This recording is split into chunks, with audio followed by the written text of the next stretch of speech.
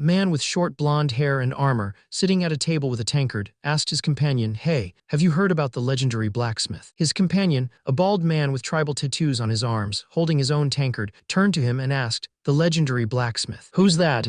The armored man explained, "He's a blacksmith famous for making and selling unique and legendary items never seen before. And he's also obsessed with money, or so I heard." He continued, "Well, as you know, it takes quality material to create an exceptional item. There are lots of blacksmiths who are like that, though. In order to get really good material, you need connections to skilled rankers. But apparently that blacksmith isn't working with anyone." In the Kokoro Island 4th floor dungeon, a group of powerful players gathered. Among them was Peak Sword, a man with dark hair and a stern expression, ranked 16th in the unified rankings. One of his subordinates, wearing a helmet and a cloak, reported that there were only 5 minutes left until the boss monster appeared. Peak Sword was accompanied by 8 other high-ranking players and 200 troops from the Silver Knights Guild. Peak Sword thought that with their numbers, they could easily take over a small fortress, but he wondered if it would be enough against the true threat. The boss monster of Kokoro Island, a creature that appeared only once every 2 weeks, was Hell Gao. Another subordinate announced that only 3 minutes remained. Peak Sword reflected on how they had spent a whole month strengthening their items and countless hours raising their levels, becoming much stronger. Yet he still felt a sense of doubt. Suddenly, a soldier in armor burst in, shouting that there was an intruder. Peak Sword looked shocked and demanded to know what was happening. The scene shifted to a massive cavern where an army of cloaked figures stood, all facing a single person in the distance. This person, wearing a white hooded jacket, black pants, and red accents, stood alone at the entrance to the cavern. Peak Sword, now among his troops, stared intently at the hooded figure, wondering who it could be. The hooded figure was none other than Dajin Din. Din stared at the cloaked figure, confused. He wasn't wearing any armor or items, just a simple cloak. Din wondered if he had managed to conquer the previous floors all by himself in such a state. But then a system window appeared showing the name Grid. Din quickly searched for the user. The search came up empty. No results found, the system stated. Din was shocked. If the man wasn't in the records, he wasn't even a ranker. He fumed, blaming the guards for letting a nobody reach this floor. "Useless idiots," he shouted, reminding everyone that the Silver Knights Guild was in charge of this area. The hooded figure, standing tall with a dark, menacing aura, warned, "I don't know how you got in here, but we have an important battle ahead of us. Go back if you don't want to die." The main character, still in his hooded disguise, thought to himself, "I suppose my stealth mode was turned off because Hell Gao detected me." He then looked down at his cloak and said, "Well then, guess I won't be needing this anymore." With a swift motion, he pulled off his cloak, revealing his true form. The other hooded figures around him gasped in shock as the main character stood revealed, now clad in magnificent, gleaming red and gold armor. His short dark hair was visible, and a small, delicate crown rested on his head. His armor was incredibly detailed, with sharp golden accents on the shoulders and gauntlets, and a long, flowing red cape. He looked powerful and ready for battle. The other armored figures murmured amongst themselves, wondering about his armor, his tail, and if he was a unique rank. One of them, a man with a stern expression, shouted, "That's not important right now. Get rid of him." Suddenly, the ground began to rumble intensely. The man who had just spoken looked shocked, his eyes wide. Another figure yelled, "SSH*T. Hell Gao's already." A flash of light erupted, and a massive, demonic creature with glowing red eyes and horns began to materialize from the flames, holding a giant scythe. The monstrous demon, Hell Gao, the master of Inferno, fully appeared, surrounded by raging flames. Its terrifying roar echoed, inflicting fear, chaos, and weakness on everyone nearby. The intense heat it gave off also cut their flame resistance in half. Suddenly, Hell Gao activated its flame pillar ability, and a massive column of fire erupted from the ground. The fiery blast engulfed the surrounding fighters, sending them flying with screams of pain. The leader of the guild, a man in sturdy armor with a determined look, watched in horror as his guildmates lay defeated. He couldn't believe that just one attack had taken out half of his men. He gritted his teeth, feeling the intense heat despite having raised his flame resistance to a high 86%. He wondered if they were doomed to fail again. Suddenly, a figure in dark red armor with a halo above his head appeared, taking deliberate steps forward. The guild leader watched in shock, realizing that this new arrival was the one who had unleashed the devastating blaze. The guild leader watched in shock, realizing that this new arrival was the one who had unleashed the devastating blaze. But even more surprising was that the powerful flames didn't seem to affect him at all. Suddenly, with a flash of light, the man in the armor summoned a pickaxe. He couldn't believe his eyes. What the heck? Is he serious? He watched as the man continued to mine, even with the monstrous Hell Gao right behind him. Did he come here to mine with Hell Gao right behind him? The guild leader wondered, utterly bewildered. The miner, a man with spiky dark hair and golden armor, grumbled as he swung his pickaxe. "Work's getting tougher each day. Sheesh, it's so hot." Damn it all. He kept hitting the rock, making loud clang sounds. He wondered why the mineral he needed only appeared when the boss monster respawned. Suddenly, a massive rumble shook the ground as Hell Gao unleashed a fiery attack. "At this rate, I might end up in the dragon's lair with my pickaxe, the miner thought, completely unfazed by the giant demon behind him. Helgao swung its massive flaming scythe, cutting through the air with a swish. The scythe slammed into the miner with a huge kaboom, engulfing him in a fiery explosion. The guild leader watched in horror, gasping. Suddenly, the hero stood up in the middle of the raging flames, completely unharmed. The other man gasped, wondering how he could possibly be alive. The hero, looking annoyed, told him to do something about the giant demon, complaining that it was getting too hot. Fine, he finished, utterly bewildered. The demon let out a loud roar, but the hero casually dismissed the man's concern. "It's nothing special," he said, as the demon's fiery weapon swished through the air. The demon's fiery scythe swung down, but instead of hitting him, it struck something invisible with a loud clang. He stood there, completely unfazed, a slight smile playing on his lips, as if he knew something the demon didn't. He looked at the demon, then at the shocked man watching, and finally back at the demon. With a confident smirk, he finished his sentence, overgeared. He couldn't understand why this was happening. He had obeyed every command, made countless sacrifices for months, yet here he was, being chased. Suddenly, one of the shadowy figures lunged, slashing at him with a sword. He cried out as the blade bit into him. He wondered if this was the end for him. A woman with long dark hair appeared, her voice echoing in his mind. She called him a greedy fool blinded by profit, who had betrayed his contract. Suddenly, a man with long, light brown hair, a beard, and wearing a flowing white cloak over a blue and gold tunic appeared, his eyes glowing. He looked powerful and angry. "Asher," he called out. He continued, "But I'll give you credit for your tenacity in completing the mission, Grid." Grid, a young man with dark, spiky hair and red eyes, wearing armor, looked furious. "I've completed a mission this difficult. And this is how you treat me." The man in the cloak responded, "Of course, we'll reward you for that. Your betrayal will be paid with." Behind Grid, a dark figure in a hooded cloak with glowing red eyes and a sword raised appeared. "Death," the cloaked man finished. Grid looked terrified, his eyes wide with fear. "Arg, is this it? After months of putting my life on the line to complete this is how I die," he thought, his voice filled with despair. The man, his face contorted in a mix of fear and rage, screamed, "Damn it. Damn it all." This all happened in a virtual reality game called Satisfy, known as the world's greatest. 2 billion people played Satisfy worldwide. It offered a fantasy world so vast, it was often called another Earth. Even with so many players, there were still countless undiscovered lands within the game, and one such place was particularly special. Deep inside a hidden cave, an area existed where battle gear and items were piled high on huge pillars. These treasures had been waiting, hidden for decades, until one user finally stumbled upon the discovery of a lifetime. Just an hour before, the man, a level 73 warrior named Grid, had found it. He was overjoyed, his face beaming with excitement. Grid finally held the S-Class quest item, Earl Asher's legendary Blacksmith's tome. He felt a wave of exhaustion wash over him. He had been through so much, more than most people could handle. He thought about how terrible the S-Class quest had been, not even allowing him to quit. He had spent so much money on supplies and potions just to get through it. He looked forward to getting his reward, the Sun's Sword, and never having to see that annoying Earl again. But then he looked at the item in his hands. It was called the Eye of Palladian, but its status was non-appraised. A system window told him he needed the Eye of Fallian to unlock it. Grid was shocked. The Eye of Palladian. He tried to remember where he had heard that name before. Grid remembered the Eye of Palladian. It was a super expensive appraisal item, costing around 500,001, or about $480 US.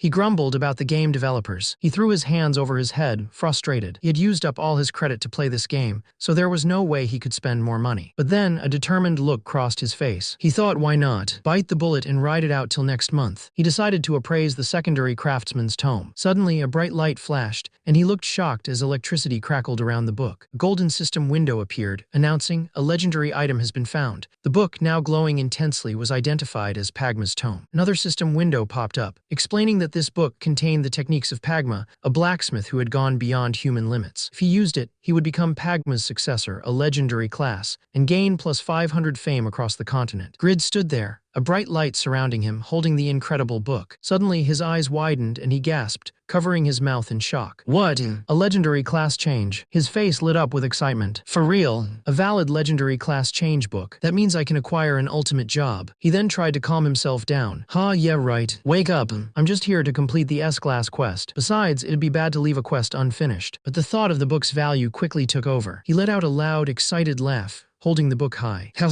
Whatever. I'll make a hefty profit by selling it. It's a legendary tome that'll change your class into a legendary one. It'll probably be worth a couple million at least. He remembered all the hard times, working tirelessly to pay off his student loans and game expenses. He knew tenacity was his strongest trait, but it had cost him. All his friends and acquaintances had left, calling him a game addict. He remembered how even his family had looked down on him, calling him useless. But that was all in the past now. He hugged the treasure book close, his face beaming with joy. He had finally won, finally made something of this game. He couldn't wait to sell it and live the good life, young and rich. He tried to log out, but a system message popped up. You cannot log out. He looked confused, wondering what was going on. Suddenly, a new system message appeared, replacing his old quest. His S-rank quest, Earl Asher's secret request, was now an SS-rank quest called Earl Asher's Anger. He looked around, seeing a group of cloaked figures, their bodies glowing with purple energy rushing towards him. Earl Asher, a man with long brown hair and a stern face, appeared before him, surrounded by his guards. Foolish voyager, you've been blinded by your greed, Asher said, his voice cold. Another system message flashed, confirming his worst fears. Earl Asher's Anger SS, your attempt to steal the book has infuriated Earl Asher. He will attempt to kill you and retrieve it. He stared at the message, his eyes wide with shock. Say what? He yelled, his face contorted in disbelief. Earl Asher, a man with long blonde hair and a stern face, looked down at him. It is a fitting ending for a perfidious man like you, he said coldly. The man, still reeling, screamed back, F*CKU. All my hard-earned savings went into unlocking this item. It's rightfully mine. Asher simply scoffed. What a sorry excuse. Get him. He ordered his guards to attack. The man watched in horror as a cloaked guard with glowing red eyes raised a sword to strike him. So that's all I get after slaving away for months, he thought, despair filling him. He moved quickly, narrowly avoiding another strike from the guard. Arg!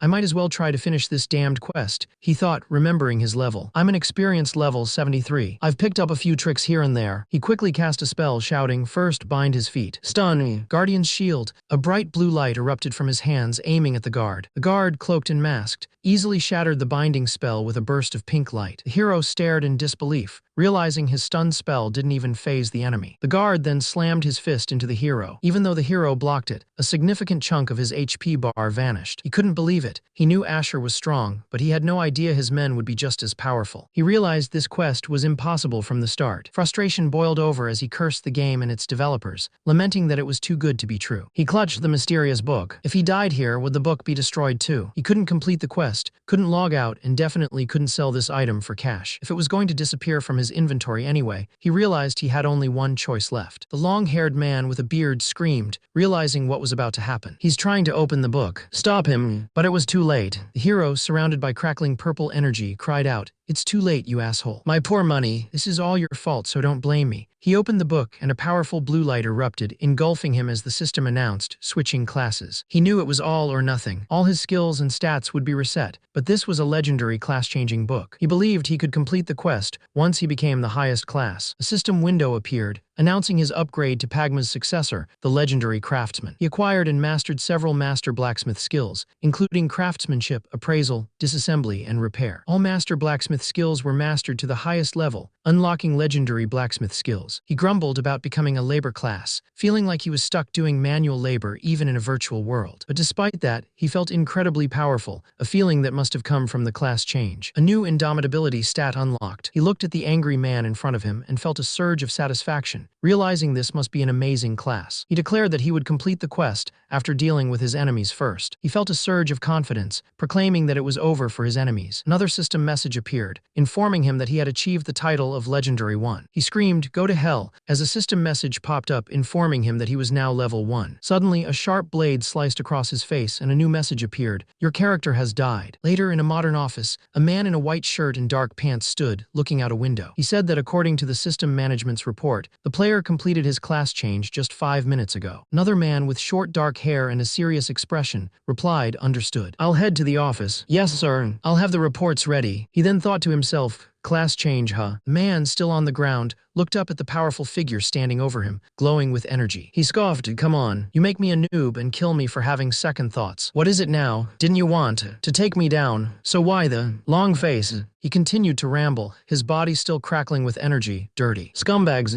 you're all frauds.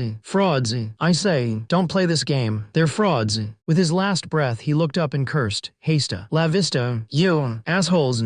The scene shifted to a dark, cloudy sky over a city, with lights glowing from the windows of tall buildings. He mumbled to himself, "That was so fun." Suddenly, a woman with short, dark hair and glowing red eyes appeared behind him, looking very upset. Billions. I could have made billions. What a shame. Do you know what time it is, boy? She asked, her voice sharp. The scene shifted to a tall, modern skyscraper, the headquarters of S.A. Group, the developers and managers of the game, Satisfy. She greeted the car's occupant. Hello, sir. Welcome. This was Choi Nahi, the head of management for Satisfy. The man in the car, Lim Chialho, the head of S.A. Group and the developer of Satisfy, spoke. So, you say he achieved the class change 5 minutes ago. That was unexpected. Things are taking an interesting turn. He then asked, I'd like to hear the report first. Is it ready, Ms. Choi? Choi Nahi began her report. The player's username is Grid. He used to be a level 73 warrior, and now he is level -1. His real name is Shin Youngwoo. He used Earl Asher's quest item, Pagma's Tome, to achieve the class change. As was reported by the information office, he is just another unemployed game addict. She continued, the only thing worth mentioning is that he stayed in one city for a whole year,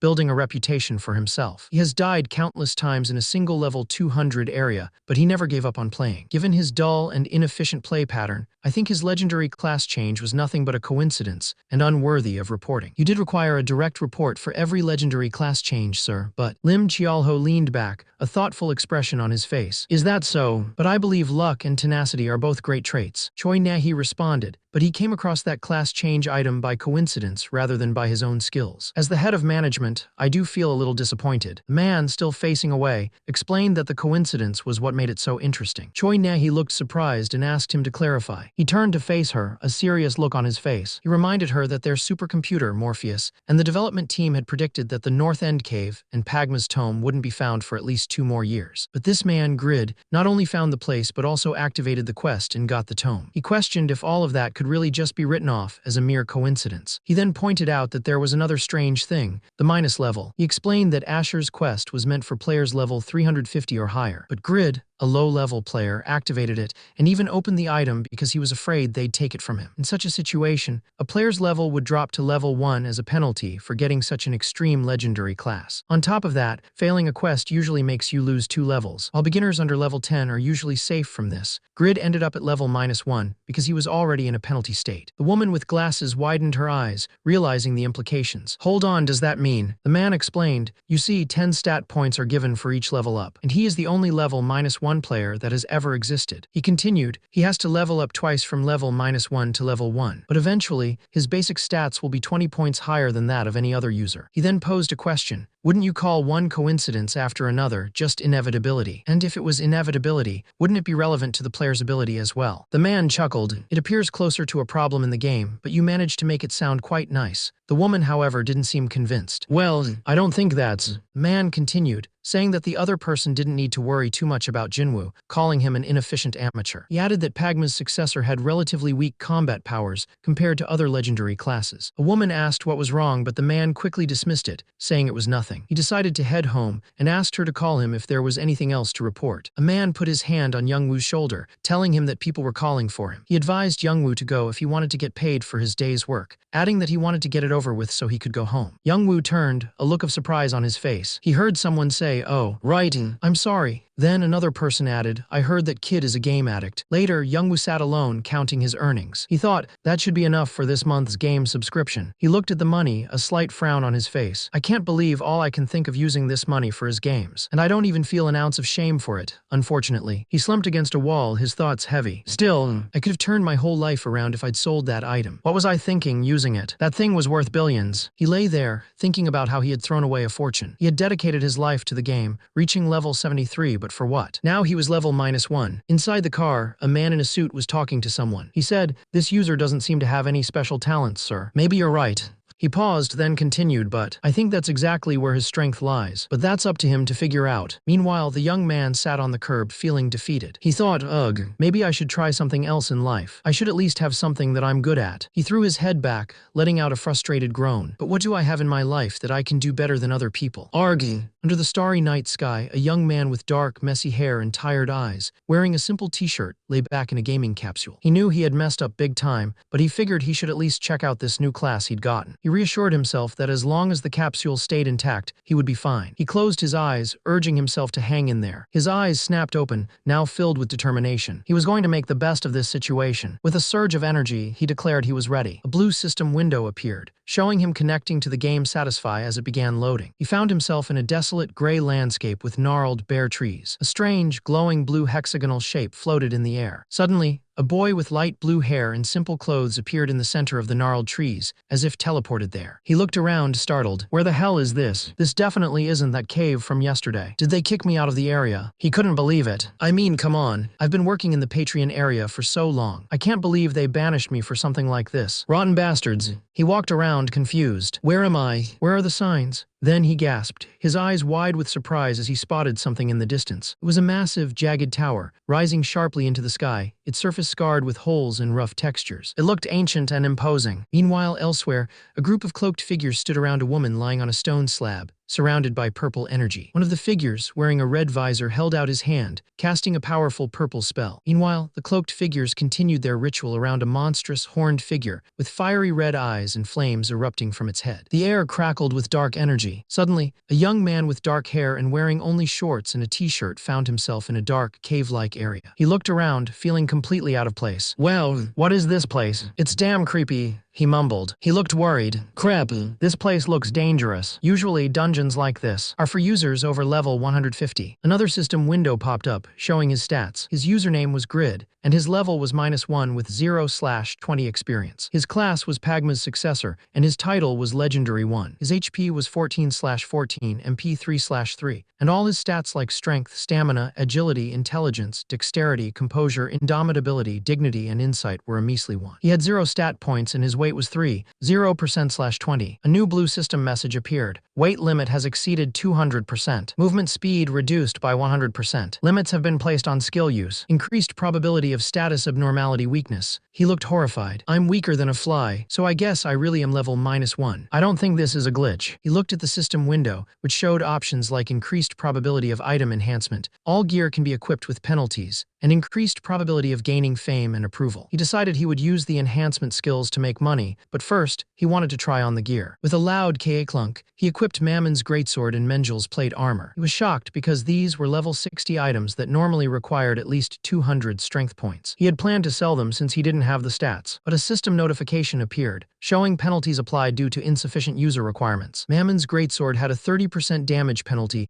and a 50% option effect penalty, while Mengel's plate armor had a 20% defense penalty and a 50% option effect penalty. Even with the penalties, the greatsword still had 200 damage and the armor had 130 defense. He realized that these items were at least 10 times better than regular level 1 gear. He felt like he had entered a higher plane of existence, believing this was the true power of a legendary tome. He was such a lucky guy. He was so excited about his new gear that he threw his head back and laughed, holding his new greatsword. But then, he remembered something important. This was a level 150 dungeon, which meant the area outside was also for level 150 players. He wondered if this was good news or bad news. He looked around and saw a group of figures in dark robes, surrounding a large, monstrous creature with glowing red eyes and horns. They were chanting, and a woman in a long dress was lying on a stone altar, surrounded by purple energy. He realized this was the Yatin Church, and these were Yatin cultists trying to cast some dark magic. He knew that if he just walked around, he would be killed the moment they noticed him. He had to be careful. He decided he needed to get out of there, and quickly. He would be fine if he could just sneak out quietly. Suddenly, a voice boomed, "You there," and a hand reached out to grab him. Startled, he yelled out and instinctively swung his sword, creating a powerful arc of energy. The man who had grabbed him quickly dodged the attack and told him to calm down, assuring him he meant no harm. The man introduced himself as Doran, a secret guard of the House of Stein. He figured out he wasn't a Yatin cultist because he was hiding, just like Doran was. Doran told our hero that the situation was tough, but he was glad to have found someone to help him with the rescue. Suddenly, a ding sound rang out, and a system window popped up. The window showed an S-Class quest, Rescue Lady Irene. The goal was to rescue Irene within an hour. The reward was 3,000 gold, and a rare reward was becoming the Earl's heir. But the penalty for failure was losing 2 levels. Our hero was shocked, realizing this was another S-Class quest, and that Doran was just an NPC. Doran then said that most players would be terrified in this situation, but our hero looked completely unfazed, which meant he must be very strong. Our hero was surprised, realizing he hadn't known that about himself. He thought it made no sense for a level -1 guy like him to be so calm. He wondered if he had some special abilities. He then wondered if it was because of his composure stat. A system window appeared, explaining that composure decreased the probability of status abnormalities and made them last for a shorter period. It also showed indomitability, which increased the chance of neutralizing damage, and immortality, which neutralized damage for 5 seconds when health points were at their lowest. He realized he needed to study his new class. Doran thanked him profusely for his help, saying that God was with House Steim and thanking the warrior for his decision. The warrior, a young man with dark hair and a red jacket, looked surprised. "Oh, I'm not taking your quest," he said. Doran insisted, "You shall," but the warrior simply replied, "Nope." Doran was shocked. Wait, you don't expect me to fight off all those dark mages alone, do you?" The warrior shrugged. "Well, it's none of my business." But then the warrior's expression darkened and he thought, "But come on, I'm in this mess because I took a stupid S-class quest in the first place. I mean, that 3000 gold reward is pretty sweet." Doran pleaded, "You are strong enough to resist the effects of this cursed place. I cannot save Lady Irene without you. Please, I beg you, warrior." The warrior looked exasperated. "Geez, look, I'm just some random guy who was passing by. And as for my state, let's just call it a stroke of luck. Can't you see that I'm level -1? If I fail your quest, I'll be level -3. The man, a warrior with long brown hair and a blue cloak, pleaded, "Please, my lady's life is in your hands." But the young man, who had just been complaining about his low level, insisted, "Like I said, I'm nothing but a weakling. I can't help you." The warrior wouldn't give up, his eyes narrowed. "Do not lie to me. I see through you. You have strength." The young man, annoyed, shot back, "I said no." Suddenly, a loud cracking sound echoed. The source of the noise was a Yatin cultist, now lying dead on the ground in a pool of blood, a large rock next to him. Other cultists in dark robes and red-rimmed masks stood around, looking menacing. Before the young man could react, a blue system window appeared, showing he had accepted a quest. "Rescue Lady Irene S." He stared at it in disbelief. "What? Why?" The warrior explained, "You killed a Yatin cultist, so you have become an enemy of the Yatin church. We are allies with the same goal now." The young man's jaw dropped. "I never agreed to that." The warrior continued, "The Yatin cultists are fanatics who offer human sacrifices to their god. You interfered with their sacred ritual, so they won't let you get out of here alive." In the distance, a swarm of more cultists appeared, running towards them. The warrior, a man with a brown beard and a blue cloak, stood firm. "This is your fate, warrior. You might as well just accept it," he said, clutching his daggers. "I'll clear a path, you just save Lady Irene." But a voice from the approaching cultists screamed, "Intruders have entered the holy church of our almighty Yatin. Kill them all." The cultists wearing dark cloaks and red masks swarmed forward. The young man with dark hair and a red shirt looked around in a panic. "Crap, there are way too many. We gotta run." He knew that even the slightest touch would kill him. He had just gotten his act together, and now he was going to die again. He cried out in frustration. Suddenly, 2 figures dressed in dark robes and red masks appeared, rushing towards him. "You filthy heretic! Die!" one of them yelled. He quickly pulled out his sword and blocked their attack, grunting from the impact. The blade sliced through the air, hitting one of the masked figures. The man in the blue cloak moved like a blur, his blades cutting down more of the masked figures. He was incredibly fast, making quick work of his enemies. The main character watched in awe, thinking about how amazing the cloaked man was, and wondered if he could just let him handle all the fighting. But then one of the masked figures shouted, "Heathen intruders! Kill them all!" The main character realized his wish wouldn't come true. The cloaked man turned to the main character and asked, "We can't just keep fighting like this, don't you agree, warrior?" The main character looked surprised, wondering why he was being asked. The cloaked man continued, saying he knew the main character had been waiting for a chance to wipe them all out at once. He then suddenly pushed the main character forward. The main character screamed in terror as he was sent flying towards the enemies. Just as he was about to crash, the man in the blue cloak shouted, "Levitate." A blue light glowed from his hand, and the main character felt himself float, stopping his fall. The man explained that it was a simple spell to prevent accidents, nothing compared to what the main character could do. He then playfully asked if the man had a spell for believing what people say. The man smiled and told the main character that he had saved him this time. He then said it was time for the main character to show his true strength. He declared that the real task of rescuing Lady Irene had only just begun. Meanwhile, the enemies began to murmur, preparing to cast a spell. The man in purple robes, Sindash, looked worried. He knew the enemies were casting dark magic, and if they succeeded, everyone would be in big trouble. Doran, however, was fearless. He declared he would bring death upon them all in the name of justice, then threw several sharp blades, hitting one of the enemies. The enemies cried out, realizing Doran was targeting their spellcasters. They yelled for the children of Yatin to protect the casters and bring Doran down, rushing at him. Sindash watched in amazement. Even though the dungeon monsters were over level 150, Doran was handling them all by himself. Sindash thought Doran was a true hero. Sindash realized that with Doran's help, he might actually be able to clear this S-class quest. So, with a renewed sense of purpose, Sindash decided to cheer Doran on, shouting encouragement like, "Go, Doran. My hero, my star, go get him." Yatin priests chanted a dark spell calling for Doran's heart to be tainted, his will lost, His soul turned to ash and his body an empty vessel. Sindash, watching the purple energy swirl around Doran, realized he was too late to stop the attack. Doran screamed as the dark magic enveloped him, crackling with raw power. One of the Yatan priests, a terrifying figure with a wide, cruel smile, laughed maniacally. "How fitting of a fly. Die, you heathen, die," he roared. But Doran, despite the dark magic, stood his ground. He declared, "I am Doran, the guard of House Stein. My one and only duty is to protect the House of Stein with this blade." His eyes burned with fierce determination as he prepared to fight. One of the guards, a young man with dark hair and red armor,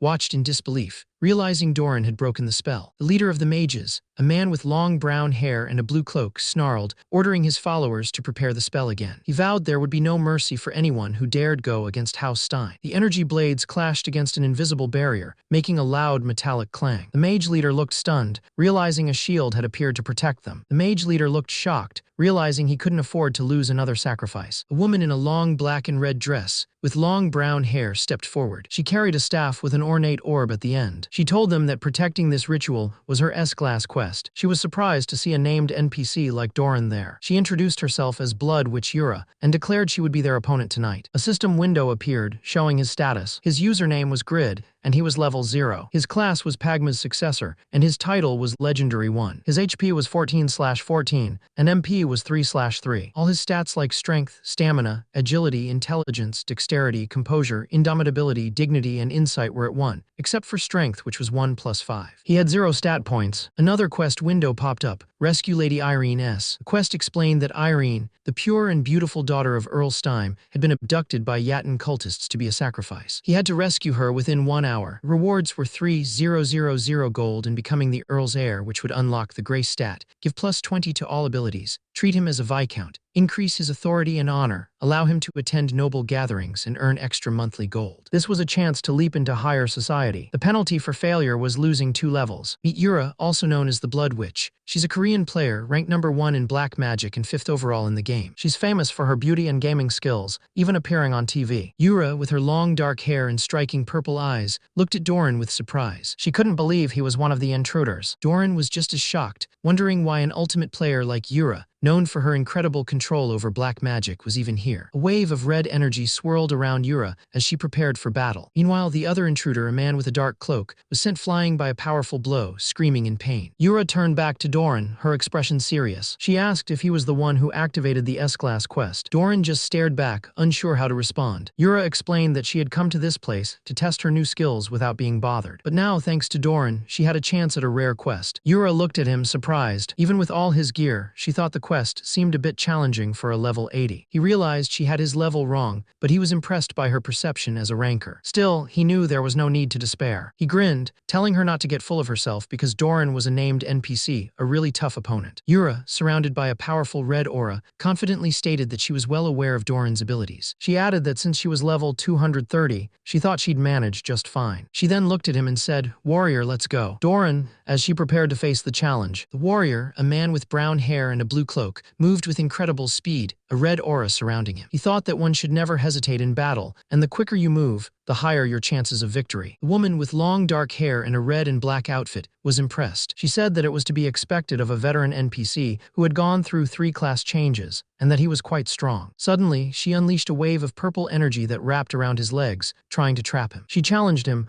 asking if he could still be swift after that, but the warrior was unfazed. He declared that such a petty trick wouldn't work on him. He leaped into the air, breaking free of the purple energy. As he soared through the air, he gathered the purple energy that had just tried to bind him, forming it into sharp projectiles. He then threw them back at her, announcing that he would be returning what was hers. The woman in the dark dress effortlessly deflected the returning projectiles with her scythe, a smirk playing on her lips. "I'm impressed you're still able to put up a fight," she said, her voice dripping with amusement. The man, clearly struggling, gritted his teeth. "I've got enough strength left to take you," he started, but his words were cut off. Suddenly, a powerful red energy erupted from the woman, forming into a massive, menacing orb. The man's eyes widened in shock. "That's it. So your previous spells were just a ruse," he exclaimed, realizing her true power. The woman's expression hardened. "Since you won't back down, I'll have to make you," she declared, unleashing the red energy. It surged towards the man, forming sharp, dark spikes that pierced him. He screamed in agony as the dark energy tore into him, blood splattering from the wounds. A young man with dark hair and a red jacket watched in horror. "Oh no, this is not good," he cried out, panicking. "If you die, I'm as good as dead." The dark-haired woman, glowing with power, declared that her advanced skill used 30% of her mana. She was ready to end the fight, but with a loud crackle of energy, the man in the cloak broke free from her spell. He looked at her with a sneer. "How arrogant you are, young black magician," he said. "I'll show you the power that has protected my liege for centuries." The young man in the red jacket, who had been panicking earlier, was stunned. He couldn't believe the cloaked man had broken free from a level 220 mesmerized skill. He asked what happened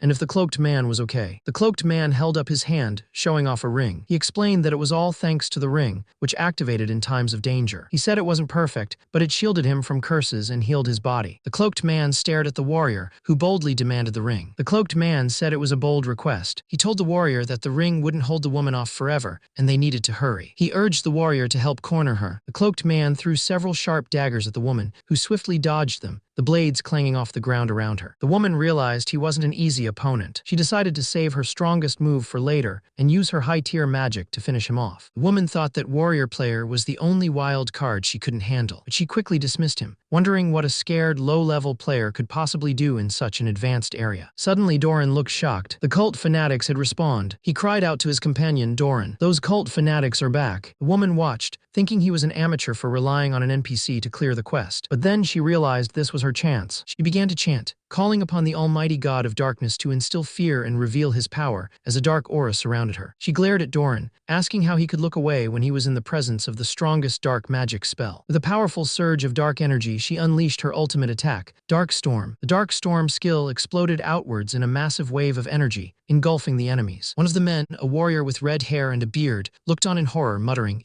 "No," as the blast consumed him. The attack caused a huge explosion, and the woman with long dark hair and a staff stood amidst the destruction. She looked around at the crumbling temple, thinking that her move might have been a bit too strong, and the temple probably couldn't handle it. But she decided it was better to be safe than sorry, convinced that no one could have survived that blast. Suddenly, a figure in shining armor emerged from the smoke, completely unharmed. The two men stared in disbelief as the smoke cleared, revealing the figure completely unharmed. The man with the dark hair and blue cloak stared intently, his mind racing. He knew all the advanced players, but this person was a complete mystery. He couldn't shake the feeling that he should recognize them, but he didn't. He wondered who this mysterious player could be. The ghost of Yatin Church, a terrifying F-35H monster, lets out a chilling hiss as it attacks. Grid and the other knight brace themselves, but the attack hits Grid hard. A system window pops up, showing his HP has dropped to a critical 1. Grid realizes he was hit, but he's still standing. He remembers his immortality skill. A blue system panel appears, explaining that when his HP is at its lowest, damage will be neutralized for 5 seconds. A wide, relieved grin spreads across Grid's face. He's alive. He lets out a quiet, happy laugh. Meanwhile, another player, a woman with long dark hair, watches in disbelief. She thought Grid was just a level 80 player, so she can't understand how he survived such a powerful attack. The woman, Yura, stared at Grid. He was smiling, despite the powerful attack he had just endured. She couldn't believe it. She knew all the advanced players, and this guy was not one of them. So who was he? Another player, a man in dark clothing, then appeared, telling Grid that the fastest one to move wins, and that's why he warned him. Grid looked shocked, but before the man could do anything else, a woman with long dark hair and a determined expression appeared, a bright blue light glowing around her hand. She told the man not to underestimate her and that he hadn't won yet. With a flash, she cast a diamond barrier, creating a shimmering shield that pushed the man back with a loud shing sound. The woman, looking exhausted, admitted she couldn't hold on much longer and needed to reach the player before it was too late. Suddenly, she noticed something strange. The player was gone. She was shocked. He just left. He was so strong, yet he didn't even bother to fight. But then she wondered what was going on with that player. A system window popped up, telling him his character had died and he'd lost 2 levels, making him level -3. Another message appeared, informing him that because he had died twice in the last 24 hours, he couldn't log in for the next 12 hours. His health dropped to 0 and he looked up in shock. He screamed in frustration, surrounded by crackling electricity, yelling that he was killed by his own teammate, calling out, "Doran, you son of B***TCH. The woman with long dark hair, Yura, glared furiously. She couldn't believe the nerve of the NPC Doran for yielding the quest to her. She felt insulted, as if he thought she was some weak, second-rate player. Next day, the game community was buzzing about a new, mysterious player who had become known as the Ghost of Yatin Church. Meanwhile, back in the real world, a young man was fuming in his gaming pod. "Doran, that punk. He forced me into a quest and then killed me. How can an NPC kill a player he was supposed to help?"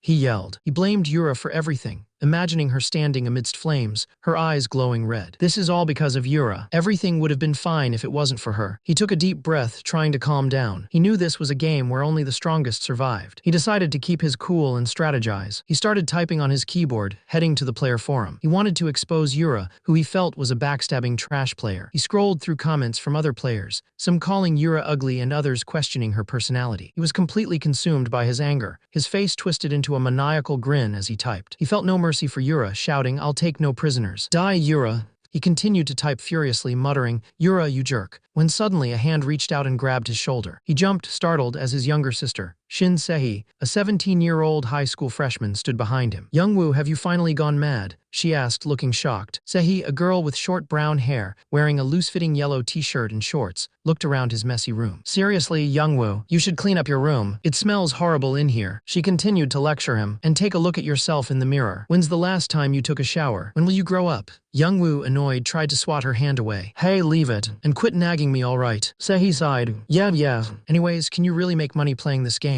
Youngwoo, now calmer, explained, "It's a popular game played by over 2 billion people. If I'm good, I can definitely be successful." Sehi looked over Youngwoo's shoulder at his computer screen, seeing a player forum filled with hateful comments about someone named Yura. "Yura, second-rate scum, nasty, trash." She read aloud, her voice dripping with disbelief. Youngwoo quickly tried to defend himself, pointing a finger at the screen. "I didn't write that. This guy here did." Sehi just looked at him, unimpressed. "You're just too embarrassing." Youngwoo, flustered, tried to explain, "Hey, it's not what you think." Sehi gave him a glare. "That Yura is a nuisance even in real life," she mumbled, clearly annoyed. Later, the scene shifted to an apartment building. Youngwoo was now alone, relaxing on the couch. Mom and Dad are at work and Sehi's at school. He thought to himself, "Guess I'll chill watching the Satisfy channel." A news report showed a man with light blue hair, wearing glasses and a dark blue coat, standing amidst rocky ruins. He introduced himself as Lee Kyungmin from Satisfy Global News, on site to report on their latest story. Grid, still eating, thought about how popular the game was, playing on almost every channel. He wished he could get famous and make a lot of money, but knew he had a long way to go. Lee Kyungmin continued, explaining that the ruins were what remained of the Yatan Church in the northern part of the Eternal Kingdom. Grid, surprised, accidentally spewed out his food, wondering what could have possibly happened there. He gasped, realizing he recognized something. The reporter then revealed that a very familiar name had come up in his investigation. The person involved was the black magician Yura, also known as the Blood Witch. The reporter noted that the state of the place suggested an intense battle had taken place. The reporter then brought in a witness who was there during the incident. The witness, a young man with short brown hair wearing light armor,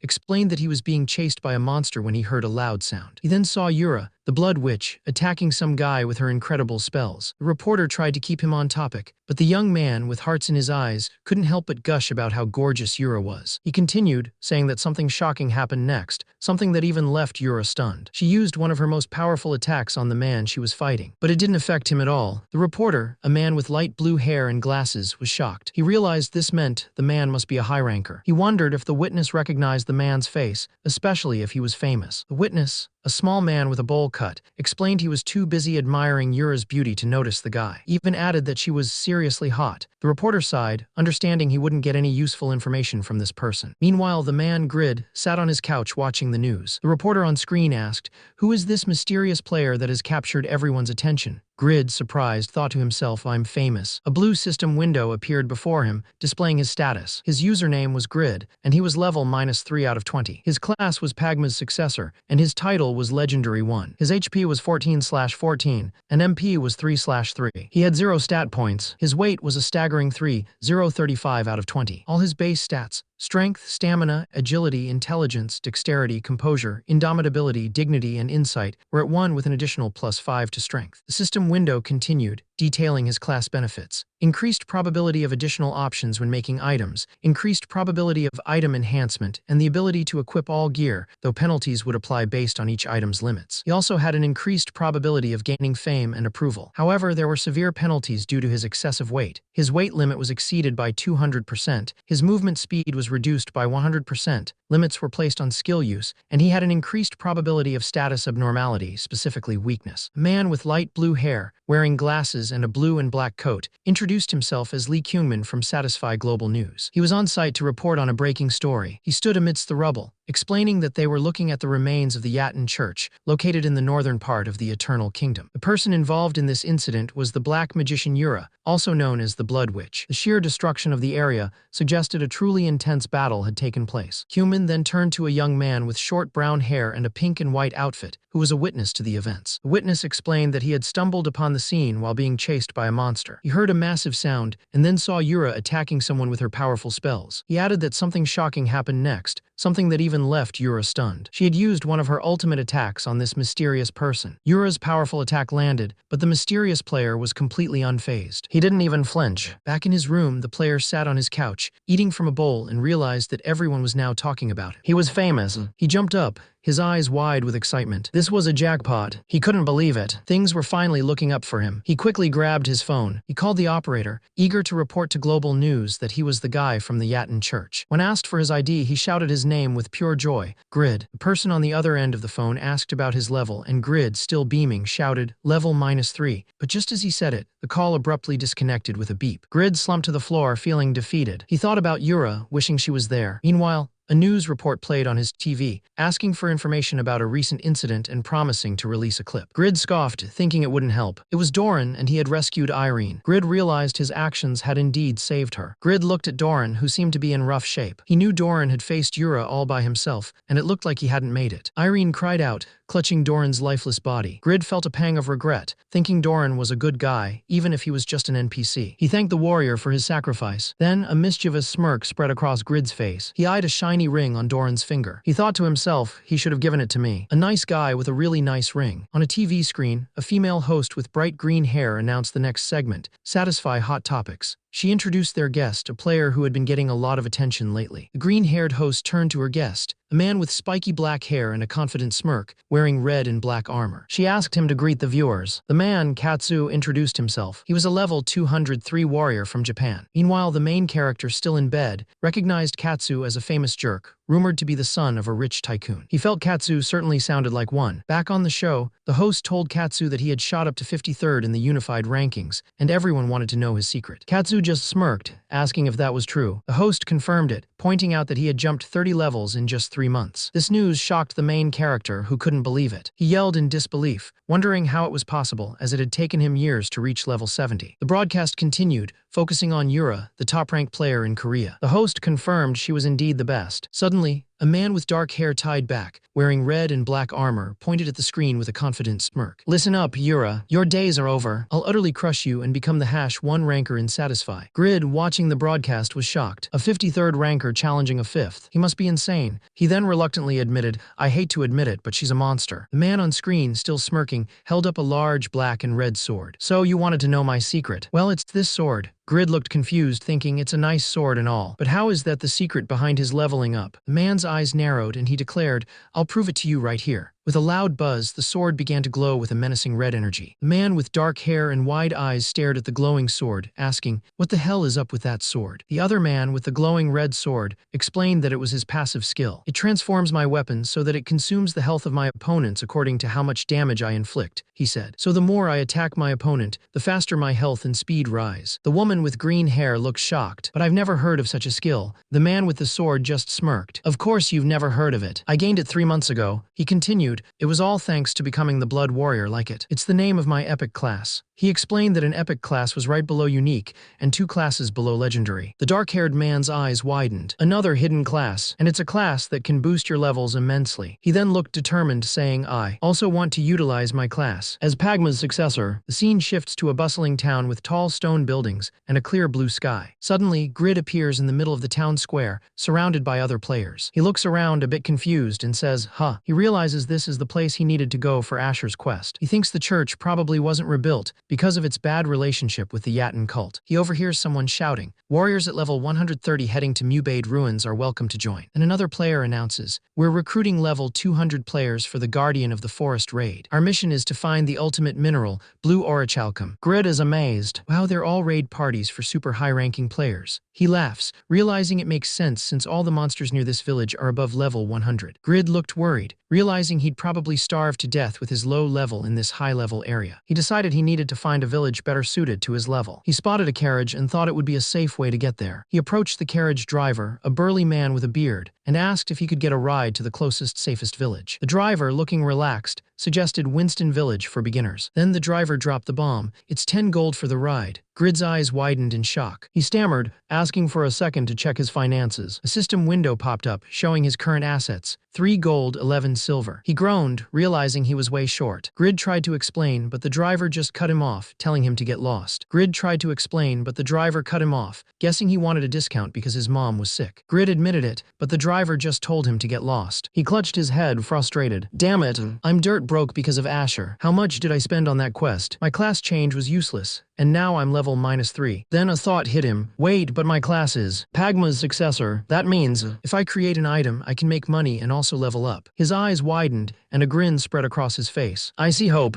He decided to be careful not to attract too much attention, just in case something amazing happened. He checked his skills, starting with Master Blacksmith's craftsmanship. It read, plus 10% on all stats of created items. A system window appeared, showing how his stats and fame would increase with each item he made. Rare items gave plus 2 to all stats and plus 30 fame. Epic items gave plus 4 to all stats and plus 80 fame. Unique items gave plus 12 to all stats and plus 300 fame. And legendary items gave plus 25 to all stats and plus 1,000 fame. Below that, his crafting skills were listed. Legendary Blacksmith's craftsmanship at level 1, and Master, Advanced, Intermediate, and Beginner Blacksmith's craftsmanship all at Master level. He realized his craftsmanship skills were already at a Master level, on top of his level 1 Legendary Blacksmith skills. He knew even the current number 1 Blacksmith was only at an intermediate level. "This is dope," he exclaimed. He realized the best part was his creation skill, which let him craft items exactly to his liking. He hoped whatever he made would be a masterpiece. A system window appeared, showing his Legendary Blacksmith's creation skill. It explained that for every level in Legendary Blacksmith's craftsmanship, he could create 3 blueprints. He had 3 attempts available, so he decided to give it a try. He thought about how intense an epic class was, so a legendary one should be even better. He decided he needed to look into this more. He immediately answered, "A greatsword, of course. Weapons first and foremost." He paused, then replied, "Materials. The strongest, I guess." He suddenly remembered the blue orichalcum he'd heard about earlier, a powerful material. A system message appeared, telling him to input the item's characteristics after completing the blueprint. He looked at the input blueprint screen, surprised. I gotta do it myself," he wondered. He decided to go for it, imagining something grand and powerful like a shark. He swiped and slid his fingers across the screen, describing it as hefty yet light, dark yet shiny. He continued, wanting a weapon that could override an opponent's defense and kill them instantly, with an attack power over 10 million and meteors striking with every attack. He was clearly getting carried away with his ideas as he swiped and slid his fingers excitedly. He was overly excited. Then a blue system window appeared, showing a completed dagger with a shark-like design. It was done. He was confused.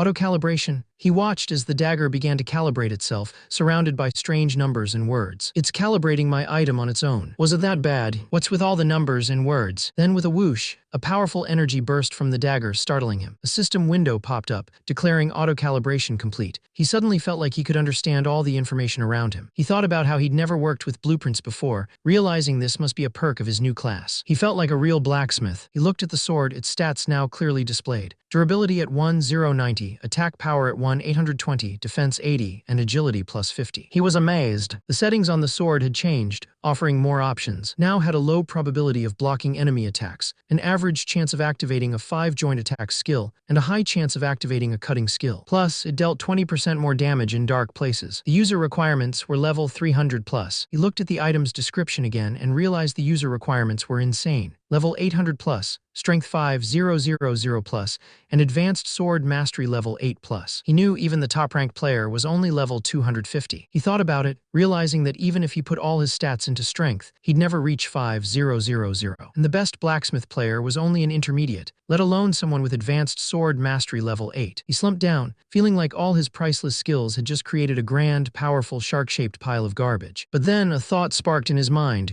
Wait, it's not completely useless. I don't have have restrictions on equipping gear. He showed how he was carrying the massive sword tucked into his armor. He decided that even if there were penalties for using it, this sword would still shock everyone. As long as he could make items, nothing else mattered. He stood up and thought, alright, let's do this. I need to join that guardian of the forest raid. He smirked, imagining his plan. Once I do, I'll grab my prize and make a run for it. I'll be dead on the front lines by myself after all. He approached a group of players, but a woman with long orange hair and a green cloak immediately shut him down. You want to join our party? Sorry, but no. He asked why not. The woman explained, this is a party for levels 190 and up, but looking at your gear, you're obviously just a level 60 player. He tried to explain, my gear might look shabby, but I'm a level 100. Plus, I don't depend much on my gear since I got good control. The woman looked annoyed. So, are you trying to say that all our skills are based on our gear? What? Who are you again? Grid. I've never even heard of a player like you before, she scoffed. A man in the group chimed in, calling Grid a bum with no equipment, probably a freerider lying about his level. He clicked his tongue in disapproval, telling Grid he should be ashamed. Suddenly, a tall, muscular man with short blonde hair and a kind smile stepped forward, telling the man not to be too hard on Grid. His name was Regaz. Regaz suggested they give Grid a different assignment, since his guild would handle the boss monster. The other players were in awe, realizing it was Regaz from the Tzedaka guild. Grid, however, looked confused and wondered who he was. Regaz was the #1 martial artist ranker, nicknamed Ultimate Fist. He was an impressive level 180, which was extremely difficult for martial artists due to their strict item restrictions. Grid looked on in disbelief, thinking that Regaz wasn't just a high ranker, but also incredibly good-looking. Life just wasn't fair. A man with long blonde hair and green robes, looking worried, turned to Regaz. He told Regaz that this wasn't the time to be kind. They couldn't just let a player whose skills hadn't been checked join them. Regaz, however, smiled and argued that it would be better to have more players for the cleanup after the raid. Grid, still smiling, agreed enthusiastically, saying Regaz was right and that they could count on him. Grid thought to himself that even though he didn't like Regaz's looks, he seemed like a nice guy. The blonde-haired man admitted Regaz had a point, but he didn't think the others would agree. He then shouted, telling Regaz to command the ranker and drill it into him. Regaz, still calm, suggested they have a one-on-one match to test Grid's skills. He reasoned that there wouldn't be a problem if Grid could prove himself. Grid's eyes widened in panic as the muscular man, who had a confident smirk, asked, "You ready?" Grid knew he was in deep trouble. The elf, still smiling, said, "What a brilliant idea. That'll be enough to convince everyone else. You said your name was Grid, right? Let's go ahead and—" But Grid cut him off, saying, "Ooh, I'm kinda getting bored. I'll just practice some moves with my left foot today. See ya, guys." He stomped his foot loudly and then just walked away. Grid, now alone, realized that didn't go down well. He then thought, guess I should make myself some carriage fare first. He grumbled about having to name a failure, but then thought to himself that he was starting to get the hang of this whole crafting thing. He decided he'd be busy making money and studying, then quickly wrote something down. The item name appeared in the system window, failure. The scene shifted to a blacksmith shop, with a sign outside that read Smith's Smithy. Inside, a man in full armor, Clark, started to say something to the blacksmith, a burly man with a bald head and a thick beard who was hammering away at an anvil. The blacksmith Smith interrupted him, telling him to shut up and get out. Smith, the blacksmith, glared at Clark. How to make an item that sells well. You think this job is easy, eh?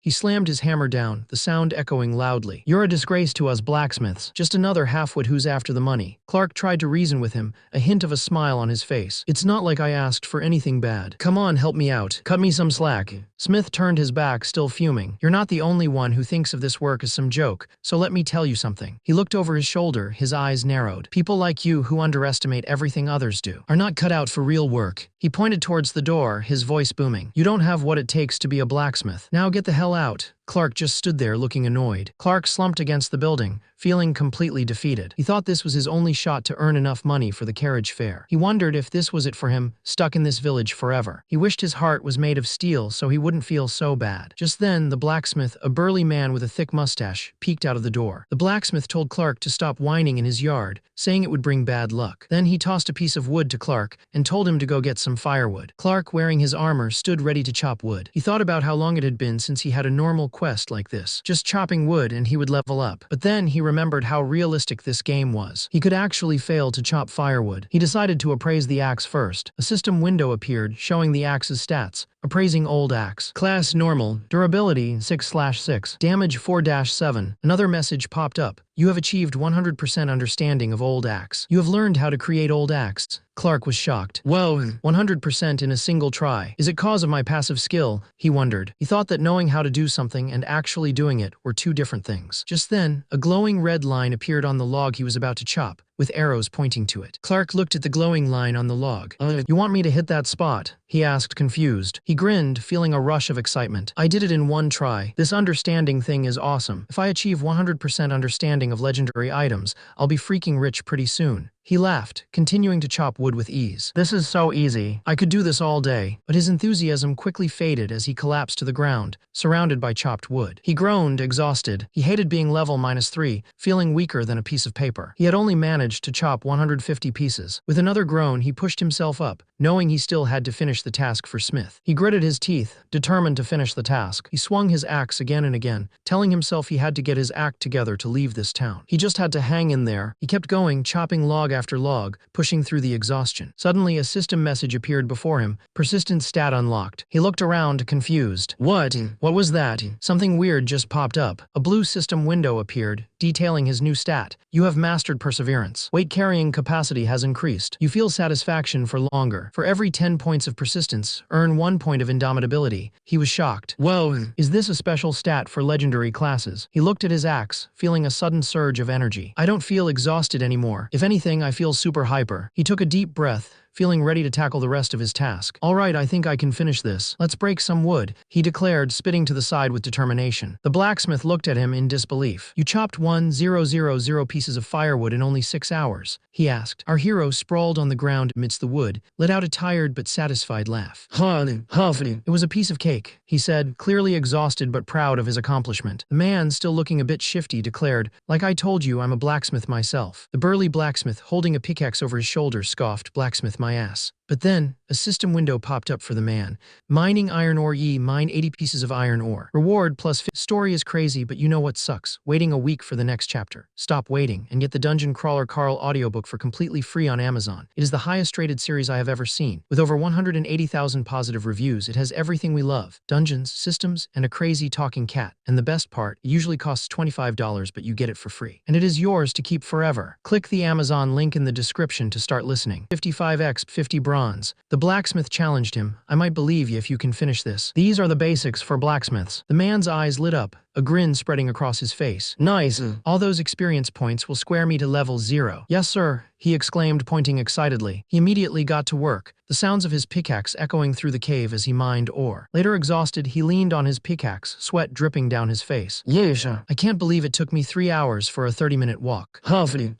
With this penalty, even walking around is exhausting, he groaned, clearly feeling the effects of his weakened state. He knew wearing level 70 gear at a negative level was affecting his movement speed, but he still found it incredibly frustrating. He approached 2 rough-looking men, saying, "Excuse me, I'm here to mine iron ore for Mr. Smith." They looked at him, surprised. One of the men, with a beard and a brown tunic, nudged his companion and said, "Hey, take a look at this. This kid says Smith sent him. He's nothing but skin and bones." The other man agreed, "I don't think he'll be of any help." The protagonist looked annoyed, thinking, no kidding. The first man pointed to a corner and told him, "Hey, little guy, don't cause any trouble and stay put in this corner." Then the man turned away, clearly frustrated. "I gotta talk to Smith about this. How could he send over a guy like him? We're busy enough as it is." Suddenly, loud clanging sounds echoed through the forge, catching the attention of the 2 men. They turned, their eyes wide with disbelief. One of the men gasped, What? Look at all that iron ore. How is he doing that? All while wearing that armor too." The blacksmith, a man with a stern face and a thick mustache, watched the hero work. He then turned to him and declared, "You don't have what it takes to be a blacksmith. Now get the hell out." The hero thought to himself, okay, I admit it. He wasn't wrong. My body feels like it'll break down any minute, but I feel better than ever. He looked out at the distant, jagged mountains, a determined glint in his eyes. But if I don't have what it takes, I'll learn. Selim swung his pickaxe with incredible force, the metal clanging loudly as it tore through the rock, sending fragments flying. One of the miners, a man with a reddish-brown beard and a worried expression,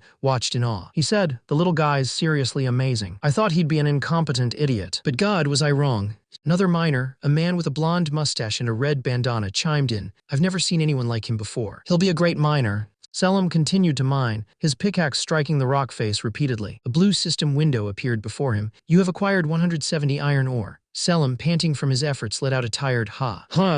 The knight, ecstatic, let out a triumphant yell. Yes, he was clearly overjoyed by the turn of events. Meanwhile, the dark-haired man with red eyes smirked, a bead of sweat tracing down his temple, looking a little nervous but clearly enjoying the show. The bright blue sky and green trees faded as a system message appeared, stating that he was now level 1. All minus-level penalties were lifted, and his stats were normalized. He looked at his status window. Username grid level 145/100, class Pagma's successor, title Legendary 1. He thought, cool, does this mean I'm level 1 again? He then noticed something strange. While an average level 1 player usually had around 22 total stats, his own stats were much higher. His HP was 280/280, MP 75/75, Strength 20+5, Stamina 18, Agility 12, Intelligence 25, Dexterity 50, Persistence 16, Composure 10, Indomitability 11, Dignity 10, and Insight 10. His stat points were 40, and his weight was 3,035/820. He realized his total stats were 165, and if he added Persistence and Indomitability, it was 182. He saw that he had 40 stat points. He was confused, thinking he was only supposed to get 10 points for each level. He suddenly understood. He had leveled up 4 times from level -3 to level 1, which meant he had earned 40 stat points. This was amazing. The blacksmith, a large, bald man with a mustache, was now practically sparkling with excitement. He couldn't believe he hadn't recognized such a skillful young man. The blacksmith pulled him into a tight hug, yelling for him to smile and not be so weird. He managed to pull away, asking the blacksmith to tell him about items that could make him good money, explaining that he needed money for carriage fare. The blacksmith, a burly man with a thick mustache, nodded. He was about to suggest something perfect for him. He held up a sleek arrow with a distinctive arrowhead. This is the Jaffa arrow. It's the perfect choice for your first item. The young man looked skeptical. Geez, an arrow, but disposable weapons like these aren't worth a lot. The blacksmith chuckled. Ha, you don't say. That isn't just any arrow. That arrowhead contains a trace of Jaffa mixed with steel. He explained that the Jaffa arrow had a special effect called partial defense cancellation, making it incredibly useful in raids against strong golems like the Guardian of the Forest. Hearing this, the young man's eyes widened. Well, that certainly changes things. Let's appraise this hottie. A system window appeared showing the arrow's details. Jaffa arrow,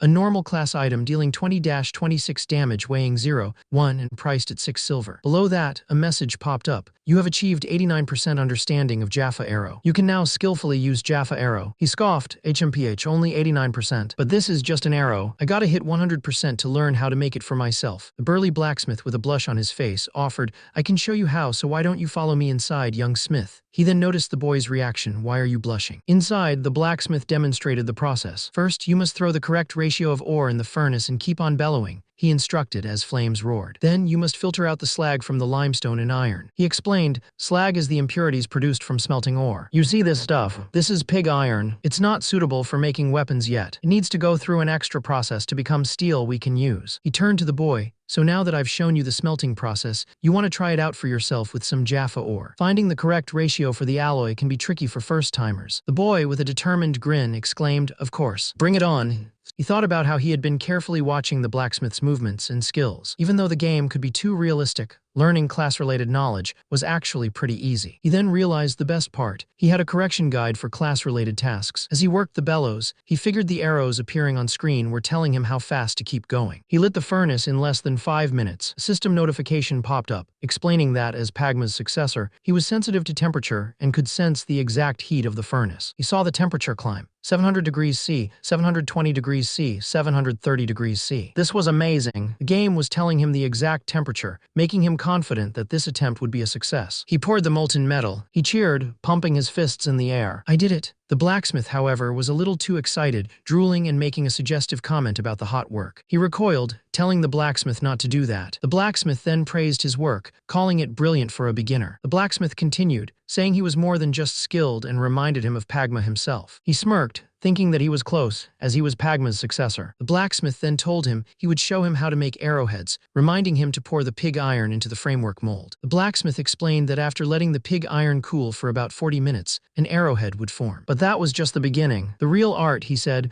was the strengthening process. He demonstrated, hammering the metal with powerful, rhythmic clang sounds. He told the young man that maintaining a good balance was key, and to keep the edges of the tip sharp. He then showed how to fix the arrowhead to a shaft, creating a fine arrow. He added that the arrow wasn't complete until the fletching was firmly attached, which gave it stability and maximized penetration. Finally, he turned to the young man, asking if he wanted to try his hand at it. The blacksmith watched him work, thinking about how he handled the metal like a master. Suddenly, the blacksmith remembered something. "Oh right, I forgot to show you how to make the shaft. No worries, I'll make some while you're busy." The hero realized that now that his understanding was at 100%, he also had access to the knowledge of how to make the arrow shaft. A system window appeared showing item creation and listed arrow shaft as an option. He couldn't believe all it took was just watching the blacksmith make one arrow. He looked at the item creation list, which was pretty bare right now. He hoped that one day it would be full of legendary items. He thought making the arrow shaft wasn't too hard, and he could easily do it himself. He began to scorch the wood to straighten out its curves, then planned to cut it to a standard size and add feathers for the fletching. He was really enjoying his high dexterity stat and the helpful correction guide that popped up as he worked, making a pile of finished arrow shafts. The blacksmith, a burly man with a mustache and long hair,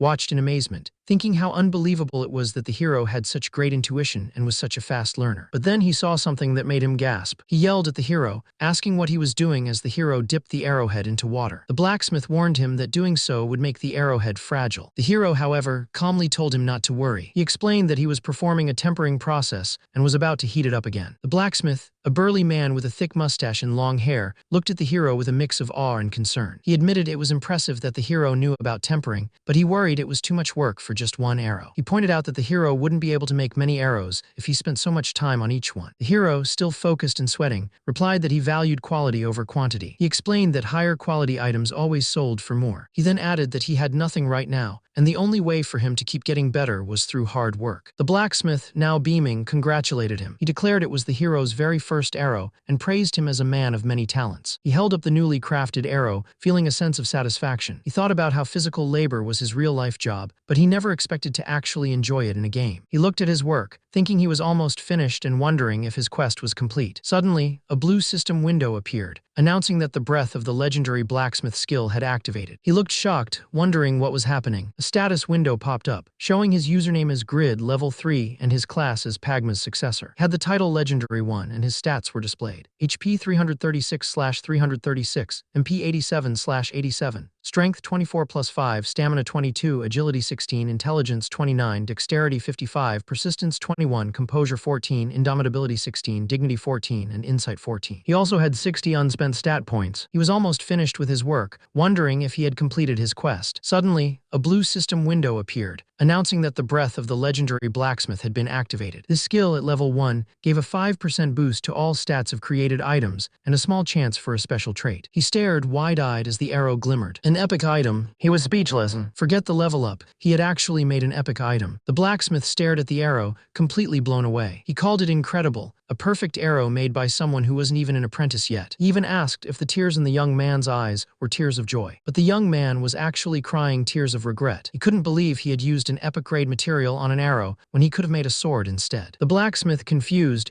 asked what the problem was. The young man thought about it. He'd never heard of an arrow that could deal over 40 damage, and this one even had a special trait that ignored an opponent's defense. He realized his class buffs were insane. This single arrow was probably more powerful than a level 20 weapon. The blacksmith, a bit sad, asked if he was leaving already and if he could stay a bit longer. The young man reassured him they would meet again and told him not to look so glum. The blacksmith then offered him all the masterpieces he had created, saying he dared not keep them. A system window popped up, showing that he had acquired 100 Jaffa arrows and 3 Jaffa ingots. He thought, maximum approval, maximum rewards. Sweet. He then humbly thanked the blacksmith, saying, "Oh, you shouldn't have. Thank you for everything, Mr. Smith." The blacksmith, a burly man with a mustache, blushed and said, "It would be nice to have a man around the house, though." Grid, looking a bit flustered, told him, "Wipe that blush off your face. You need to cool it, dude." Grid hoisted a massive bundle of arrows onto his back. He thought, this is an awesome gift, but it's so heavy that it'll take me ages to get to the village. He then realized, but I'll be able to leave after I sell these arrows. A determined look came over his face. He turned to the blacksmith and declared, "Just you wait, players, till you see the amazing work of Master Grid." The scene shifted to a dense forest, the guardian of the forest raid area. A low rumble echoed through the trees. Suddenly, a warrior in a white cloak was sent skidding across the ground, crying out in pain as he fell. 2 massive, glowing rock golems appeared, towering over the remaining adventurers, who screamed in terror. An arrow, crackling with electricity, shot through the air and exploded against one of the golems. Another golem roared as it was struck by a powerful blow, sending chunks of rock flying. "Jishuka, the guild master of the Tzedaka Guild, a woman with long red hair and a powerful bow, looked on with a frustrated expression. Idiots! That's why I warned you. She then shouted, her voice sharp and commanding, let's move it already. We haven't got all day. Tzedaka Guild, leader of the Tzedaka Guild, Rigaz, a man with short blonde hair and a muscular build, swung his arm with immense force. Then Tobin, another member of the Tzedaka Guild, a man with long orange hair and a shield, charged forward. Close behind him was Vantner, a bald man with a beard, wielding a large axe, ready to strike. But despite their impressive display,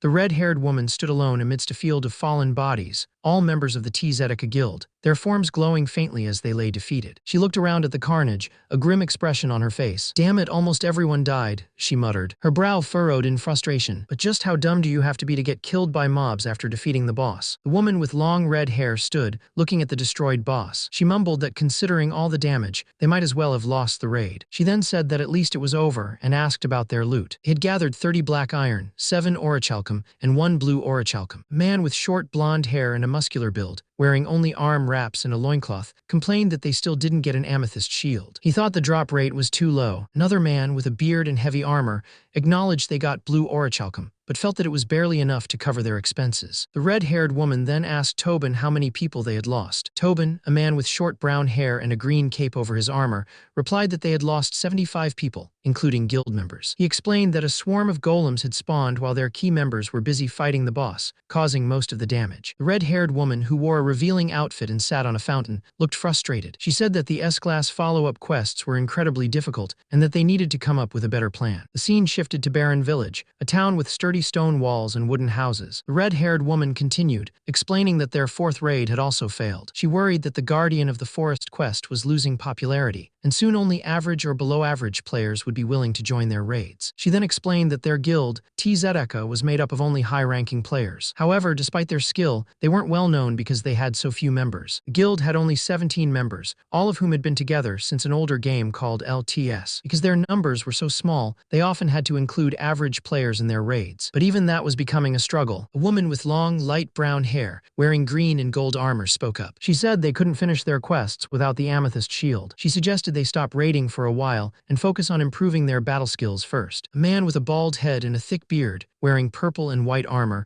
replied that he didn't care as long as he got to fight. He thought they shouldn't rush things and should take more time. Suddenly, a tall woman with long, fiery red hair, wearing a revealing red and gold outfit, slammed her hand down on the table. That settles it then, she declared. She announced that from now on, the Tzedaka Guild would focus on leveling up and reinforcing their equipment. Her eyes glowed with an intense red light, as she warned that anyone who hadn't gained at least 15 levels in the next 3 months. Then she turned to a lean man with short, light brown hair, wearing a black and white outfit, and told him he needed to gain at least 20 levels. The man shivered, clearly terrified. The bearded man from before chuckled, saying, "Poor you. Well, you know how she is. Better do as you're told." The woman with long red hair and a revealing outfit, a warrior named Saren, walked into the auction house and asked to see Jaffa arrows. She thought about how hard things were for her guild. They used to be well known when the game first launched, but now hardly anyone remembered them. She decided to restock her arrows first. As she looked at the auction listings, a system window appeared in front of her. Saren's eyes widened in disbelief. "What the hell?" she exclaimed. One seller was listing arrows for 18 silver for 99 arrows, while others were selling them for 6 or 7 silver. This guy's arrows are 3 times the usual cost, she realized. She stared at the listing, confused. Then she noticed something incredible. The arrows were purple.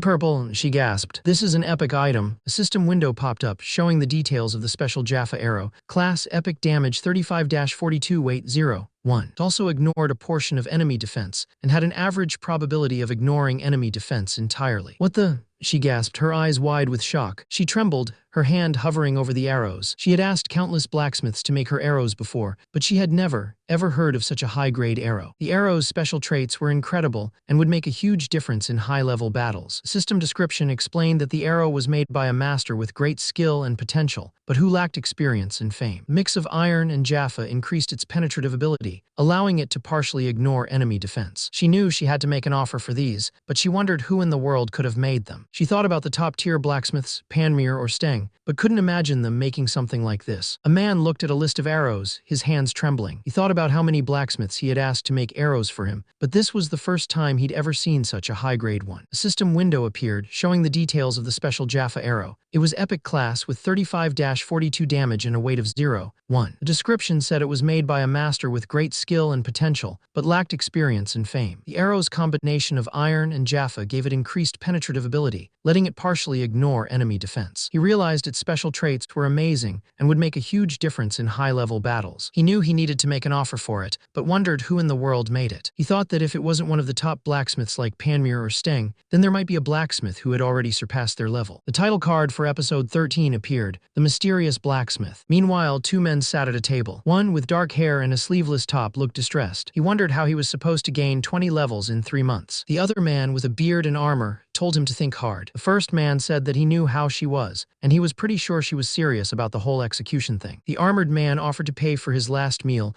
holding a spoonful of food towards him, telling him to say ah. The distressed man, Mr. Vantner, told him he wasn't helping. Suddenly, a system announcement popped up for the armored man. He looked at the blue screen, confused. The message was from his guild leader, telling them to find a blacksmith. Specifically, they needed to find a player in the top 100 blacksmith ranking, whose skill level was higher than their player level. Another guild member, a muscular man with short blonde hair, was furious. He yelled, "Didn't she tell us to level up earlier? And now she wants us to do what? How can a guild master be so fickle?" The armored man turned to the muscular blonde man, who was now holding a cute plushie and looking happy. He said, "I guess. You saw the message. Aren't you a good boy, Regaz?" "Oh yes, you are." He then added, "Talk about an attitude change." The armored man looked at the system screen again, which stated that the blacksmith was the key to winning the Guardian of the Forest raid. He thought, she sounds pretty sure, so we might as well check it out. Narrative box appeared, explaining that within half a year, their small team of elites had managed to make it to the top 3 ranks in each class. They had a reputation to protect, so they didn't accept any new members. The leader of the Tzedaka Guild, a man with short blonde hair and a confident smirk, stood with his arms crossed, surrounded by his powerful team. He declared that even though they might not have grand castles or the fame of other large guilds, their undeniable skills gave them authority. A woman with long, flowing red hair and piercing red eyes, wearing a striking outfit that showed off her muscular physique, was introduced as part of the Tzedaka Guild. She then held up a simple arrow, explaining that if the blacksmith who made it was better than even the best-known artisans, then this item's performance would be far greater than anything else out there. She stressed that every guild on the continent would be desperate to find this blacksmith, so they had to find him first. Elsewhere, two men were talking. One with a bandana covering his head asked in disbelief, "What? Seriously? How is that even possible? Did you hear about that too?" The other man, a shirtless blacksmith with a bandana and a shovel, replied, "All the famous guilds are looking for this one blacksmith. Apparently, he made something amazing." The blacksmith, a man named Panmure, the first-ranking blacksmith, sat with a glowing blue screen in front of him. He heard the chatter about the mysterious blacksmith, and someone asked if he was listening. He confirmed he was, looking intently at the screen. The screen displayed the details of a special Jaffa arrow,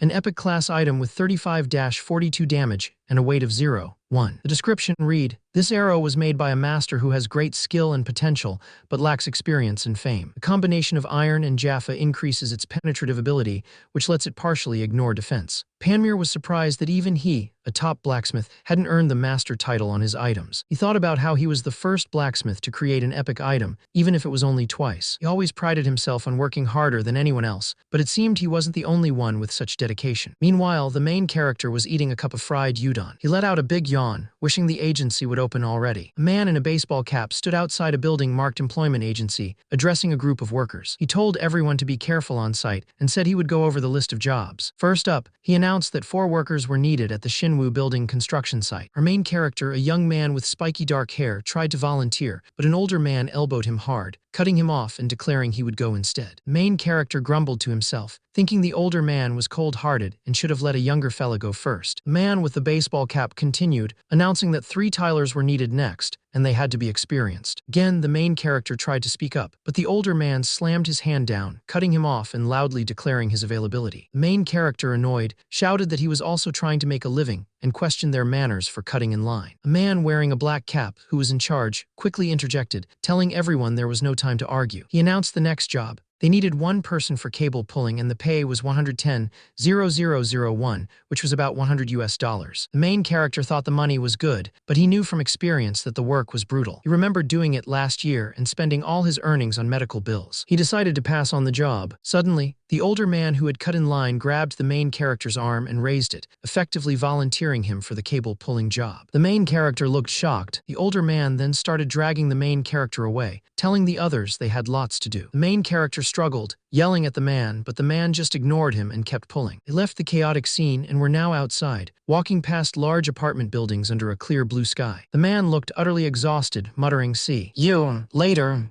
His family, a woman, a man, and a young girl, were at the table, and the woman asked him where he was going so early, telling him to have some breakfast. He replied that he was going to the employment agency and was already late. His father, a man with short black hair and glasses, called out, "Come here for a second." The man, looking annoyed, said, "I'm in a hurry." What gives? He thought about how after paying the interest on his loan, he would only be left with $9,221, which was about $9. His father then slid a 10,001 bill across the table, saying, "I'll give you today's wages, so take the day off." The man gasped, Dad." He looked at the money, a 10,001 bill, and complained that 70,001 was too little, as the going rate these days was at least 90,001. The young girl with brown hair told him to be grateful. The young girl handed him a pack of pain relief patches and told him to put them on. She also mentioned that she'd filled the bath for him so he could go relax. He looked at his parents, who were both eating breakfast. He realized they usually left for work at dawn but were still home. He wondered if they had waited to eat breakfast with him. He thought about how wonderful his family was, then immediately asked his dad if he could pay off his debt too. The scene shifted to a loading screen, and then he appeared in a game-like world surrounded by other players. He was wearing armor and a blue aura pulsed around him. He thought it was nice to skip work and play the game, but his excitement quickly faded as he remembered his empty bank account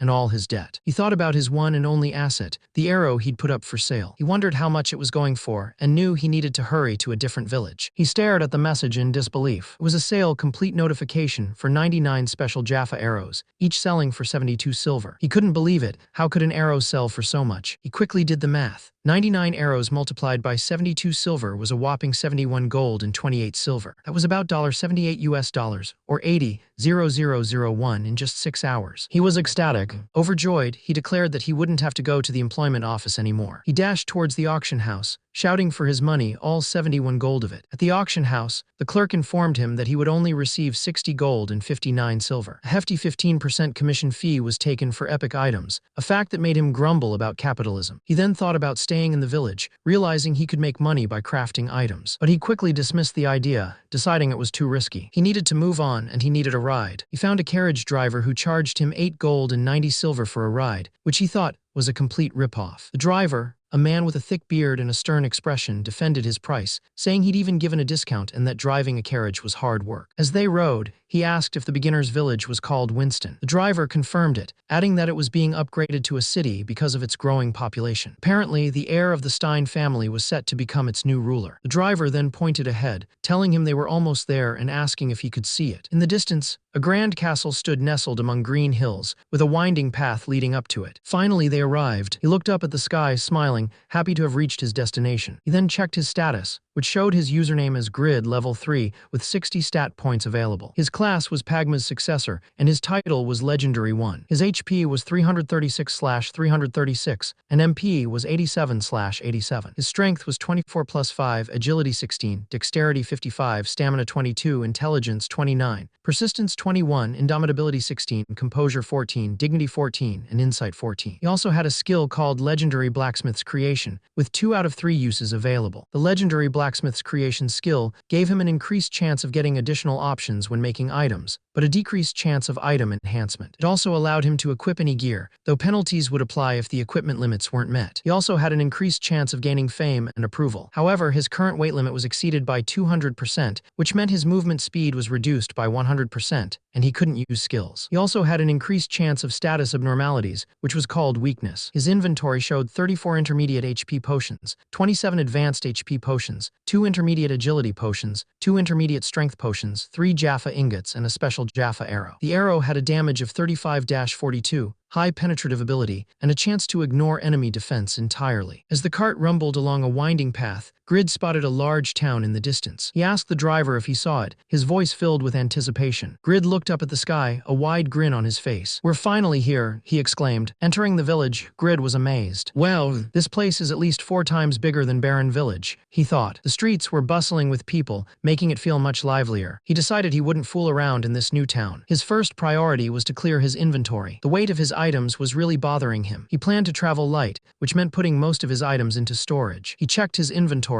only to realize he had barely anything. "I'm broke as hell," he thought, frustrated. He realized he should appraise Mengel's armor and Mammon's greatsword. He wondered if increasing his understanding of items would reduce the penalties they imposed. A system message popped up, telling him he had achieved 38% understanding of Mammon's greatsword and 65% understanding of Mengel's plate armor. He sighed, knowing it would take a while to reach 100%. Suddenly, a bright light flashed around him as new system messages appeared. The attack penalty for Mammon's greatsword dropped from 30% to 20%, and the defense penalty for Mengel's plate armor went from 20% to 8%. He grinned, feeling a surge of power. It wasn't a huge change, but it already felt much better. He then thought about how he could gain even more knowledge by fixing his items, since their durability was low. But that meant spending money, which he needed to create new items. He decided to store all his items for now and fix them later. He asked if he could open a storage account. A man with glasses told him it would cost 30 silver, plus 10 silver for each additional item. Li Jinwu groaned, realizing money was always the problem. He chose to store 2 items, which vanished into a glowing blue box. He held onto his spear, deciding to save up his money. He felt great, like he could fly, and knew he needed to find the smithy. As he walked, he noticed some players looked like newbies, while others looked like higher-level players. He wondered if this village was for all levels, and hoped the smithy was on his side of town. He knew his master blacksmith's craftsmanship skill, which made any blacksmith NPC of intermediate level or higher treat him favorably, would make him very welcome here. He pushed open the heavy wooden door, which creaked loudly, and called out, "Excuse me." But the inside was completely empty. He walked in a bit,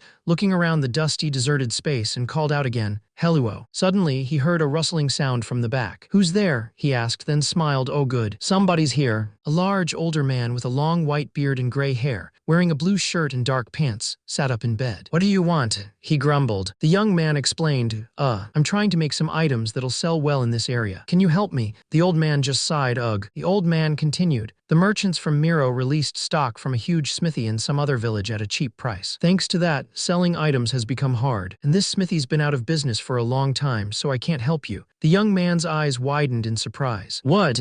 The young man looked disappointed. "Og, this isn't great. Then, can you recommend another smithy nearby?" Suddenly, a loud voice boomed from the entrance. "Hey, Khan, you old dog." "What?" The young man turned to see who had arrived. 5 burly men dressed in armor stomped into the smithy. The leader, a man with short red hair and a sword at his hip, glared at Khan. "Make a decision already. Hand over this building before things get messy." The young man, who had just arrived, watched the scene unfold. He felt a sense of dread. "Okay, this is more than not great. This is terrible." The red-haired man slammed a contract onto a nearby table. "Sign this contract right now. Khan, the owner of Khan's smithy, shall entrust the smithy facility and the commercial rights to Miro Company for 20,000 gold. And get the hell out. We're running out of patience." The young man's eyes widened. A contract to sell the building and commercial rights. And Miro is a pretty big merchant company, isn't it? He thought, looking at Khan. He decided it was best to leave. "Dunno what's going on, but I should get the hell out of here," he thought, trying to sneak away. But a man with long red hair and a stern face blocked his path. "Hey you, where do you think you're going? You just saw the contract. Did the Scanner Company send you, huh? You little rat."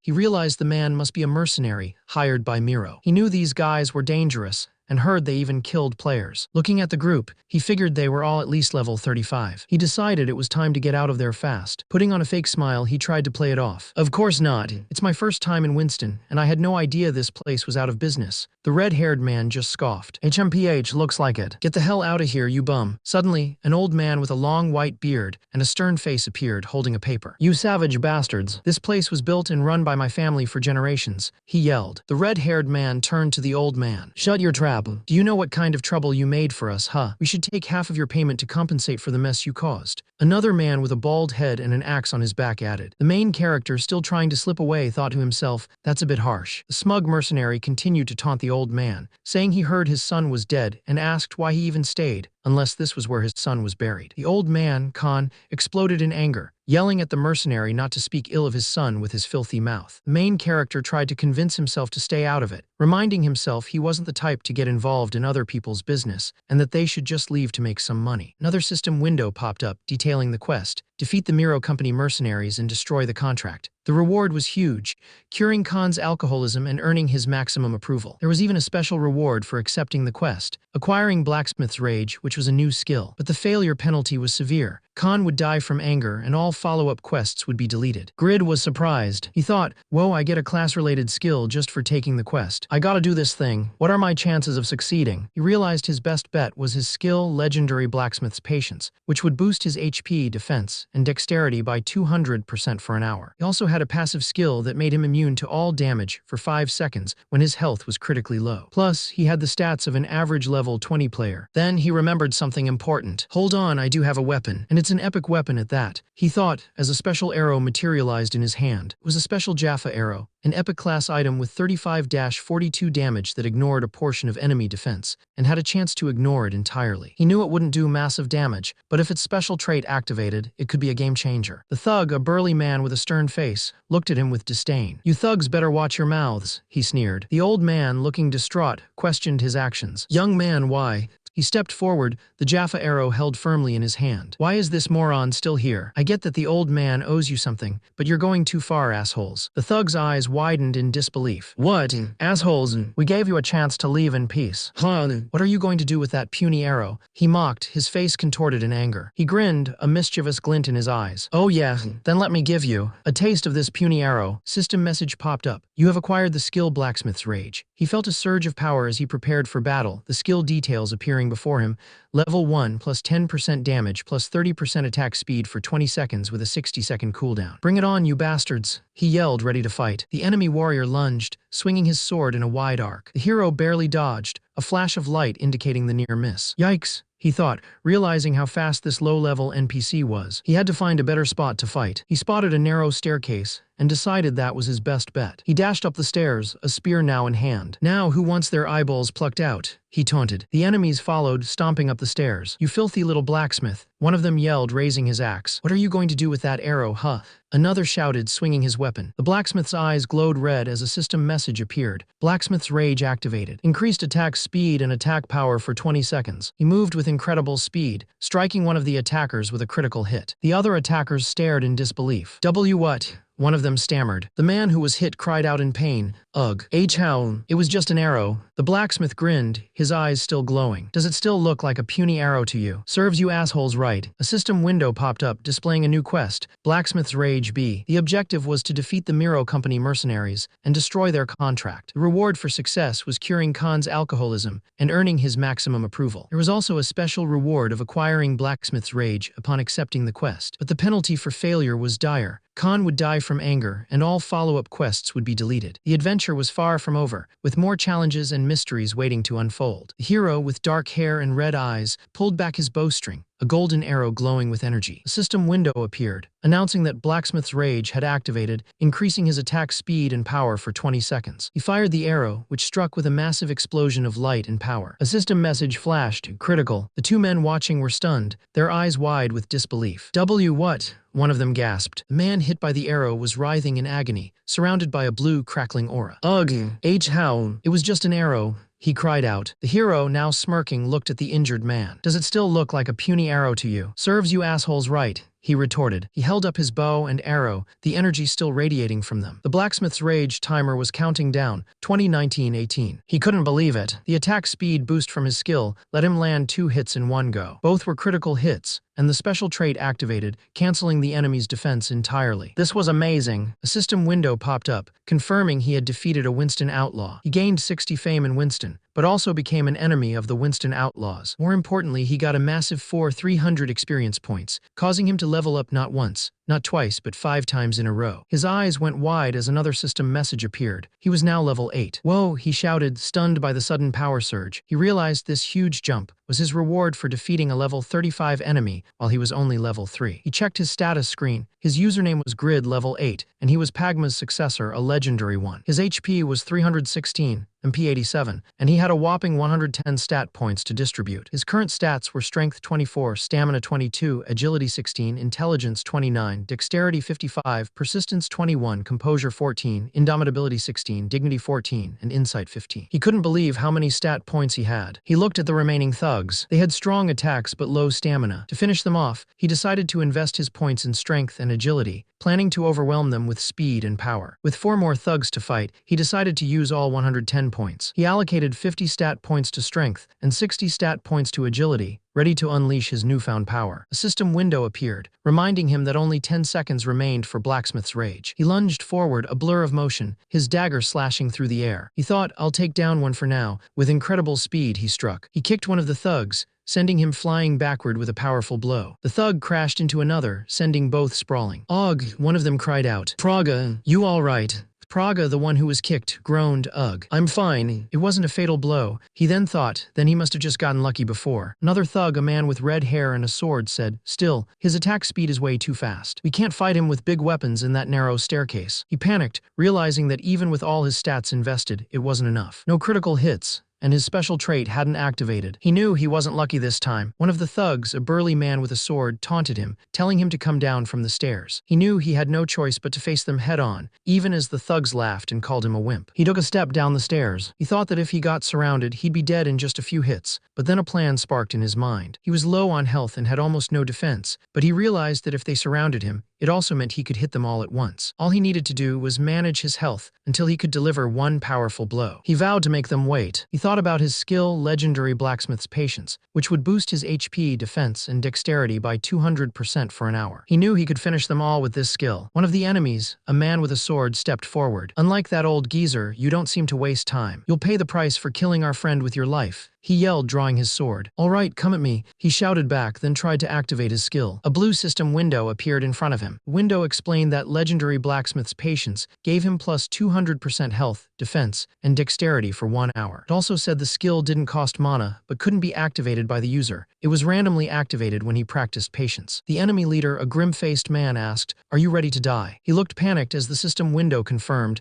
legendary Blacksmith's patience cannot be activated. He screamed, "No, I'm not." One of the attackers, a man with a bald head and a purple tunic, screamed, "Die. This one is for Neil." As he swung his axe down, the hero looked up in horror, realizing he was completely screwed. His best plan had been ruined by the unexpected activation of his skill. Another attacker yelled, "Get him!" As they all closed in, axes and swords raised. The hero cried out in pain as he was struck by a powerful slash, sending him reeling. He quickly chugged a red potion, his face grim. His full health was 316, and he couldn't believe he had to use an intermediate potion just to recover. He knew he had only 20 seconds until he could use his skill again, and he had to hold out or he would die. The monster with the axe swung it down hard, but he managed to dodge the blow, though it was a close call. He quickly retaliated, thrusting his spear forward. The spear grazed the monster's armor, but it wasn't enough to stop it. The monster's attack connected, and he felt a sharp pain as a system window appeared. "You have sustained 200 damage. Another monster, this one wielding a sword, lunged at him. He barely managed to duck under the swing. The sword hit the ground with a powerful impact, sending chunks of rock flying, but he had narrowly avoided being hit. He knew he had to act fast. He pulled out 2 potions, one blue and one red, and quickly drank them both. A system message appeared, confirming he had used an intermediate strength potion, giving him plus 50 strength for 50 minutes, and an intermediate agility potion,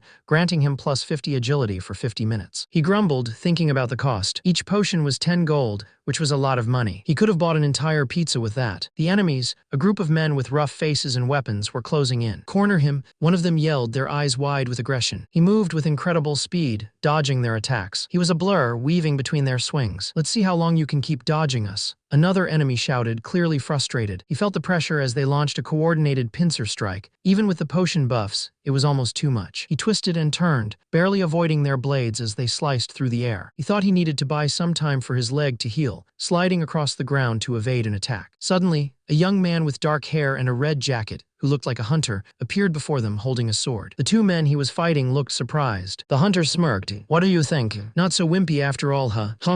What do you say to just handing over that contract? I won't kill anyone." One of the men, wearing a brown and purple outfit, yelled back, "Bullsh*T. You already killed Neil. I don't give a sh*T about that contract anymore." The hunter then asked, "You sure? This is your last chance." A system notification chimed and he continued, "The cooldown on the potions will reset pretty soon." The man in brown and purple pointed at him, shouting, "You wish. If there's anyone else who's going to die, it's you." The man in brown and purple, still defiant, pointed at him, shouting, "Look at yourself. You're a mess. What do you think?" But before he could finish, the main character delivered a powerful kick, sending the man flying backward. The man landed hard, his body smoking and crackling with energy. He could barely comprehend what had happened, muttering, how could this be?" His allies, 2 other men in armor, looked on in shock, one of them yelling, "Johnson, that bastard." The main character, with a confident smirk, told the down Johnson, "It's not over till it's over, but I'll give you another chance. Are you still interested in my offer?" A status window popped up, showing his character grid was now level 8. His stats were impressive. Strength 74, Agility 76, Dexterity 55, Stamina 22, Intelligence 29, Persistence 21, Composure 14, Indomitability 16, Dignity 14, and Insight 15. He was Pagma's successor, a legendary one, and had 2 out of 3 legendary Blacksmith's creations available. Another window appeared, detailing the benefits of being Pagma's successor. Increased probability of additional options when making items,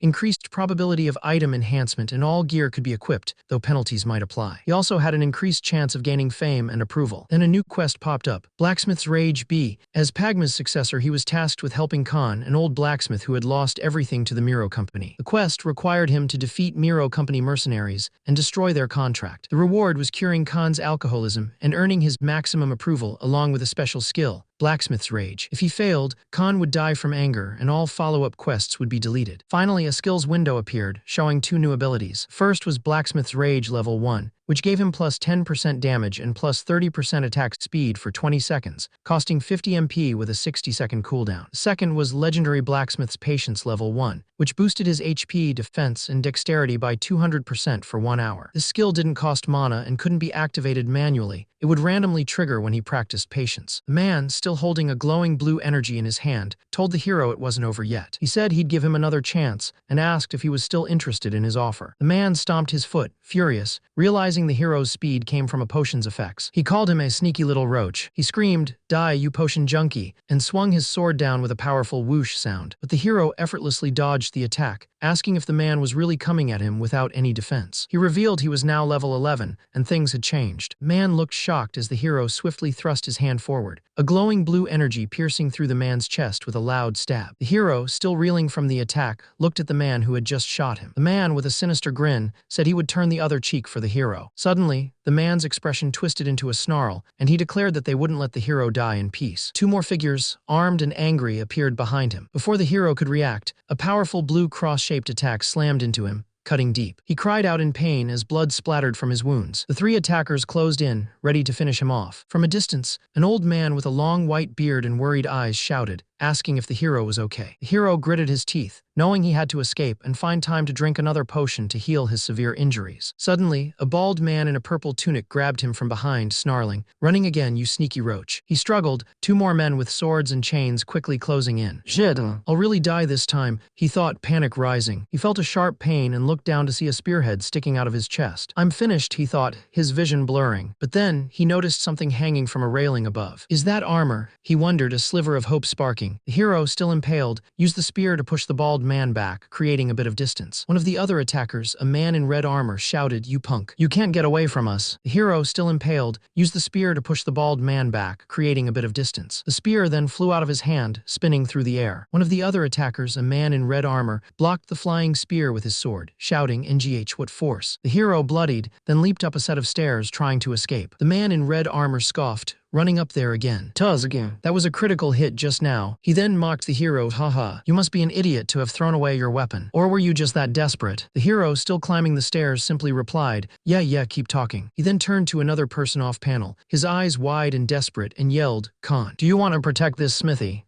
Khan, a man with a long white beard, looked up with determination and said that he would protect the smithy no matter what, as long as he got some help. The main character then grabbed a piece of cloth, pulling it down from a high shelf. He revealed a large, imposing suit of armor. Khan quickly warned him that not just anyone could equip that armor, pointing to some other, less impressive pieces below. Suddenly, a group of enemies dashed in, with one of them yelling that the main character was wasting time talking to a dead man. The lead enemy, a man with red hair and a sword, lunged forward, shouting for him to die. As the red-haired man charged, the hero asked, "Have you ever heard of being overgeared?" With a swift, powerful movement, he unleashed a devastating attack. He slashed through the air, and the force of his blow sent the red-haired leader and his men flying backward, their bodies breaking apart into shimmering particles. The hero stood amidst the fading light of his enemies, and a system window popped up, confirming his victory. You have defeated the Winston Outlaws Praga, and Vale, plus 200 fame in Winston, plus 15, 200 exp. You have earned Khan's max approval. Then, a flurry of notifications appeared, showing he had leveled up 12 times. The blacksmith's rage quest was also complete. An old man, startled by the sudden battle, clutched his chest and asked, honey, what was that sound? Lad, are you all right? The young man, now fully clad in gleaming golden armor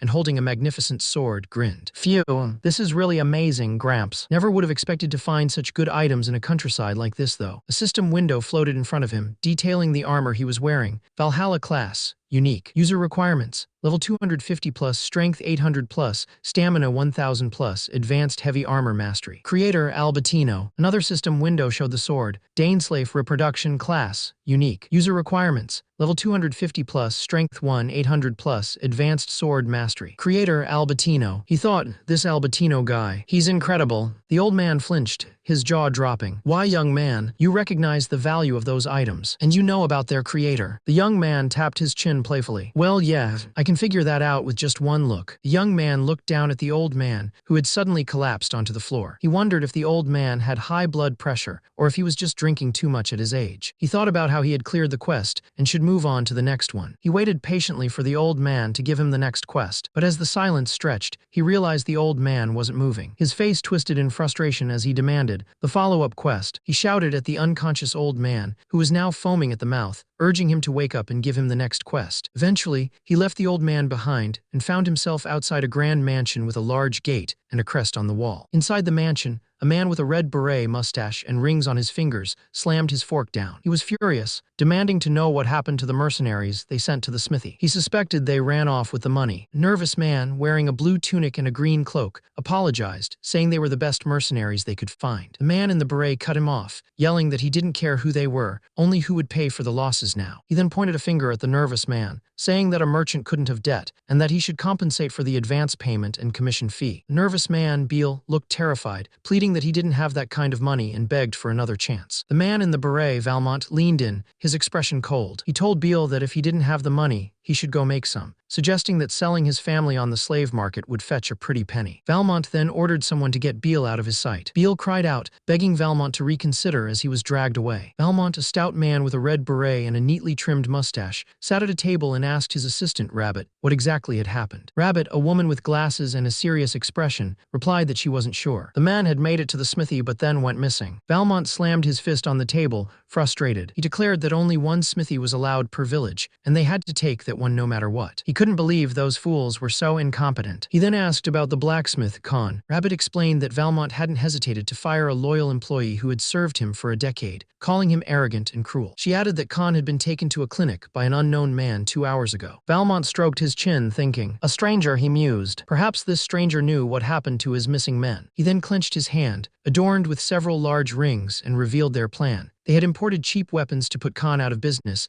and forced him to borrow money from loan sharks. Valmont declared that they finally had Khan cornered and couldn't miss this opportunity. Valmont then turned to a man named Rabbit, telling him he was in charge and needed to handle the situation. Rabbit simply replied, yes, sir. Meanwhile, a system window appeared showing Grid's status. Username, Grid level 21 class Pagma's successor title Legendary 1. His HP was 936/936, MP 177/177, and he had 130 stat points. His strength was 104, agility 96, dexterity 55, stamina 52, intelligence 59, persistence 51, composure 44, indomitability 50, and dignity 44. He also had 44 insight. The window noted that 2 out of 3 of his legendary blacksmith's creation were available. More system messages popped up, detailing the effects of his class. Increased probability of additional options when making items, increased probability of item enhancement, and the ability to equip all gear. It also mentioned increased probability of gaining fame and approval. However, because his user requirements were insufficient for the gear he had equipped, penalties were applied. He had equipped Daneslave Reproduction and Valhalla, both suffering a 45% reduction in attack power and defense respectively. Only half of their option effects were applied, and these penalties would only be reduced reduced as his understanding of the items increased. The system then showed the details of Daneslave reproduction. It was a unique class item with 500/500 durability, dealing 451-635 damage and weighing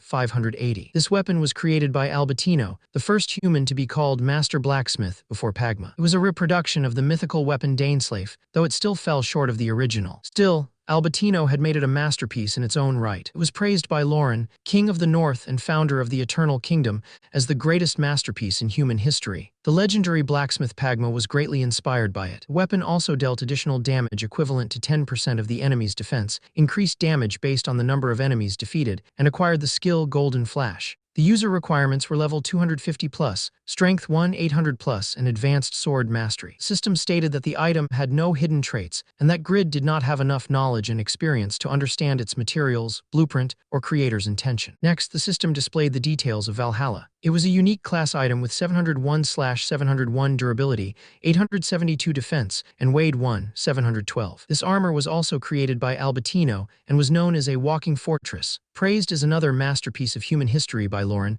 and was a great inspiration to Pagma. It granted plus 20% health points, and if health dropped to 10%, a shield absorbing 3000 damage would generate for 5 seconds. It also provided plus 10% defense against cutting and stabbing attacks, and plus 180 magic resistance. User requirements were level 250+, Strength 800+, Stamina 1000+, and Advanced Heavy Armor Mastery. Like Daneslave, the system noted that Valhalla had no hidden traits, and Grid lacked the knowledge and experience to understand its creation. The story continues with episode 17, titled Pagma's Sword Dance. He sits on a couch in a modern apartment, a bowl of cereal on the coffee table. He thinks about how he reached level 21 just by beating up some outlaw thugs, and can't wait for the follow-up quests. He imagines himself wearing shining, intricate armor, realizing that if the gear he saw is his final reward, he could become a billionaire. He then thinks about Daneslave and Valhalla, which are both unique level items, just like his first creation, Failure. But unlike Failure, these new items are tradable and have normal equipping prerequisites. He smiles, reassured that since he left Khan with the doctor, everything should be fine. He thought about Khan, telling him to take better care of himself because there was a fortune at stake. A loading screen appeared, then he suddenly found himself standing outside Smith's clinic. He was surprised to be starting from the clinic, finding it a bit odd. Inside, Khan, a man with a long gray beard and a blue robe, greeted him cheerfully. Another man, dressed in brown robes, stood behind him. Grid asked how Khan was doing. Khan's doctor replied that he was good to go, his blood pressure back to normal,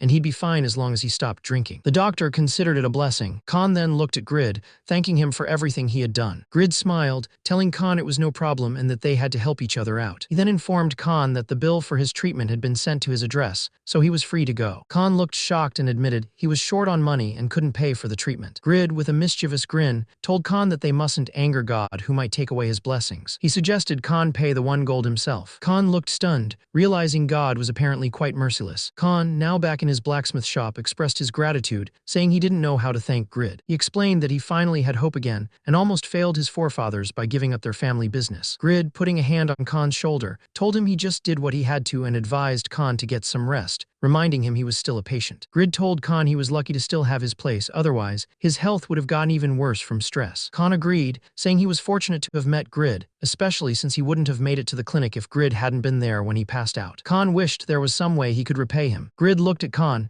a mischievous grin spreading across his face. He pointed at the golden armor and sword next to Khan, asking how about this. Drool. Khan quickly covered the armor and sword, yelling, W8. Hold on, Grid. These are special to me. I saved you, right? You said you were indebted to me. Grid replied that he knew, but these were family heirlooms, and his forefathers protected them with their lives. Khan explained that the sword Daneslave and the armor Valhalla were ill-fated artifacts, kept hidden for centuries because no one was strong enough to wield them. But 130 years ago, a man worthy of them appeared. His name was Pagma. Pagma's sword dance was so powerful it could pierce the sky and summon thunder. Khan's ancestor, Albertino, knelt before Pagma and begged him to become the rightful owner of Daneslave and Valhalla. Grid, surprised, asked if Pagma took them, then wondered who Pagma's successor could be. Khan shook his head, saying Pagma refused, but predicted that one day the true owner of the items would reveal himself. Now, 130 years later, Grid had appeared and wielded them. Khan urged Grid to tell him how he did it, saying he would make a decision after hearing his answer. Grid, with a sly grin, told Khan that Pagma's spirit ran through his veins. Khan's eyes widened in disbelief, asking if that meant Grid was Pagma's successor. Grid, still smiling, proudly confirmed that he was. Suddenly, a blue system window appeared before Grid, announcing that he had unlocked the class quest, Pagma's successor. The quest required him to collect all legends related to Pagma, with Pagma's sword dance as his first clue. There was no time limit, but he couldn't change his class once he accepted it. The task was to complete all follow-up quests, with an unknown reward. The first-class quest was to acquire Pagma's sword dance, and the reward was a reproduction of Daneslave. Grid, a little annoyed, reminded Khan that he had promised to give him the items if he answered. Khan apologized, explaining that this verification was necessary. Khan looked thoughtful, realizing he might have just met the successor of a legend, just like his ancestors had. He found it very interesting. Khan, holding a bottle of booze, declared that if Grid was truly Pagma's successor, his ownership would be proven one way or another. But for now, they should celebrate. Grid, however, quickly snatched the bottles from Khan. He told him that there would be no booze until his quest was over, and he'd be confiscating them all. Suddenly, a new person appeared. It was a man with short brown hair, wearing glasses and a neat uniform. He introduced himself as Rabbit, representing the Miro Company, and asked if he was Khan. Khan scoffed, asking if the Miro Company had sent this guy instead of their usual thugs this time. He thought about how all the confiscated booze would earn him at least 2 gold. Khan's expression turned serious, and he suggested they take their conversation downstairs. Downstairs, Rabbit informed Khan that he was aware of his unpaid debt of 600 gold to their company. Khan admitted that he did owe the company money, but he firmly stated that he would not give up his smithy. Rabbit, a man with glasses and a red and brown outfit,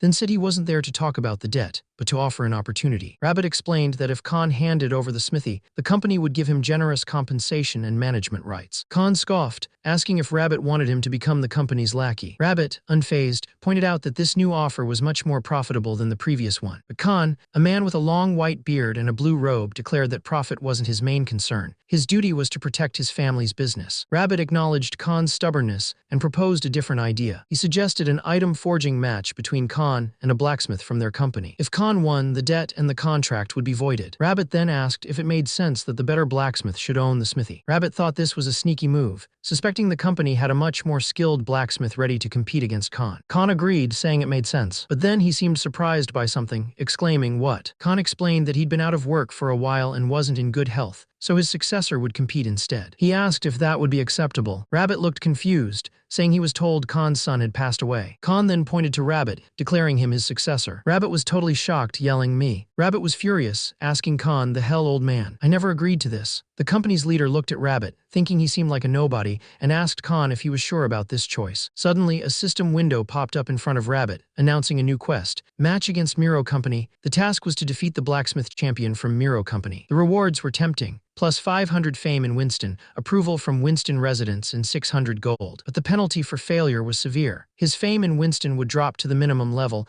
and Khan would lose his smithy to Miro Company. Rabbit, still reeling from the sudden turn of events, shouted, "Hey, wait a second." The company leader, a man with short brown hair and glasses, raised a hand, trying to calm the situation. "Well there, young man, don't feel pressured. You don't have to." But Rabbit, his eyes glowing with determination, interrupted, "Bring it on." "Ha ha." The company leader, taken aback, could only respond, "Well, I'll take that as a yes then." The man in glasses, who had been speaking with Khan, confirmed the deal. "Good, it is decided. I'll follow up with the details. Until then." Khan turned to Grid, a somber look on his face. "Grid, I'm sorry for involving you like this, but I have to protect the smithy." Grid, however, just shrugged it off. "Nah, don't be sorry." Grid's eyes gleamed with greed. "If it's for 720,000, I'll gladly sell my soul too." Khan looked at him with a confused expression. A system window popped up, showing Grid's current status. He was level 21, with his class as Pagma's successor, and the title Legendary 1. His stats were impressive. Strength 104, Agility 96, Intelligence 59, and Persistence 60. He also had 130 unspent stat points. Another system window appeared, detailing several quests. The first was a class quest for Pagma's successor, asking him to learn more about Pagma. The second was Pagma's sword dance, first class quest, which tasked him with mastering Pagma's sword dance to unlock the secret of his blade skills. The third quest was match against Miro Company, a blacksmithing match where Grid had to defeat the Miro Company's champion to save Khan's smithy. The reward for winning was 500 fame in Winston, approval from residents, and 600 gold, but failure meant Khan would lose his smithy. A system window popped up, showing an A-class quest, match against Miro Company. The task was to defeat the blacksmith champion from Miro Company. The reward included 500 fame in Winston, approval from residents, and 600 gold. The penalty for failure was severe. fame in Winston would be reduced to the minimum level,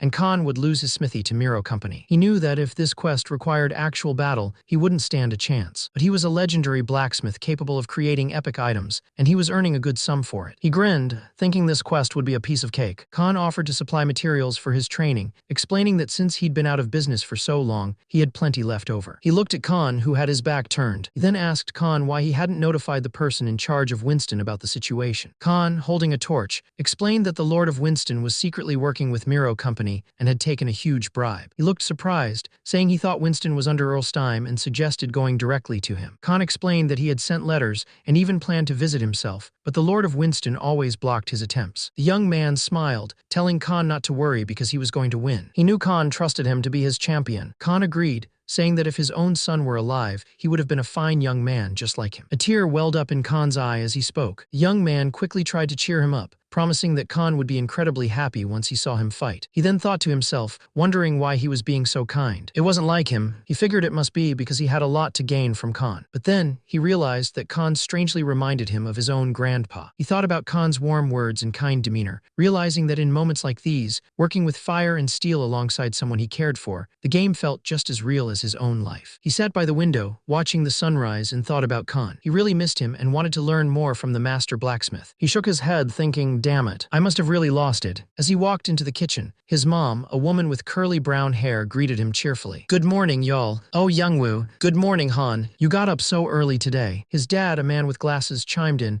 You know, having some grilled eel right now would really boost my stamina. His mom teased stamina food. But you don't even have a girlfriend. Youngwoo groaned, og geez. I could date anyone if I wanted to. His mom laughed, oh Han. Of course you could. I'm liking this confidence. Youngwoo then asked, by the way, is Grandpa doing okay these days? His parents looked shocked and his mom asked, what's with your reaction? His mom quickly recovered, saying, it's nothing. We just find it surprising that you're asking about Grandpa. Of course he's doing well. Let's go visit him soon. Youngwoo simply replied, sure. Youngwoo, with a slight smirk, thought, I miss Grandpa. I haven't seen him for a long time. Something shattered with a loud thwack and a voice yelled, what the hell have you done, Rabbit? Man, Valmont, a burly man with a red beret and a fancy ring, glared at the bespectacled man, Rabbit. Valmont was furious, yelling that the smithy would have been theirs anyway, and demanding to know why Rabbit would make such idiotic decisions without consulting him. He then accused Rabbit of being swayed by Khan's sob story. Rabbit, a man with short brown hair and glasses, tried to explain. He told Valmont that their company's reputation among the people of Winston was terrible, and he thought a gesture of kindness might earn their support. Valmont cut him off, his face contorted in anger. He told Rabbit not to lecture him, reminding him that he was the one who bought up all the people's land and commercial rights. He didn't care what those ungrateful people thought. Rabbit thought to himself that Valmont was incredibly narrow-minded and stupid, and that the Metro Company couldn't grow under him. Valmont continued, saying that Khan was admired by the people for fighting against the company despite his troubles. He then scoffed, asking, so what? Valmont explained that they needed to make it look like they were giving Khan a second chance because of his amazing blacksmith skills. He believed this would help improve their company's image with the people of Winston. The other man, a stout figure with a red cap and a thick mustache, grinned. He saw this as a good chance to get new loyal customers. If he could make a profit, he was all for it. But then he leaned forward, asking Valmont how he could be so sure they would win. Valmont, a young man with dark hair and a confident smirk, replied that he had seen Khan's champion himself. He was a nobody and didn't stand a chance. Plus, Valmont already had an excellent blacksmith in mind to be their champion. The stout man looked pleased, declaring that he never wanted to hear anything about that old man, Khan, again. Valmont agreed, adding that even though they were up against a nobody, he would still choose the best blacksmith to represent their company. They couldn't let their guard down. Another man sitting next to him agreed, saying the boy just looked like a clueless beginner. Suddenly, Grid, holding his hammer, burst out laughing. He admitted he might look a little wimpy, but he was indeed a fine man with great skills. He reminded them that he was listening to their conversation. Just then, a man with brown hair and a blue tunic rushed in, holding flyers. He called out to Khan, asking if he'd seen them. The man exclaimed that the flyers were all over town and urged Khan to take a look. The flyer announced a blacksmithing contest between Miro Company and Khan. It stated that if Khan won, his debt would be absolved and his smithy would be safe. If Miro Company won, they would only take ownership of the facility, and Khan would still manage it. The flyer ended by saying they looked forward to working and growing with the people of Winston. Khan confirmed he knew about the contest, saying it was all true. Another man with long dark hair looked surprised, saying, really? If this is true, Miro Company isn't as bad as we thought. The man with the brown hair said, seeing as how they want a fair match, it seems like they really respect protect you, and they're saying that they'll guarantee you management rights even if they win. Maybe Miro cares about us more than we thought. Khan looked thoughtful, tapping his chin. He said, even though they sent those thugs and everything,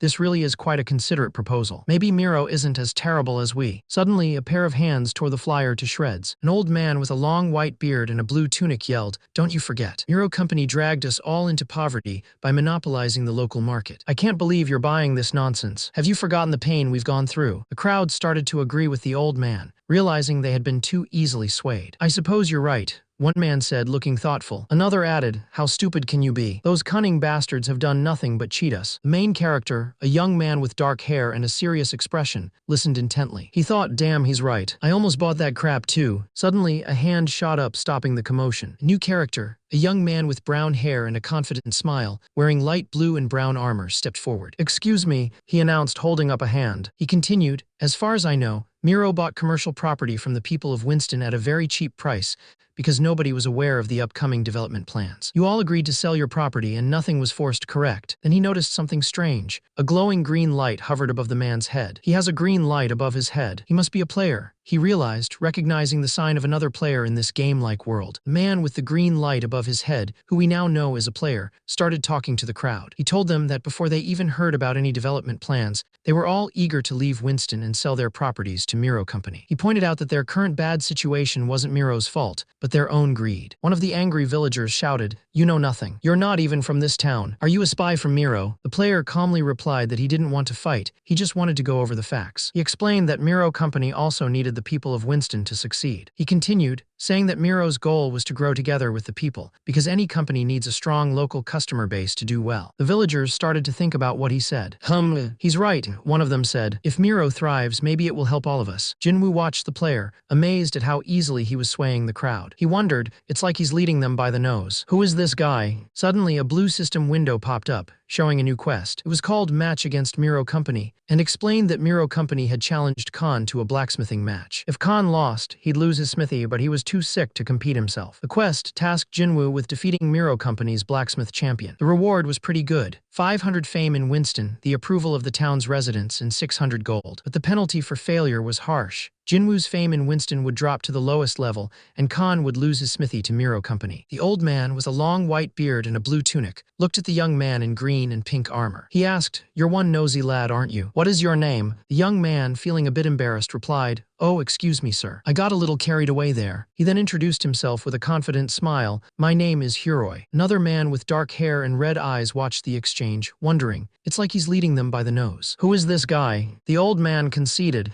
"You have a point. Cooperating with powerful organizations would benefit us in the long run." However, he then added, "Winston Village is a part of Earl Stein's property. Here in Earl Stein's land, there is a local statute called the Right of the People." The young man looked confused, repeating, "The Right of the People." The older man explained that this right, passed by Earl Stein himself, meant that residents had the right to access information about their area before anyone else. He went on to say that because new lands were being discovered in the north during the pioneering age, older cities and villages were often affected. Earl Stein's goal was to embrace change and make sure residents got any information that could help them. The young man nodded, realizing the main issue was that the Miro Company went against the Earl's wishes. He also understood that the Lord of Winston was to blame for letting the Miro Company keep all the information to themselves. The old man, with his long white beard, looked determined. He told the young man that this was exactly what they were fighting against. The young man nodded, a slight smile on his face. He understood and felt like he knew what he needed to do. He then turned to the other villagers, telling them he knew their appeals to the Earl had been blocked by the Lord of Winston and the Miro Company. The villagers looked surprised and asked why. With a confident smile, the young man, who introduced himself as Huroi, declared that their wrongdoings would not go unpunished. He promised to discreetly deliver their appeals to the Earl himself. The villagers were overjoyed, their faces lighting up with hope. They thanked Huroi profusely, believing they had finally found a way to get justice. Meanwhile, another young man with black hair and red eyes watched from a distance, completely stunned. He couldn't believe what he had just witnessed and wondered what in the world had just happened. The young man, dressed in light blue and brown armor, smiled smugly. He had just turned the tables on the system, making the NPCs accept a quest from him instead of the other way around. The armored man turned to see the black-haired young man from before. Oh, it's you. I didn't know you could talk." The other man looked shocked and confused. The black-haired man, wearing a red and black outfit, narrowed his eyes. Let's cut to the chase here. I know that you came here on a quest you accepted from Miro Company. But how'd you change that quest? The armored man simply replied,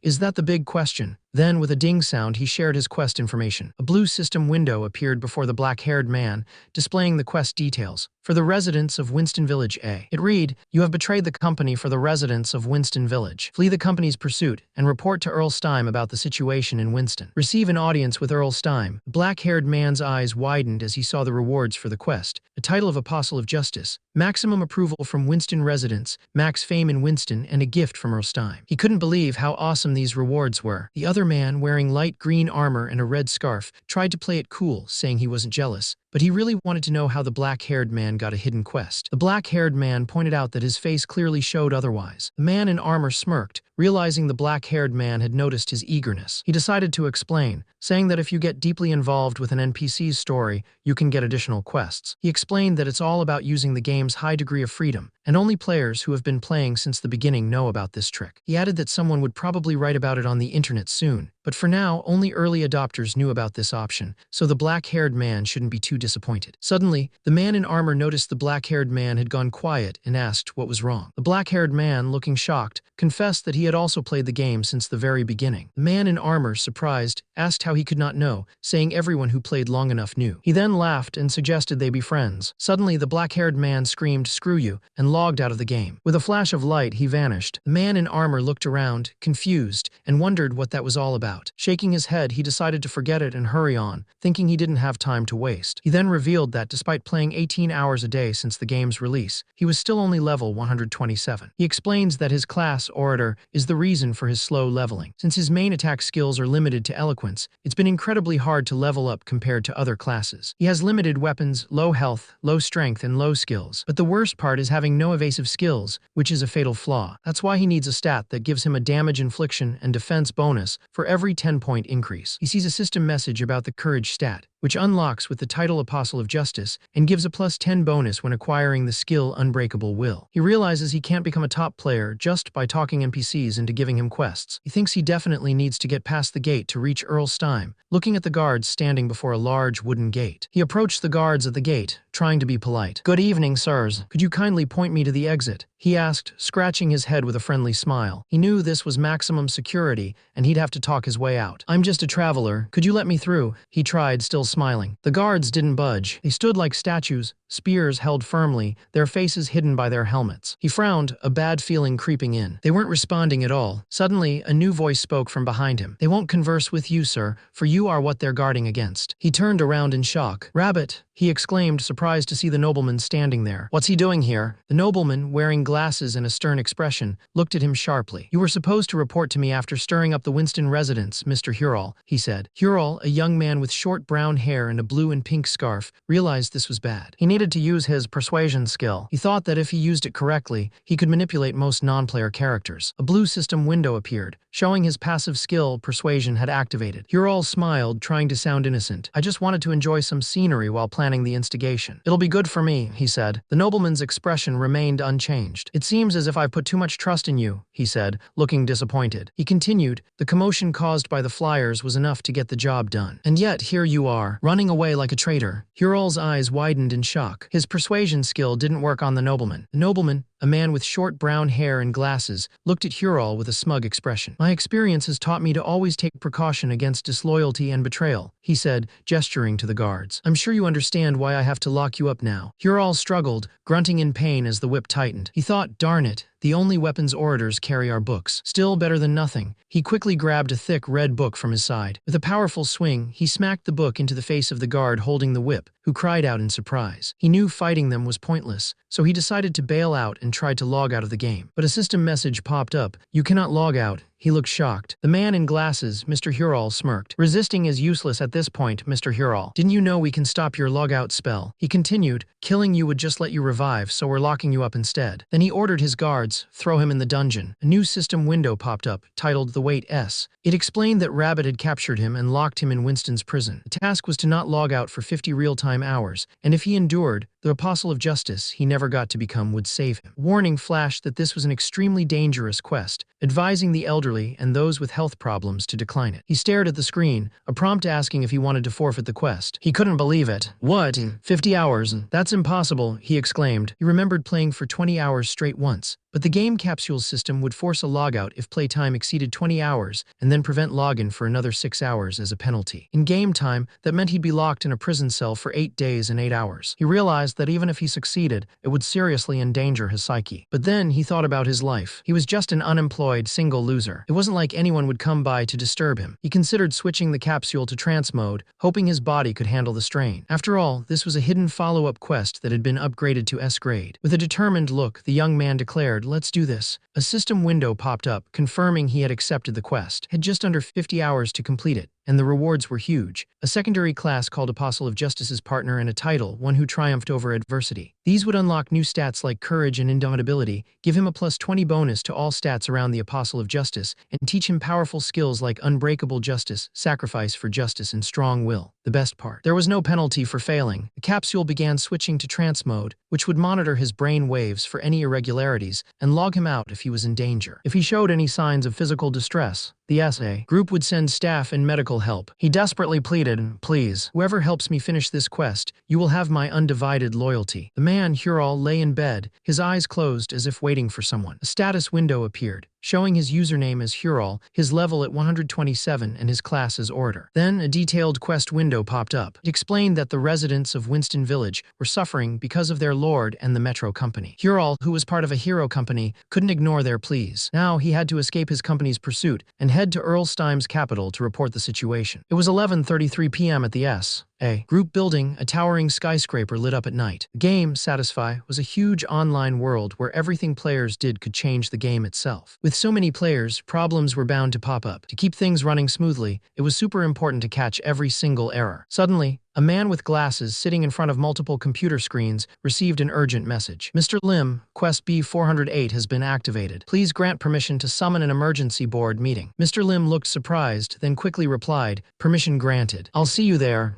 Someone else, walking away from the camera, thought, B408. But that's an S-grade hidden quest that only activates under special conditions. The reward for clearing that quest is acquiring a second class. If a player succeeds in this quest, they'll be the first in the game to get 2 classes. But it's not easy. They have to play for 200 hours straight, and the physical and mental strain could be too much. Meanwhile, a meeting was in progress. They were discussing a player named Huroi, whose real name was Dam Alunbetter. He was a 25-year-old Mongolian player who had activated the B408 quest. This was pretty amazing, considering only 3% of Mongolian people even played their game. What was even more impressive was that Huroi was an orator, a class known for its low combat power. Yet, he had reached level 127 just by focusing on tasks that fit his class. A man with dark hair and a suit jacket asked Director Yoon if the Mongolian branch manager was available. The director, a man with light brown hair and a light blue shirt, replied that they had just connected. The Mongolian branch manager, Park Yoon-hyuk, a man with short brown hair and a gray suit, introduced himself, adding that the Mongolian branch executives were also present. The man in the suit jacket explained he had called the board together because of Quest B408. He then asked if they had made sure to secure the player's safety. Park Yoon-hyuk confirmed they were monitoring the player in real time with medical staff on standby, and even the Mongolian government had agreed to help. He then added that they had a suggestion. Park Yoon-hyuk proposed that they let the media know about the possibility of the first multiple class player. Yoon-hyuk explained that if the public knew the first multiple class player was Mongolian, it would greatly help boost the local market. Ms. Choi, a woman with long brown hair, agreed,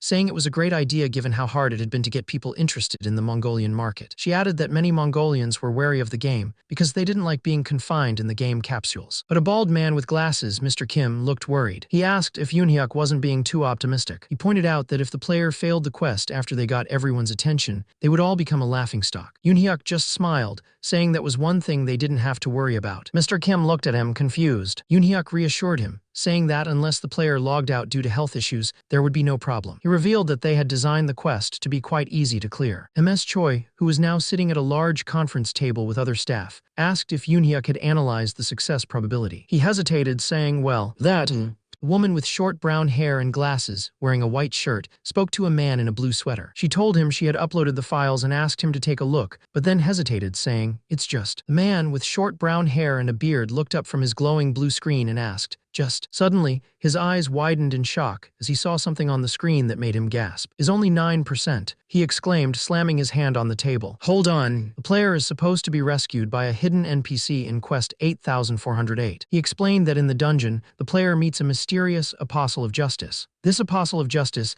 then rescues the player after hearing about the situation in Winston. The scene showed a shadowy figure standing in a dark dungeon, looking at a player trapped behind bars. After completing the dungeon quest, players would typically receive a huge reward for helping the Apostle. So if there were no safety issues, most players should be able to clear this quest, right? Suddenly, a man with dark hair and a light blue shirt bursts out laughing, a wide, almost maniacal grin on his face. Another man with a beard and a worried expression asks if something is wrong. The first man, still grinning, tells everyone to look at the report again. He explains that there's been a change. Hiroi shared his quest with another player. The bearded man looks shocked and asks what that means. The first man explains that Hiroi was only supposed to deliver the message about Winston to the Apostle of Justice. But because he shared the quest halfway through, the NPC version of the Apostle of Justice was erased from the game. The man with the beard looked shocked. He realized the player who knew about this quest was someone named Grid, who was actually Shin Youngwoo. Shin Youngwoo, sitting at a food stall, slammed his fist on the counter, yelling about only getting a measly 600 gold quest. He was furious at Khan, the old man, for not giving him the better quests. He continued to complain, hitting the counter again, wondering why Khan would give such important quests to someone he just met, especially after Youngwoo had even covered his medical expenses. He then asked the stall owner for a soup refill and more pickled radish, all while grumbling about the ungrateful old man. Later that night, the city lights twinkled under a dark, star-filled sky. It was 1 a.m. when our hero finally made it home. He burped, trying to sneak in quietly, thinking he should have called if he was going to be late. But his sister, Sehi, was waiting for him, looking very upset. She scolded him, asking why he was still up and why he hadn't called. He hiccuped and slurred, telling her that grown men like him could stay up, but kids like her should be sleeping. Sehi looked at him, surprised and worried. She asked if he had been drinking, mentioning that she was concerned when his capsule was empty. He just grinned, leaning in close and teasing her, asking if his sweet little sister was worried about her big brother. His sister, clearly annoyed, told him she was just watching TV and to go to sleep. He just laughed, asking if his baby sister was going through puberty. Meanwhile, in a dimly lit room, a woman with glasses looked at a screen, her expression serious. She seemed to be talking to someone, asking pardon. A man in a blue shirt, looking stressed, replied that the probability of the user clearing the quest was more like 0%, not 9%. He believed the supercomputer Morpheus must have made a calculation error. The woman stated that she received no such reports, so a calculation error seemed unlikely. The man, frustrated, admitted he knew but was just annoyed. He explained that he was frustrated because the scenario had changed, and they could no longer assure the success rate. The woman looked at him, surprised, and asked, "What?" He explained that now Grid would be the one to find out about Hiroi's imprisonment, not the mysterious Apostle of Justice. He looked frustrated and thought, damn it, this Shin Youngwoo guy is ruining everything. He wondered what Shin Youngwoo had been doing all this time. He felt it was a shame such a worthless player received a legendary class. He was convinced that Youngwoo was going to waste another hidden quest. He thought, this guy is like poison. He'll poison Satisfy's world with his incompetence. A man with dark hair and a serious expression thought with frustration, he's a legendary class, but he's still only level 21. What has he been doing all this time? He continued, it's a shame such a worthless player received a legendary class, and now he's gonna waste another hidden quest. This guy is like poison. He'll poison Satisfy's world with his incompetence. A man with a blue shirt and a woman with long red hair sat together. The man asked, what if he really fails the quest? The woman replied,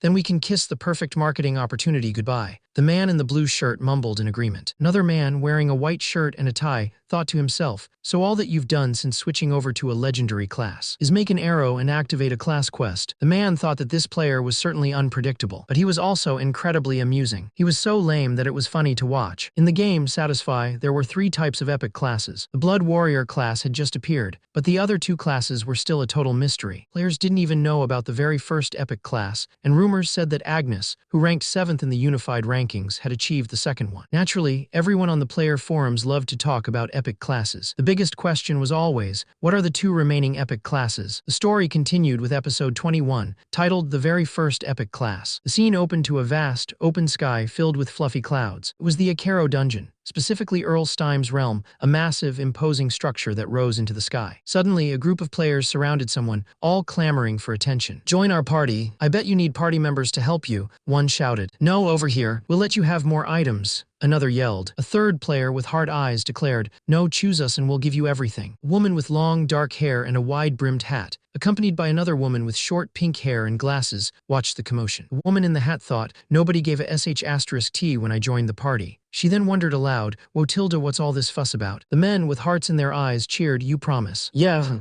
Suddenly, a group of monstrous hulking creatures with sharp claws and glowing red eyes appeared. One of the men yelled, the monsters are finally here. We'll be the ones taking Euphemina. Go team! A warrior with a red bandana and brown armor created a heat barrier with a burst of fire from his hand. Another warrior with blue hair and a red outfit launched a powerful point strike with her twin blades, creating a rush of wind. Suddenly, a burly warrior with a red beard and long red hair, wearing heavy armor and wielding a massive axe, roared Thunderstrike. He brought his axe down, unleashing a powerful bolt of lightning that struck the ground with a deafening boom. As the dust settled, a young woman with long blonde hair and a pink dress stood amidst the crumbling debris, arms crossed. She looked unimpressed and declared, they're all mediocre. Then a dark energy swirled around her as she unleashed a terrifying attack, yelling, Vortex of Madness. The ground beneath her cracked as a massive, fiery vortex erupted into the sky. The energy crackled around her as she stared at a shadowy figure in the distance, thinking, what an incredible ability. Just who? A man with a short beard and dark hair, wearing armor with red accents, yelled in shock, it's him. A young woman with long blonde hair, dressed in a pink and white outfit, looked at him with a smirk. You must have had a tough time hitting this level. This'll be perfect for Pyro. Her eyes glowed gold as she declared, let's share the good stuff, mister. Skill duplication. The man cried out as energy crackled around him. A blue system window appeared before her, showing Vortex of Madness level 3. A message flashed, duplication complete. The duplicated skill, a swirling vortex within a black hexagonal gem, could be used one time and would be stored in permanent reserve until activated. Euphemina, a level 190 duplicator,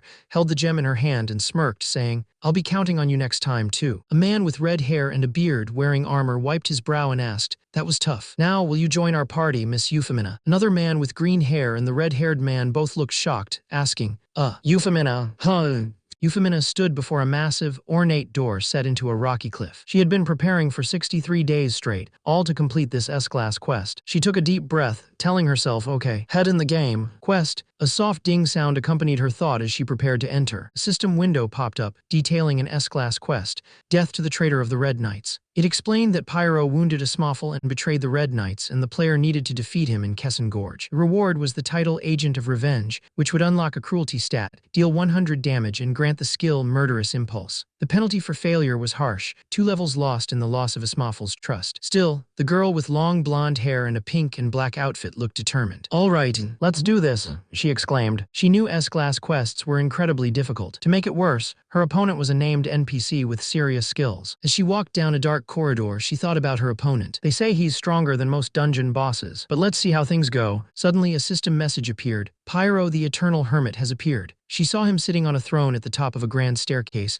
a powerful aura surrounding him. There you are, the strongest knight of the Saharan Empire, Pyro, she declared. Pyro, a man with wild white hair and piercing yellow eyes, looked down at her. Did a Smoffle send you? He asked. The girl stared back, her expression fierce. I can do this. I'm prepared for anything, she thought, ready for the tough fight ahead. Suddenly, a barrage of sharp black projectiles rained down on her from above. The girl cried out, calling for Tartan, as a magical glowing disc appeared in her hands. With a rumble, a large, muscular, shadowy figure with glowing eyes erupted from the ground, shielding her. She explained that Tartan was the strongest defense skill in the game, which she had duplicated from the number 1 ranked paladin player. She could only use skill duplication 3 times a day, and as a duplicator, she only had 9 basic skills of her own. But for the past 2 months, she had been duplicating the best skills from top-tier players. Now she had 50 advanced-level skills at her disposal, even if she could only use each one once. The blonde woman in the pink dress declared she could do this, activating a skill called Leap. She explained that she was a duplicator, the first player to ever switch to an epic class. As the man with the sword lunged, she quickly cast Counter Barrier, creating a shimmering shield of light that deflected his attack. The man cried out in frustration, calling it a lowly trick. He then unleashed his own powerful attack, Vortex of Madness, aiming it directly at her. The woman unleashed a massive explosion of energy, but the man just grinned, knowing it wouldn't be enough. He then countered with a barrage of his own powerful spells: Mace of Light, Tyrant's Might, Spear of Darkness, and the Prelude of Destruction. After the dust settled, the woman stood panting, wondering if her attack had finished him. But a quick check of her system window confirmed her fears. No completion message. He was still alive. She looked worried, realizing she had used too many advanced skills and her mana was running dangerously low. She quickly cast Levitate, floating into the air. She needed to keep her distance and drink a potion to recharge her mana. But before she could, a shadowy figure with a sword, glowing red with power, appeared above her. He's fine, she thought, shocked. Panic set in. This had to be the fated to perish move. If she couldn't stop him from using this skill, she was dead meat. The man with white hair and a beard stared down at her, his eyes glowing yellow. "Brace yourself for your inevitable death," he declared. The young woman with her long blonde hair and blue dress looked terrified. She knew this was a skill called fated to perish, and if she couldn't stop him, she was dead. The man, with his white hair and glowing yellow eyes, smirked. "Brace yourself for your inevitable death," he declared, his voice full of menace. A purple light swirled around the woman's hand. She couldn't let this happen. She had to use all her strength. She unleashed her own power, shouting, "Nightmare projection." A massive wave of purple energy shot out from her, taking on the form of a shadowy figure. The man's eyes widened in surprise as the nightmare projection slammed into him. A powerful force, like a dark wind, erupted around them. The man's body was thrown back, and he looked up at the shadowy figure. "Have you come to deal with me yourself, Ismafil?" he shouted, clearly recognizing the power. The blonde woman, who was actually a man named Pyro,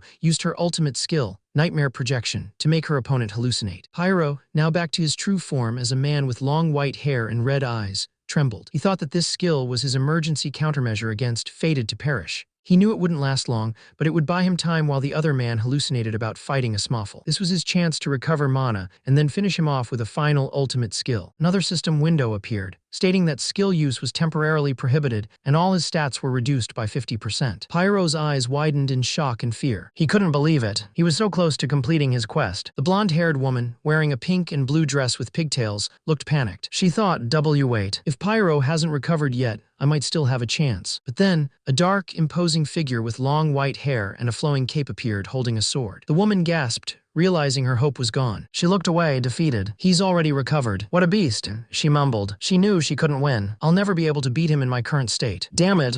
A blue system window appeared before her, stating, "You have forfeited the quest." Another window immediately followed, declaring, "Quest failed." As if to rub salt in the wound, 2 more blue system windows popped up. One declared, "You have lost 2 levels." The other added, "You have lost Ismafil's trust." Irina felt 2 months of hard work just vanish. She thought about how close she was to earning a new title and how much she needed the special effects that came with it. She screamed in frustration, clutching her head. "Damn it, Gia, that was an S-class quest. I can't believe I blew it." Just then, a man with short brown hair, wearing a red tunic and a green scarf, walked up to her. "You must be Irina, right?" he asked. Irina looked up, surprised. The man continued, "I have a message for you." "A message?" she repeated, confused. The man looked at her directly. "We'd like you to take on a task. What do you think?" A system message popped up, announcing a new quest had been unlocked. A young woman with her long blonde hair and pigtails and wearing a pink and blue dress looked annoyed. She thought her motivation was at rock bottom because of piano practice, and now they wanted her to do some stupid quest. She paused, thinking, then her eyes widened as she saw the reward. 500 gold in the title of competitor. This title would unlock the fighting spirit stat, the luck stat, and even give her a new skill called rolling dice. She then heard the man mention the name Irina and wondered which of her many identities that was. She grinned, remembering. "Got it," she thought. "It was the identity I used when forging items." With a confident smile, she told the man, "You're from Miro, right?" "I'll do it." A new quest window appeared, detailing the item forging match. Unknown, Miro Company needed a champion to represent them against Khan's champion in an item forging match. The reward was still 500 gold in the competitor title, but the penalty for failure was a worsened relationship with the Miro Company workers. Next day, Khan tried to cheer up Grid, who was still stewing about the forging match. "Come on, Grid, don't be so disheartened." But Grid was having none of it. He sat on a wooden bench, arms crossed, glaring. "Go away. I can't believe you gave such an important task to someone you just met." He grumbled. "Miro Company is watching over us. They'll hurt you if you try to leave Winston." Khan explained that Huroi was an outsider, so he wouldn't be under the same surveillance. Grid looked at Khan, who seemed genuinely worried. "How could I ask you to do such a dangerous task? You're like a son to me," Khan said, his voice soft. Khan put his hand to his head, looking distressed. "Grid, if something terrible ever happened to you, I wouldn't be able to take it." Grid, seeing Khan's genuine concern, finally relented. "Ugh,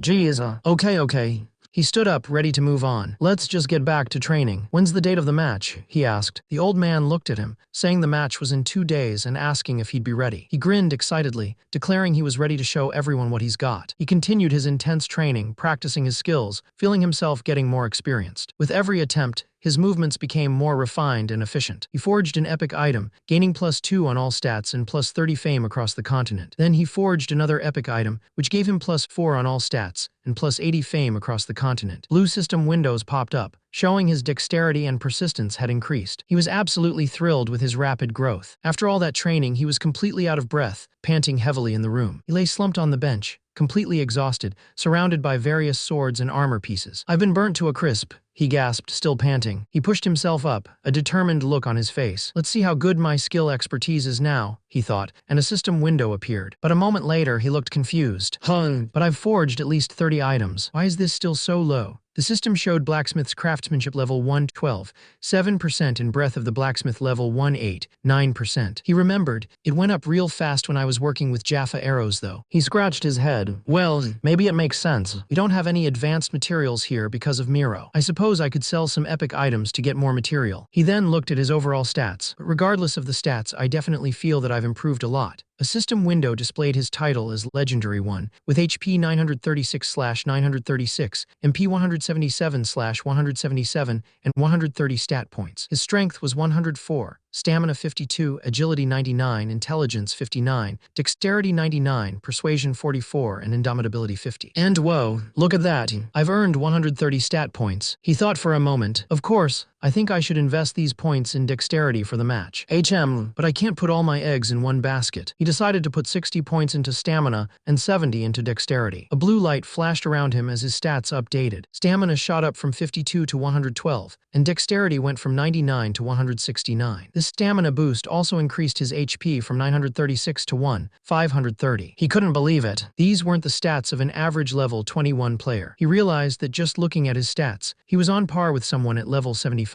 His status window showed his username as Grid, level 21, with the class Pagma's successor and the title Legendary 1. His HP was 536/536, MP was 177/177, and he had 0 stat points left. His strength was 104, agility 96, stamina 112, persistence 60, and dignity 44. He thought about how his stats grew every time he successfully forged a high-level item. This meant he could make up for his poor combat skills just by increasing his stats. Of course, that would mean a lot of hard work, but he knew that's what he was best at. He knew that tomorrow was the big day, the day of the match. A man with a pink hood and a black face mask looked around, amazed. "Well, it looks like everyone in town has gathered here." He turned to a woman next to him, also wearing a pink hood. "I heard that these guys are the ones trying to protect the smithy from Miro. Not that it's our business, but..." The crowd roared, cheering for Grid. "Go, Grid! Give it your best shot. Protect Khan's smithy." Some people in the crowd saw Grid and thought he looked like a low-ranking newbie. They complained that if it was just a match between beginner blacksmiths, it would be boring and they should leave. Meanwhile, the stout,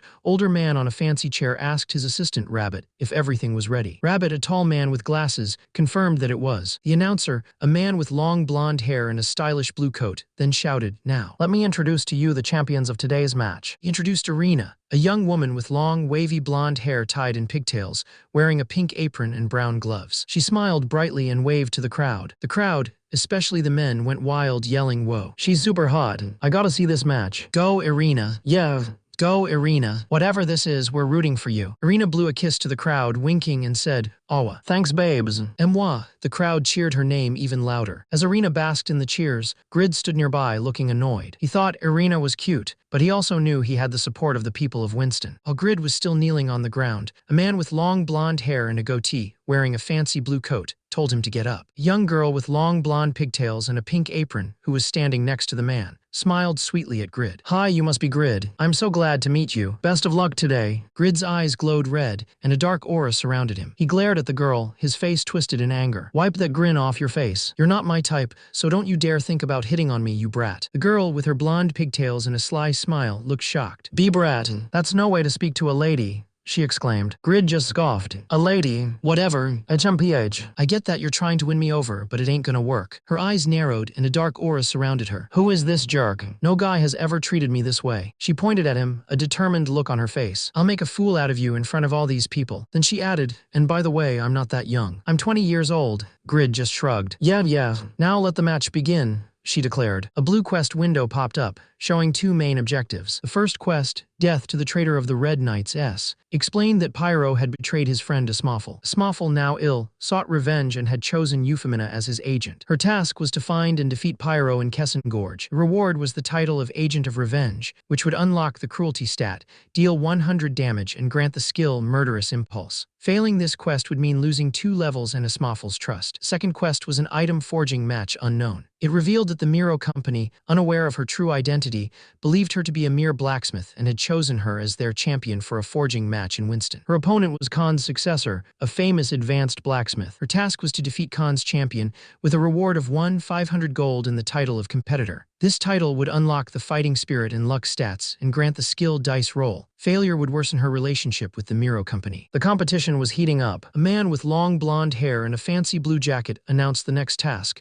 making a dagger. Each champion had 3 hours to create a masterpiece, and the one who made the better dagger would win. The female contestant, with her long blonde hair and pigtails, thought about the rewards. If she won, she'd get a new title and stats. But something about the quest bothered her. A system window popped up, detailing the item forging match. Unknown, it said Miro Company was looking for a champion to represent them against Khan. The reward was 500 gold, the title of competitor, which unlocked the fighting spirit stat, the luck stat, and the skill rolling dice. The unknown part made her wonder. She looked at her male opponent, a man with short brown hair and a white t-shirt, shoveling coals into a forge. She wondered if unknown meant his skill was at an undisclosed level. But she quickly dismissed the thought. Anyhow, it shouldn't matter. My strategy is set, she thought as she began shoveling coals into her own forge. Her eyes glowed with a sinister purple light as she smirked. I'll just duplicate his skill. The moment he starts forging, she declared, a dark aura surrounding her. She thought about how if they both used the same skill, the one with more luck would create a better dagger. It was a gamble, but she felt she had a 50-50 chance. She smirked, confident she would win. Suddenly, she heard the loud clang of a hammer against metal. The man was already forging. Her eyes widened in shock. What? He's already forging, she exclaimed. She quickly tried to calm herself. Stay calm. It's just a difference in ability, she thought, then declared,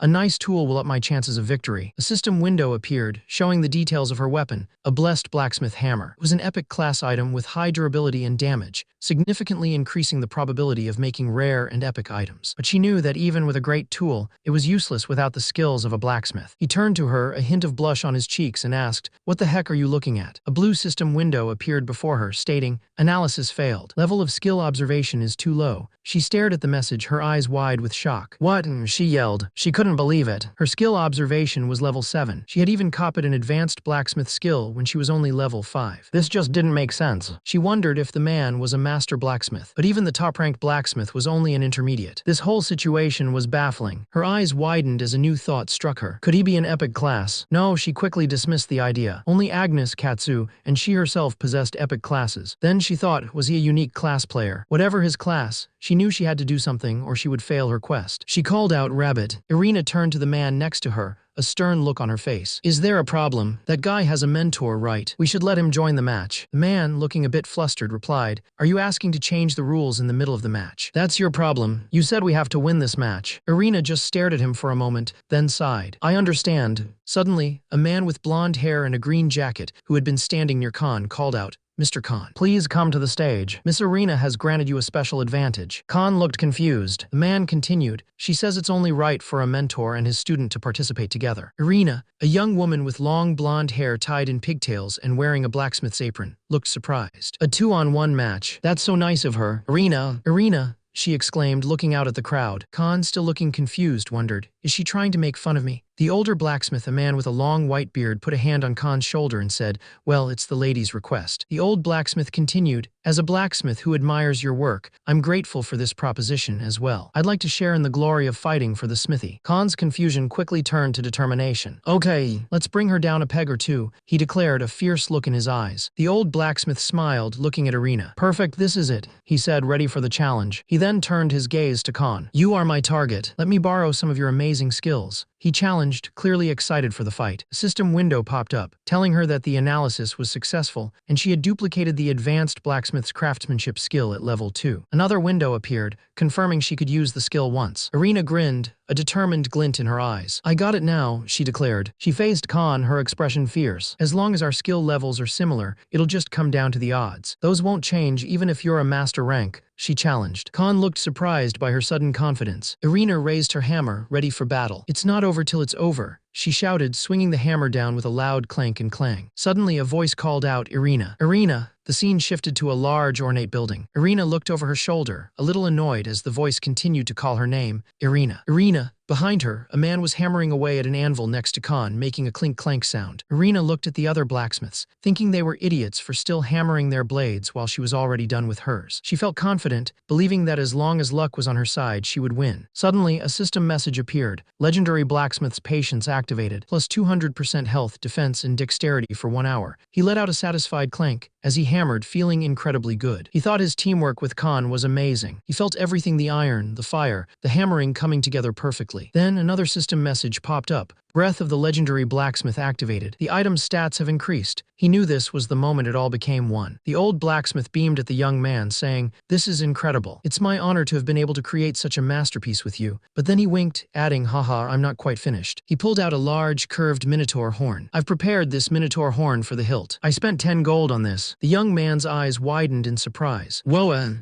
Suddenly, Irina, a young woman with long blonde hair, held up a newly forged dagger, its blade glowing purple. She had completed her dagger. Everyone was amazed. "It's as beautiful as its creator," someone exclaimed. "And she made that masterpiece in under 3 hours. Even the main character had to admit. I don't want to admit it, but she's pretty amazing too. That kid wasn't all bluff. She's got skills." The host, a man with blonde hair and a green coat, then announced, "Now let's take a look at its characteristics, shall we?" A blue system window appeared, showing the dagger's details. The details were incredible. A dagger of bewitchment, epic class, with 122-127 damage and an 89% attack speed bonus. It had a special ability to bewitch enemies. The crowd cheered, declaring it Irina's clear victory. The main character, however, wasn't going to let it get to him. "I shouldn't let that get to me." "Focus," he thought, sharpening his own weapon. Another judge, a man with a red beret, commented, "Oh, not bad at all. A dagger that can bewitch people. Yes, it's quite exceptional work." The old man with the long white beard and hair said that the girl's skills were astounding for her age, even on par with his own. But then he looked at the young man and smirked, asking if she still had nothing on him. The young man's eyes glowed with power and he grinned, saying, "Damn right. I just finished mine." He then added that he was a bit worried the audience might have a heart attack after seeing what he'd done. Suddenly, a large ornate gate slammed shut with a loud crash. Then a group of guards, dressed in armor and carrying spears, marched forward with heavy stomps. The guards' heavy stomps echoed as they approached the table where Grid and the old man were working, making Grid wonder what was happening. One guard, looking furious, pointed his sword at Grid and yelled, "You vermin." Grid's eyes widened in shock as the guard continued, "We received word that you are in cahoots with the criminal hero. You are under arrest." Suddenly, a status window appeared before Grid, showing his current stats. Username Grid level 21 class Pagma's successor title Legendary 1. His HP was 1, 536/1, 536. MP was 177/177, and he had 0 stat points. His strength was 104, stamina 112, agility 96, intelligence 59, dexterity 166, persistence 60, composure 44, indomitability 50, dignity 44, and insight 44. Window also noted that he had 2 out of 3 uses available for legendary blacksmith's creation. Another system window popped up, detailing the benefits of his class. Increased probability of additional options when making items, item enhancement, and all gear could be equipped. It also mentioned penalties applied according to equipment limits, an increased probability of gaining fame, and an increased probability of gaining approval. Below that, details of an item appeared, a blessed blacksmith hammer class, epic durability, 299/320 damage, 50-70. It had a 15% probability of making a rare item and a 5% probability of making an epic item. Description stated that this hammer was used by a prestigious blacksmith and assisted its wielder in making high-class items. The user requirements were level 150+, strength 100+, and intermediate blacksmith's craftsmanship. Suddenly, a huge gate slammed open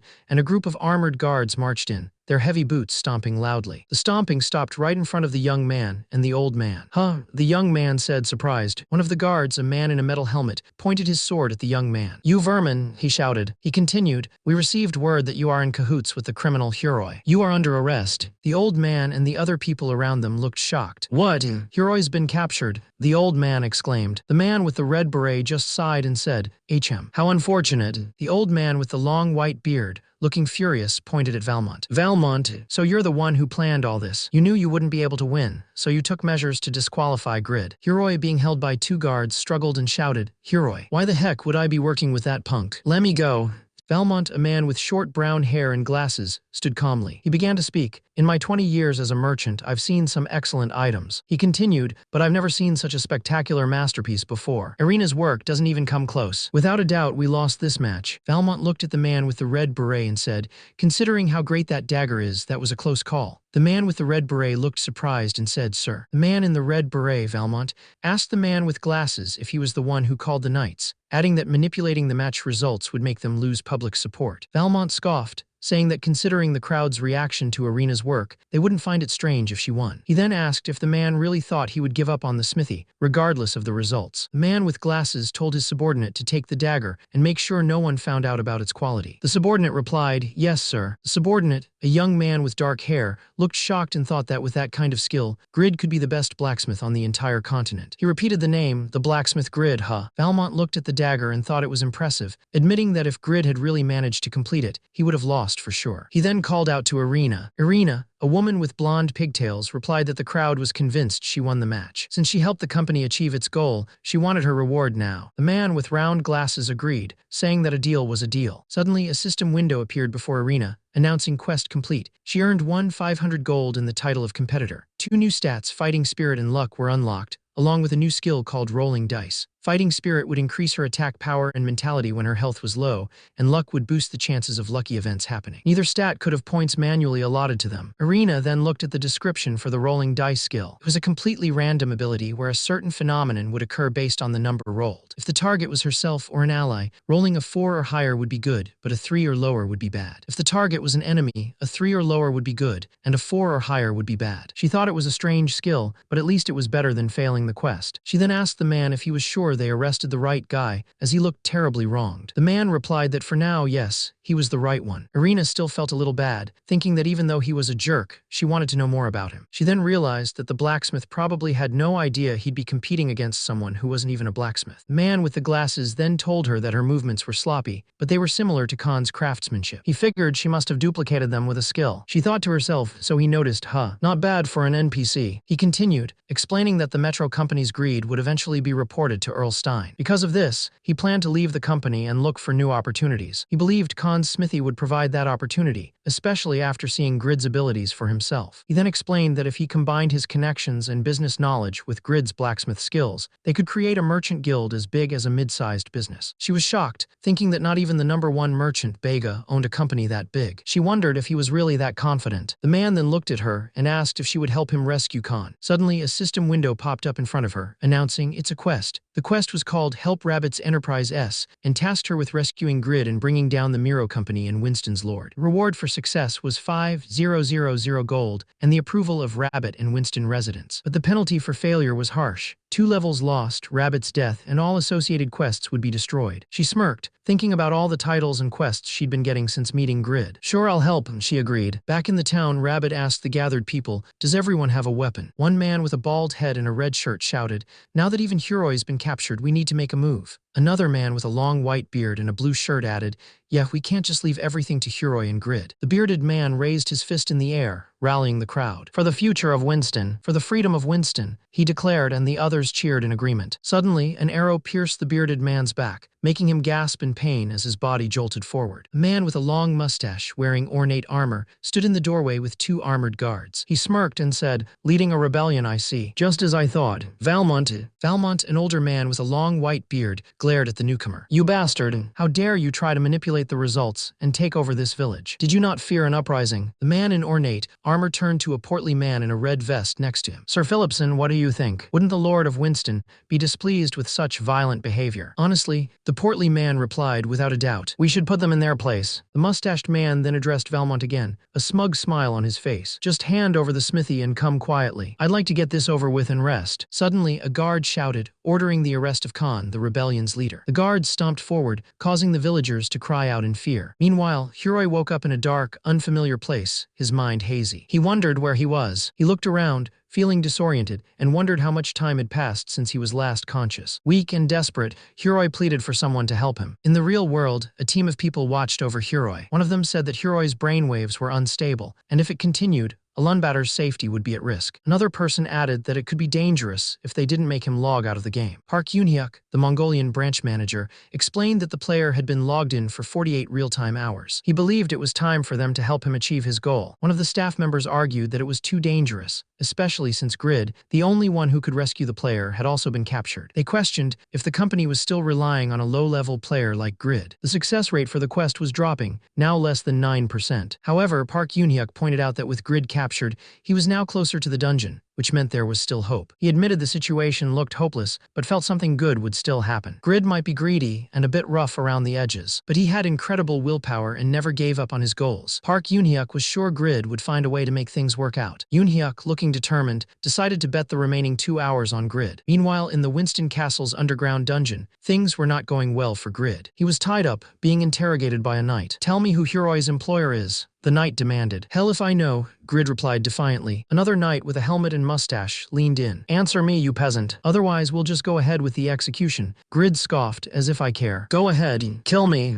He continued to taunt them. "This is something you punks plotted anyway. Just kill me, you spineless cowards." The knight with the mustache bristled. "What did you say? You little..." Grid realized that if he got locked up and lost the match, Khan could be killed after losing his smithy. But if this hot-tempered guy killed him instead, he could just resurrect and go back to Khan. So he thought, hurry up and kill me. Suddenly, a guard grabbed Grid from behind, putting a knife to his throat. Another guard, Leo, was told to calm down, because Grid wasn't a normal person. The guard said Grid would talk once he was locked in a solitary cell. Grid was shocked, thinking what? He knew Khan would be in danger if he was locked up. Plus, he couldn't play the game if he was stuck in a cell. He knew he had to act fast. "Sorry about this, Khan," he thought, knowing what he was about to do wouldn't be pleasant for his friend. He also looked at her weapon, the Dagger of Bewitchment. It was an epic-class dagger with 60/60 durability, dealing 122-127 damage and giving an 8% boost to attack speed. It also had an average chance of bewitching enemies, though its durability drained quickly if attacks were blocked. Finally, he pulled up a quest window, "Help Rabbit's Enterprise S." The quest explained that Rabbit believed Miro Company was doomed and wanted to destroy it to rebuild. The task was to rescue Grid and bring down both Miro Company and Winston's Lord. The reward was 5,000 gold and the approval of Rabbit and Winston's residents. But the penalty for failure was harsh. 2 levels lost, Rabbit's death, and all quests related to Rabbit would be permanently destroyed. The guard declared that the prisoner would talk once he was locked in a solitary cell. The prisoner, gagged and tied, was shocked. He thought about Khan, realizing his friend would be in danger if he was locked up. Plus, he couldn't play the game if he was stuck in a cell. Desperate, he tried to communicate, thinking he would spill everything if they just removed his gag. The guard, a man with a mustache and a helmet, told the tied-up prisoner he was sorry, but he'd be locked up until he talked. The prisoner, still gagged, screamed that he would talk. Suddenly, a blue system window popped up in front of him, announcing a new quest, Apostle of Justice S. The task was to rescue Hiroi within 7 hours. The reward included the title of Apostle of Justice, which would unlock a courage stat, add 10 to all his stats, and grant him the skill Unbreakable Justice. But the failure penalty was harsh. He'd lose 2 levels and gain the title of Coward, which would decrease NPC approval and quest probability. He recognized the quest immediately. Where have I seen this before? Oh, it's the quest Hiroi showed me, he thought,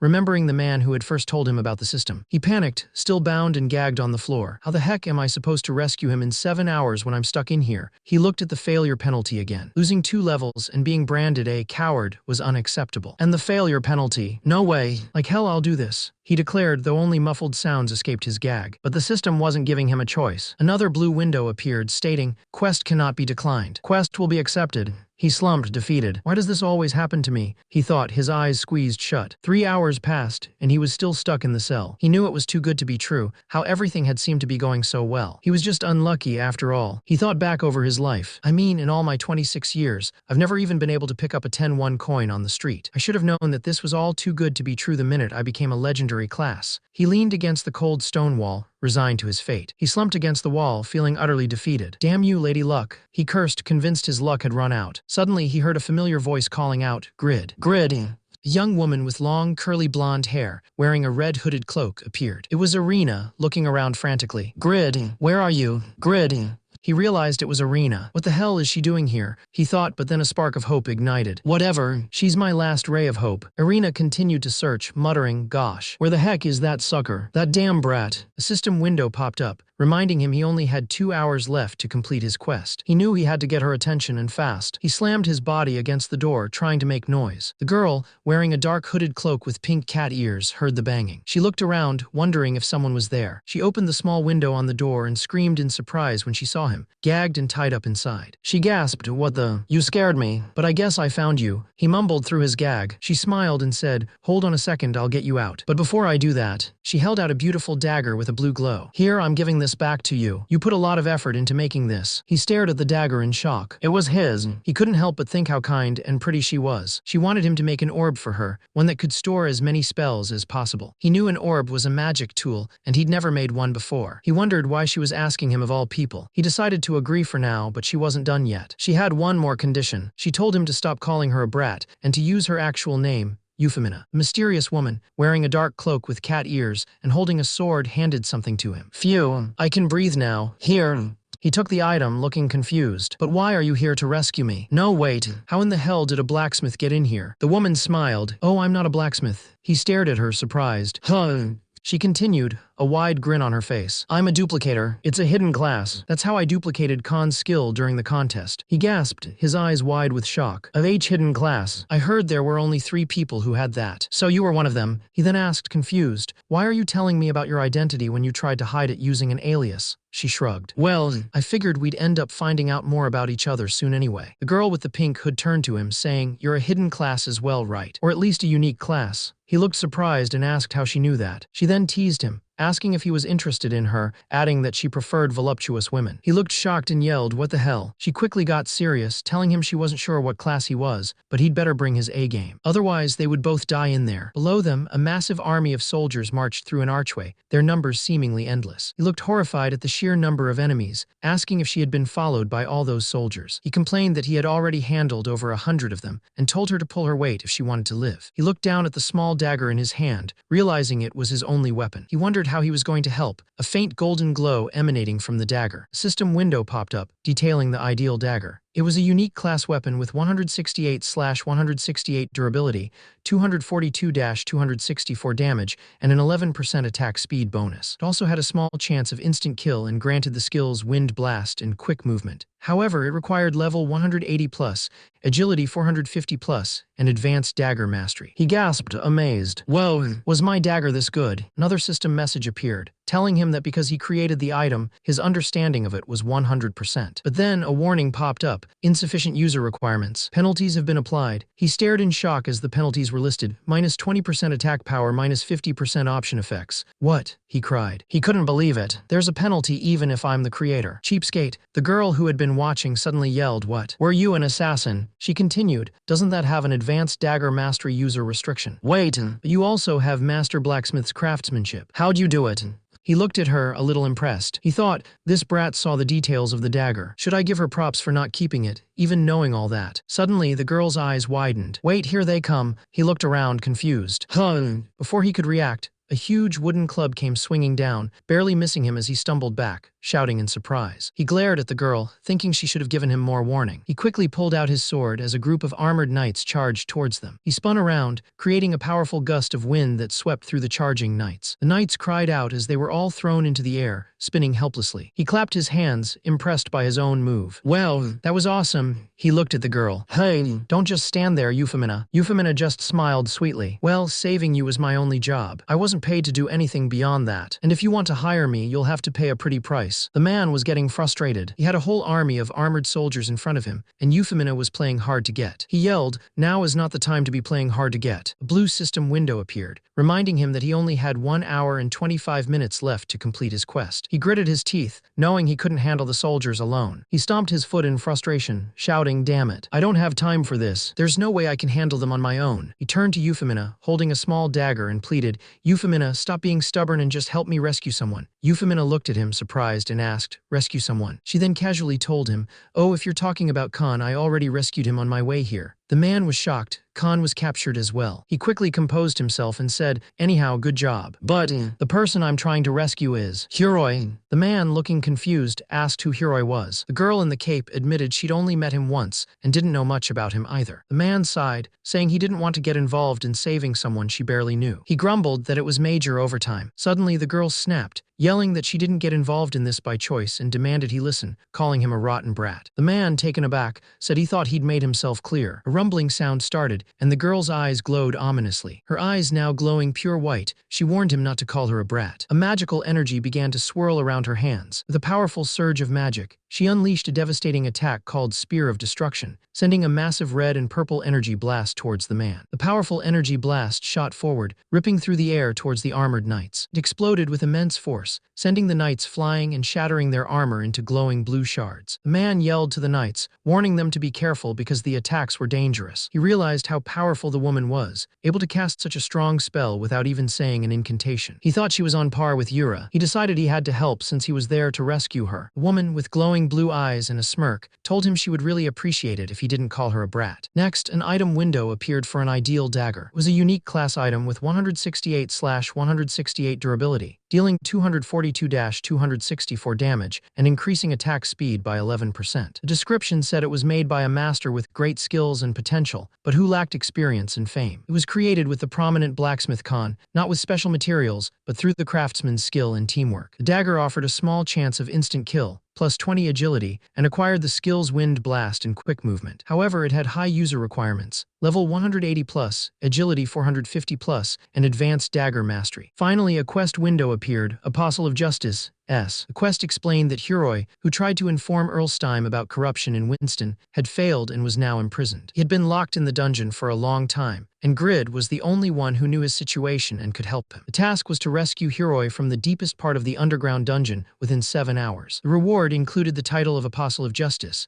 maximum approval from Winston residents, maximum fame in Winston, and a follow-up quest with Hiroi. The Apostle of Justice title would unlock the Courage stat, add +10 to all stats, and grant the skill Unbreakable Justice. The penalty for failure was severe, -2 levels, and the title of Coward, which would decrease NPC approval, reduce the chance of acquiring quests, and incur the scorn of righteous NPCs. As the two walked down a long, winding staircase, the girl in the pink dress with a black cloak, who looked like a mage, complained, asking how much further they had to go. The young man, dressed in a light shirt and dark pants, told her to stop whining, explaining that they still needed to reach the 4th level of the dungeon. A blue system window appeared, showing 1 hour and 25 minutes remaining to complete quest. The young man, looking annoyed, asked if she was sure the target was even here, suggesting he might be on an upper floor. The girl explained that she had already searched the top 2 floors while looking for him, and there was no one named Hiroi there. She added that a trustworthy informant had told her he was on the 4th floor. The young man, looking down the seemingly endless staircase, asked where exactly that was. Suddenly, a voice from below shouted that they were downstairs and to round everyone up. Both the young man and the girl looked down the stairs, startled. The young man, with a determined look, grabbed the girl's hand and declared they should go the other way, indicating a path off to the side. The girl, with her hood pulled back, crouched down next to a glowing blue flower. She looked excited, wondering how such a beautiful flower could bloom deep in a dungeon. Suddenly, the young man shouted, telling her not to touch it. She looked up, confused, asking what was wrong. He pointed down the hallway, showing her how everything was connected. There were tripwires leading to a treasure chest. The story is crazy, but you know what sucks? Waiting a week for the next chapter. Stop waiting and get the Dungeon Crawler Carl audiobook for completely free on Amazon. It is the highest rated series I have ever seen. With over 180,000 positive reviews, it has everything we love. Dungeons, systems, and a crazy talking cat. And the best part, it usually costs $25, but you get it for free. And it is yours to keep forever. Click the Amazon link in the description to start listening. More wires leading further into the darkness. He explained that since the traps were visible, it shouldn't be too much of a problem. But just as he said that, a huge axe swung down from the ceiling with a loud swoosh, barely missing him. The young man looked terrified as the axe squeaked back into place. He turned to the girl, who was now holding the glowing blue flower. She just smiled innocently, saying she picked it because it was pretty. The young man, Youngwoo, started to panic, telling himself to calm down. He was stuck with this stupid brat, who was clearly not taking their dangerous situation seriously. Suddenly, a spiky metal ball on a chain swung out of nowhere, smashing into the ground where Youngwoo had just been standing. He barely dodged it, yelling, "Yikes." He turned to the girl, who was now happily munching on the glowing blue flower. She simply said, "Well, I was hungry." Then she pointed, looking excited. "Look, Grid, it's another pretty flower." Youngwoo looked horrified as another spiked trap swung out. The traps went off all around them, with loud crashes and booms, forcing Youngwoo to dodge frantically. Finally, he landed on the ground, completely fed up. "Hey, Euphemina, enough already," he yelled. "How many times do I have to tell you that it's a trap?" Euphemina, looking annoyed, explained that it was safer to activate traps as they went so they wouldn't get caught later. She added that she was already working overtime, and Grid should be grateful she was even letting him look for Huroi. Suddenly, two armored figures appeared in the tunnel behind them, shouting that they had found them. Grid immediately jumped down a hole in the ground, telling Euphemina that it was the quickest way to the lower level, and she should take care of things up top. He landed hard, complaining that he couldn't fight without armor, but told her to just blast the enemies with a fire spell while he went to find Huroi. The armored figures stomped forward, and Euphemina, clearly frustrated, called Grid a selfish jerk. She yelled back that if she used fire in such an enclosed space, they'd all be toast. Grid from below simply asked if that was so, and told her that since she was there, she might as well help him out. Grid thought about how she claimed to be a duplicator. He wondered if that meant she could duplicate any skill. He knew magic was powerful, but it always took time to cast a spell. Yet she could use her skills without any casting time, which felt unfair to him. But he also realized that, thanks to her, he didn't have to worry about watching his back. From above, she yelled down, "I'll leave it to you, little brat." Frost Queen's breath. A massive surge of ice erupted from her, freezing everything in its path. Grid watched the ice spread, letting out a relieved sigh. He wondered how many enemies there even were. It was a lot. He thought about using a wide-range flame spell, but quickly dismissed the idea, knowing he'd get caught in the explosion. He still had 11 spells left from Pyro's quest. He knew he wouldn't lose fighting against a few guards, but he was starting to feel the pressure. He looked at the guards surrounding him and realized that the strongest 5 knights of Winston weren't among them. This was a good sign. One of the guards, realizing someone had escaped, yelled for his men to split up and find him. They immediately agreed. Suddenly, a bright sword of light spell slashed through the air, hitting one of the guards and sending him flying. The woman, a beautiful sorceress with long blonde hair and a dark cloak, floated in the air, holding a glowing orb. She replied, "Luckily for Grid, I'm a woman of my word." She then thought, "I have 10 spells remaining. I can only hold out for so long, so you'd better hurry, Grid." Meanwhile, Huroi was struggling, feeling like he couldn't last much longer. Suddenly, Grid heard a familiar voice yelling. That's Huroi's voice. He realized, looking around. He wondered if Huroi was nearby, annoyed that the guy had gotten him into this mess. Grid vowed to get back at him once he found him, but then he saw someone else. It was a knight with blonde hair, wearing silver and blue armor, holding a sword. The knight Leo recognized Grid and declared, "You're the one from before. I am Leo, a knight of Winston." Leo the knight glared at Grid. "I heard about your escape," he said. "I knew you'd come here if you were truly Huroi's accomplice." Grid's eyes widened in panic. He thought, damn it, if he's a knight, he has to be at least level 180. What do I do? Leo smirked. It looks like you grew a spine in that short amount of time." Grid shot back, "And it looks like you're still all talk." Leo lunged forward, his sword flashing. Leo shouted, "Be grateful that I'm the one taking your head." Grid gasped, *T. Did I rile him up too much? He quickly activated 2 skills, Blacksmith's Rage and Quick Movement. A system window appeared, showing that his attack power and attack speed increased for 20 seconds, and his agility and evasion rate increased for 1 minute. Grid felt a surge of power. He thought, let's give it a shot. Suddenly, the knight lunged forward with incredible speed, his sword aimed directly at Grid. Grid barely managed to block the attack, the sword clanging against his dagger. Grid gasped, realizing how fast the knight was. He knew if it wasn't for his dagger's special skill, he would have been dead right there. The knight, furious that a mere blacksmith had blocked his attack and insulted him, felt his pride wounded. He roared that he would no longer hold back. His sword burst into flames as he prepared to unleash a powerful flame attack on Grid. The enemy warrior lunged forward, his flaming sword ready to strike. He screamed, "Die, you bastard," and unleashed a powerful flare attack. Grid barely managed to dodge, a system window flashing, showing he had sustained 17,300 damage. His health points hit rock bottom, but then another message appeared. Immortality activated. All damage would be neutralized for 5 seconds. Grid, wide-eyed, realized how close he'd come. "What the? Talk about intense," he muttered, quickly chugging a potion. "First, I need potion." Suddenly, the enemy warrior stopped his attack, the flames around him dying down. Grid looked on, confused. Why did he? Stop." The warrior stood there, steam rising from his body, clearly in pain. "Why you bastard?" he gritted out. Grid finally understood. If the warrior had used a massive flame attack in such an enclosed space, it would have caused a dust explosion. killing them both. If I use flame in an enclosed area like this, we'll be toast, you moron. A dust explosion. So this was why. The knight looked up at him, his face charred and burned. He could barely speak, asking what had been done to him as he sizzled. The warrior smirked, telling the knight he simply used his superior skills, and that the situation had worked out perfectly for him. Suddenly, multiple system notifications popped up. He had defeated a Winston Knight and earned the title Knight Slayer. He also got a prison key. Then a whole cascade of level-up messages appeared, one after another, filling the screen. He was now level 45. He clenched his fist and shouted, "Yes." The man in armor, Hiroi, looked up, shielding his eyes from the sudden brightness. A young man with dark hair and a casual outfit stood in the doorway. He said, "I was going to beat the crap out of you for what happened to me." He continued, "But I guess I'll just let it go since you already look like shit." "What do you say, Hiroi?" Hiroi stared, shocked, and stammered,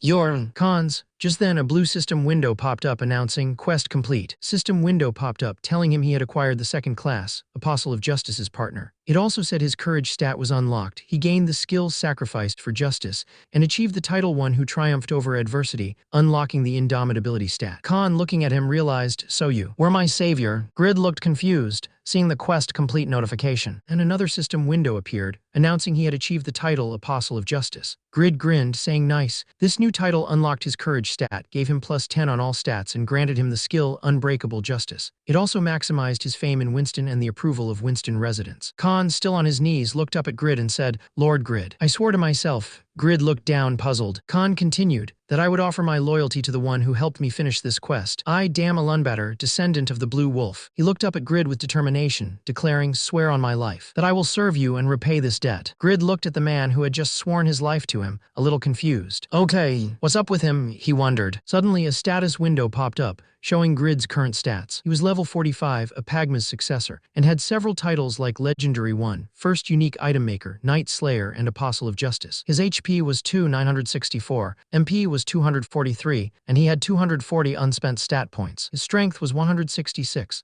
Stamina 244, Agility 118, Intelligence 91, Dexterity and Impressive 391, Persistence 82, Composure 66, Indomitability 74, Dignity 66, Insight 66, and Courage 10. He also had 2 out of 3 uses left for Legendary Blacksmith's creation. System also detailed his class benefits, which included increased chances for additional options and item enhancements when crafting, the ability to equip all gear, though penalties applied based on equipment limits, and increased chances of gaining fame and approval. Then, a quest completion notification appeared for Apostle of Justice.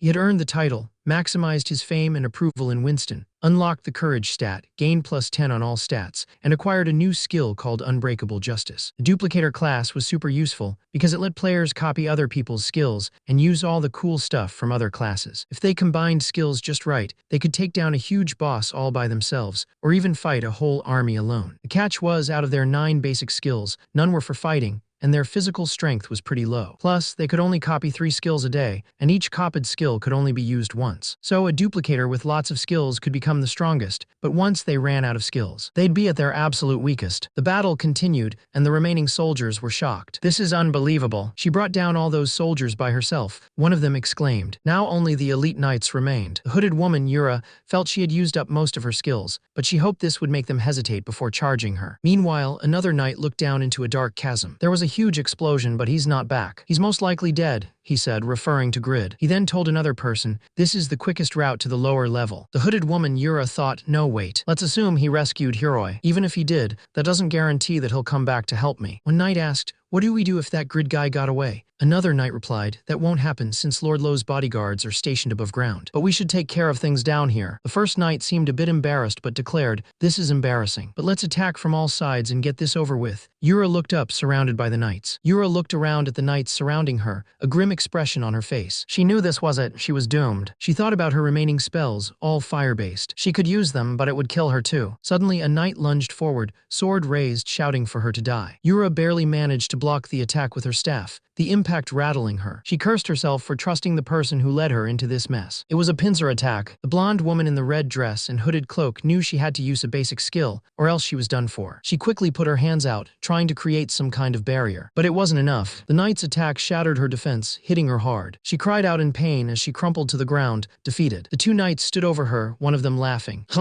"She's already worn out. I was nervous for nothing." Another knight with long dark hair glared down at her. "This is for those 500 souls you killed. You reap what you sow, wench." He raised his sword, ready to strike the final blow. The girl, with her long blonde hair and blue eyes, glared up at the knight, sweat beading on her forehead. She thought this wasn't over yet. She knew she was in a bad spot. A system window popped up, showing a rolling dice option. If the target was herself or an ally, rolling a 4 or higher would be favorable, and a 3 or lower unfavorable. If the target was an enemy, rolling a 3 or lower would be favorable, and a 4 or higher unfavorable. The girl's eyes widened. "G-Grid," she exclaimed, a wave of relief washing over her as she saw a man with short brown hair and a white shirt, and another man with brown hair and green armor standing there. She smiled, a hint of annoyance in her voice. "Seriously, you should have gotten here earlier. Then I wouldn't have cursed at you so much in my head." One of the men with a dark, long hair and a beard looked shocked. He realized that if the main character was here, it could only mean one thing. Leo the Northern Nova was defeated. The main character, with his dark hair and red eyes, smirked. Didn't know about any Nova, but he had indeed fought a shitty mutt named Leo in a fair one-on-one duel, and he won. The men were stunned, calling it impossible. As the main character took a step forward, they started to back away, challenged him to try them if he dared. A woman in a hooded cloak realized that NPCs instinctively back away when an opponent's level is higher than 30. Their strong reaction meant his level must be incredibly high. The men in their armor were furious, calling him a mere blacksmith. But then one of them, a man with a white beard, urged caution. The man with the white beard warned that, since the main character defeated Leo, he must have some tricks up his sleeve. He added that the intensity in the main character's eyes showed he was not someone they could beat. The main character, with a confident smirk, warned the knights to get out of his way before they ended up like Leo. The knights flinched, clearly intimidated. One of the knights thought that even though the main character seemed weak, his ability to intimidate them so much meant he must be an extremely high-level player. He then praised Lord Grid,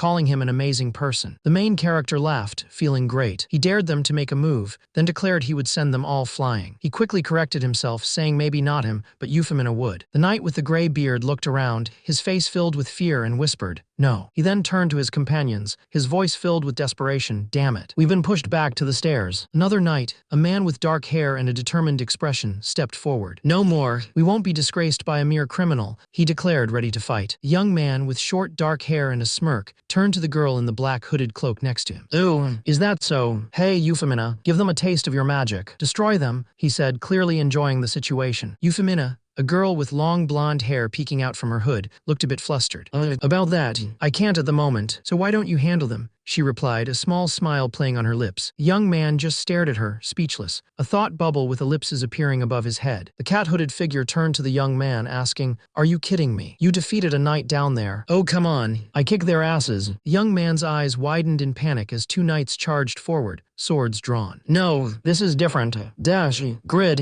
One of the knights, a burly man with long dark hair, lunged with his sword, roaring, "How dare you belittle us? I'll slaughter you, you lowlife." The young man barely dodged the attack, feeling the wind of the blade as it sliced past him. "Ugh, he's so fast. Knights are no joke." His face contorted in fear as he realized his mistake. *T. Did I go overboard with the insults? The knight in shining armor swung his sword, aiming directly for the young man. But just as the blade was about to connect, a blinding flash of light erupted around the young man, deflecting the attack with a powerful force. His friend, standing behind him, screamed his name in shock. The knight cried out in pain, clutching his chest as if he'd been hit by his own attack. His friend rushed forward, astonished. "What the heck? Are you all right? How did you do that?" The young man smirked confidently. "Yes, I'm fine. Perfectly fine." A blue system window appeared, showing a skill called Strong Will. It explained that the skill could resist all attacks for 10 seconds, used 200 MP, and had a cooldown of 2 hours and 30 minutes. He explained, "It's a priceless skill I acquired after enduring that hellish quest." The man in the simple white shirt stared in shock, his eyes wide. "What was that?" He blocked a knight's sword with just his body. The woman beside him, wearing a dark hooded cloak, looked equally stunned. The man mumbled, "Beats me. We're not exactly friends, so..." Suddenly, the armored man turned to them. "Lord Grid, you two should get out." The man in the white shirt looked confused. But what about you?" The armored man shushed him, a determined look on his face. "I'll stay behind and stall them. After all, I owe you my life." The man in the white shirt gasped, "What are you going to do?" He then turned to the woman. "Let's go, Euphemina. He says he'll handle it." As they ran, the man in the white shirt called back, "Hero, hang in there for as long as you can. I'll see you next time if our paths cross." Behind them, two knights charged forward, one shouting, "You bastards. You think you can just run away like that?" The other knight blocked their path, yelling, "Not so fast." The young man, not letting them get away, activated his orator's skill, Spiteful Tongue. He cursed at them, calling them bastards and scumbags. A system message appeared, confirming that the opponent's stats had all decreased. The knights reeled back, groaning that their bodies felt weak. The young man then declared he would use his newly acquired skill. He clenched his fist, and a powerful energy gathered around it. With a determined look in his eyes, he shouted, Eat this. Unbreakable justice. He unleashed a powerful purple glowing punch. The system window confirmed his skill. Unbreakable justice deals 300% of his attack power. A powerful light erupted from his fist, hitting the 3 armored men in front of him. The armored man grunted, then looked at him in confusion. He smirked, realizing his bluff had worked. He thought, I knew it. It's a useless skill. For a weak orator like me. One of the armored men, now enraged, shouted, Why you? Punk. It was a bluff. Bind him and throw him into a cell. He fell to his knees as the guards moved in. The man who was just shouting realized his quest was cleared and thought he could log out. He knew this situation meant the end for the Lord of Winston too. He closed his eyes, thinking about how it had been 50 hours and he could finally rest. He felt he had done everything he possibly could. He then appeared to be back in the real world, looking at the screen with a determined smile, while a girl with blonde hair and a hood looked on with concern. He wished Lord Grid good luck. Another window displayed his skills. Strong will, which allowed him to resist any attack for 10 seconds, costing 200 MP with a 2-hour and 30-minute cooldown. Below that was Unbreakable Justice, which dealt 300% of his attack power, costing 350 MP with a 100-second cooldown. The story then ended with a to-be-continued message. Step by step, the two of them climbed out of the dungeon, the light growing brighter with each stride. Finally, they burst out of the dungeon's entrance, into the open air. The man, with short dark hair and wearing a white t-shirt and dark pants, threw his arms up in joy.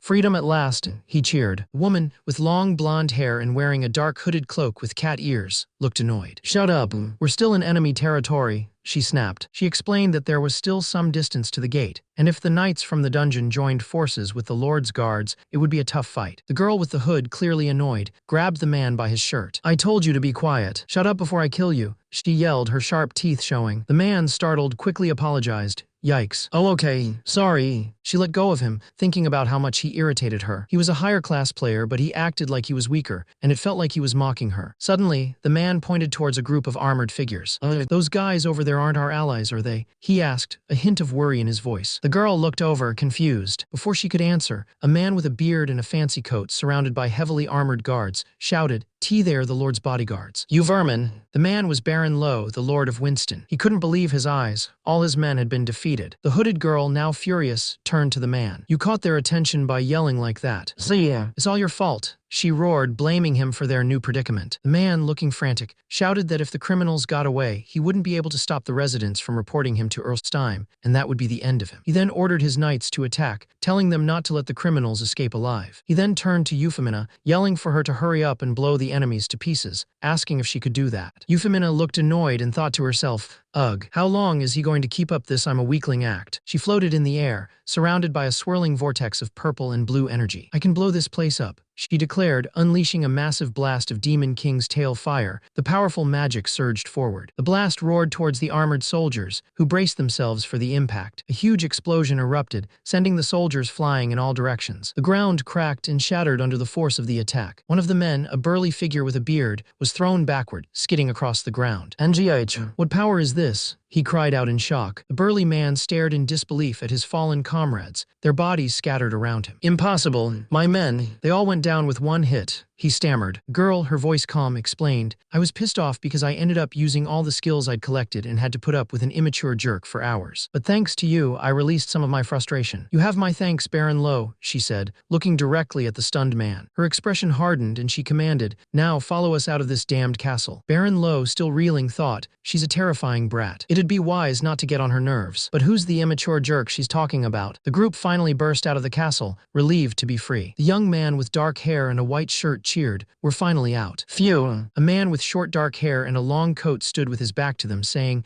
well done, you two. But then he paused, realizing something was off. He turned to face them, and the young man with dark hair immediately recognized him. Isn't that Rabbit from Miro Company? He exclaimed, seeing the man with glasses and a group of strong-looking individuals behind him. The tied-up man, still thinking Rabbit was there to help, joyfully shouted, Ooh, Rabbit, you came to rescue me. The young man with dark hair looked shocked, realizing his mistake. Crap, how could I have forgotten that he's with Miro Company? That means we're not done yet, he thought, his face filled with dread. He then asked Rabbit, they look strong. Are these guys your men? Rabbit, with a slight smile, replied, that's right, Miss Arena. Grid was shocked, realizing Euphemina was working with them. He wondered if this whole rescue was a trap. He thought about how these were all Miro Company guys, and he wasn't just going to let them attack him. Suddenly, a ding sound indicated a system message. He saw his stats, class, Pagma's successor. He had 4 titles. Legendary 1, First Unique Item Maker plus 200 Dexterity, Night Slayer plus 100 Stamina plus 30 Strength, and Apostle of Justice plus 10 on all stats. His HP was 2, 964/2, 964, and MP was 243/243. He had 240 stat points. There were about 10 men, and luckily they weren't armed. He also noted his current stats. Strength, 166, Stamina, 244. He realized he didn't have any armor, so he decided to use his stat points to boost his attack and defense. He allocated 150 stat points to Strength, bringing it to 316. Then he put 90 stat points into Stamina, raising it to 334. Grid gritted his teeth, knowing he had to fight. He thought, it might not be enough to beat them, but I have no other choice. Even with his boosted stats, Grid was still really nervous. He held his dagger tightly, but he didn't realize how strong he had actually become. With his special dagger, Grid was even stronger than players who were level 100 in combat classes. However, all his past experiences of being weaker than everyone else made him doubt himself. He looked at his dagger thinking, I'll probably die if I fight them. But before he could dwell on his fear, Valmont, still tied up, shouted, Rabbit, what are you doing?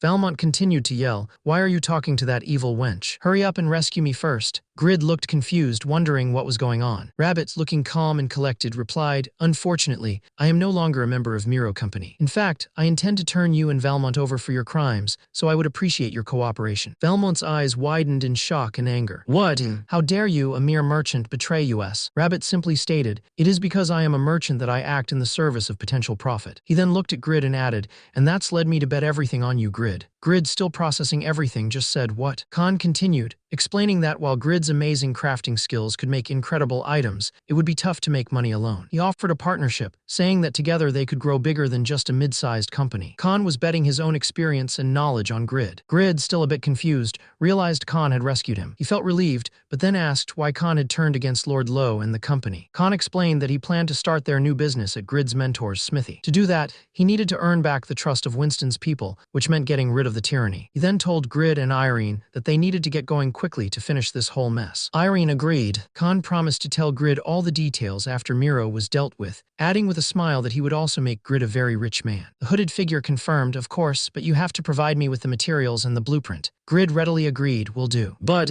you seem quite obliging. The hooded figure smiled warmly. I had a fun time. See you later, Grid. The man thought about how exhausted he was and decided it was time to log out. But then he realized things were really looking up. The profit he was making in this world was like that of a mid-sized company in the real world. He pumped his fist, excited that he was finally going to be rich. Meanwhile, an older man with glasses and a woman in a hooded cloak were talking. The man asked if something had happened inside, because Grid seemed intimidated by her. The woman waved her hand dismissively, saying it was nonsense and Grid was just fooling around. The man was surprised, saying that Grid was skilled enough to handle a knight by himself in a duel. He wondered if Grid was stronger than a knight. He couldn't believe it. How could a blacksmith be so strong? Unless he suddenly realized who Grid might be. There was only one person who possessed such incredible abilities, the legendary blacksmith Pagma. Everything made sense now. Grid's strength and his blacksmithing skills were all because he was Pagma's successor. He was amazed that he was dealing directly with Pagma's successor. He was sure that with Grid's help, they could build a huge company. Rabbit and Eupheminus successfully brought the Miro Company to its knees, and the crimes of both Baron Lowe and Valmont were reported to Earl Stein. Baron Lowe and Valmont, tied up and surrounded by armored guards, were sent to the frontier. There, Earl Stein had them executed, finally bringing an end to the whole messy incident. However, Rabbit, the man who exposed everything, was also sentenced to 10 years in prison. He hadn't expected Earl Stein to punish everyone involved in the Miro Company's actions, even those who helped bring them down. Rabbit thought to himself, I saved my life by being a whistleblower,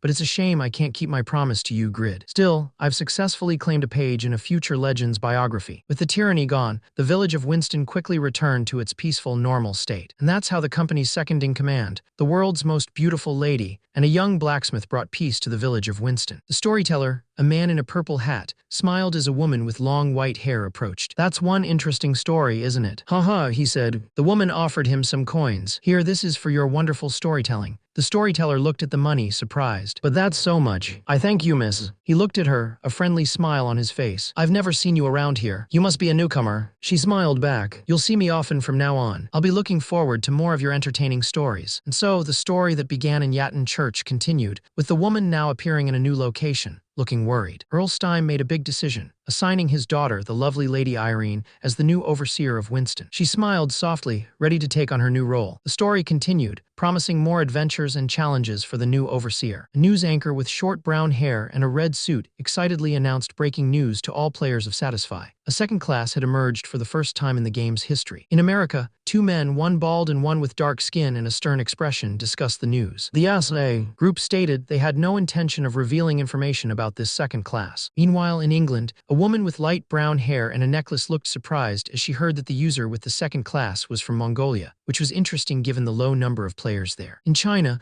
a woman with long dark hair and a dark top angrily declared that the SA group had leaked this information on purpose as a power play. She warned that everyone needed to be cautious of Satisfy's influence on players. In Japan, a woman with long brown hair and a man with spiky purple and black hair sat at a table. A woman confidently stated that since Japan already had an epic class player, the next double class player would surely be Japanese. The man with spiky hair then pointed out that Satisfy was a Korean game and Korea had the most players. He wondered if the new player could be Korean. A woman with long hair disagreed, saying that besides Yura, Korea didn't have any notable rankers, so she saw no possibility of it being a Korean player. A man wearing glasses explained that with a second class, players get a wider range of weapons, new skills, and boosted stats. He added that players also get 2 extra stat points every time they level up. A young man with spiky hair, sitting at a table with a bowl of food, thought that 2 extra stat points was totally unfair. He figured whoever got this second class was super lucky and wondered who it could be. The sun set over a city full of tall buildings. Inside one of them,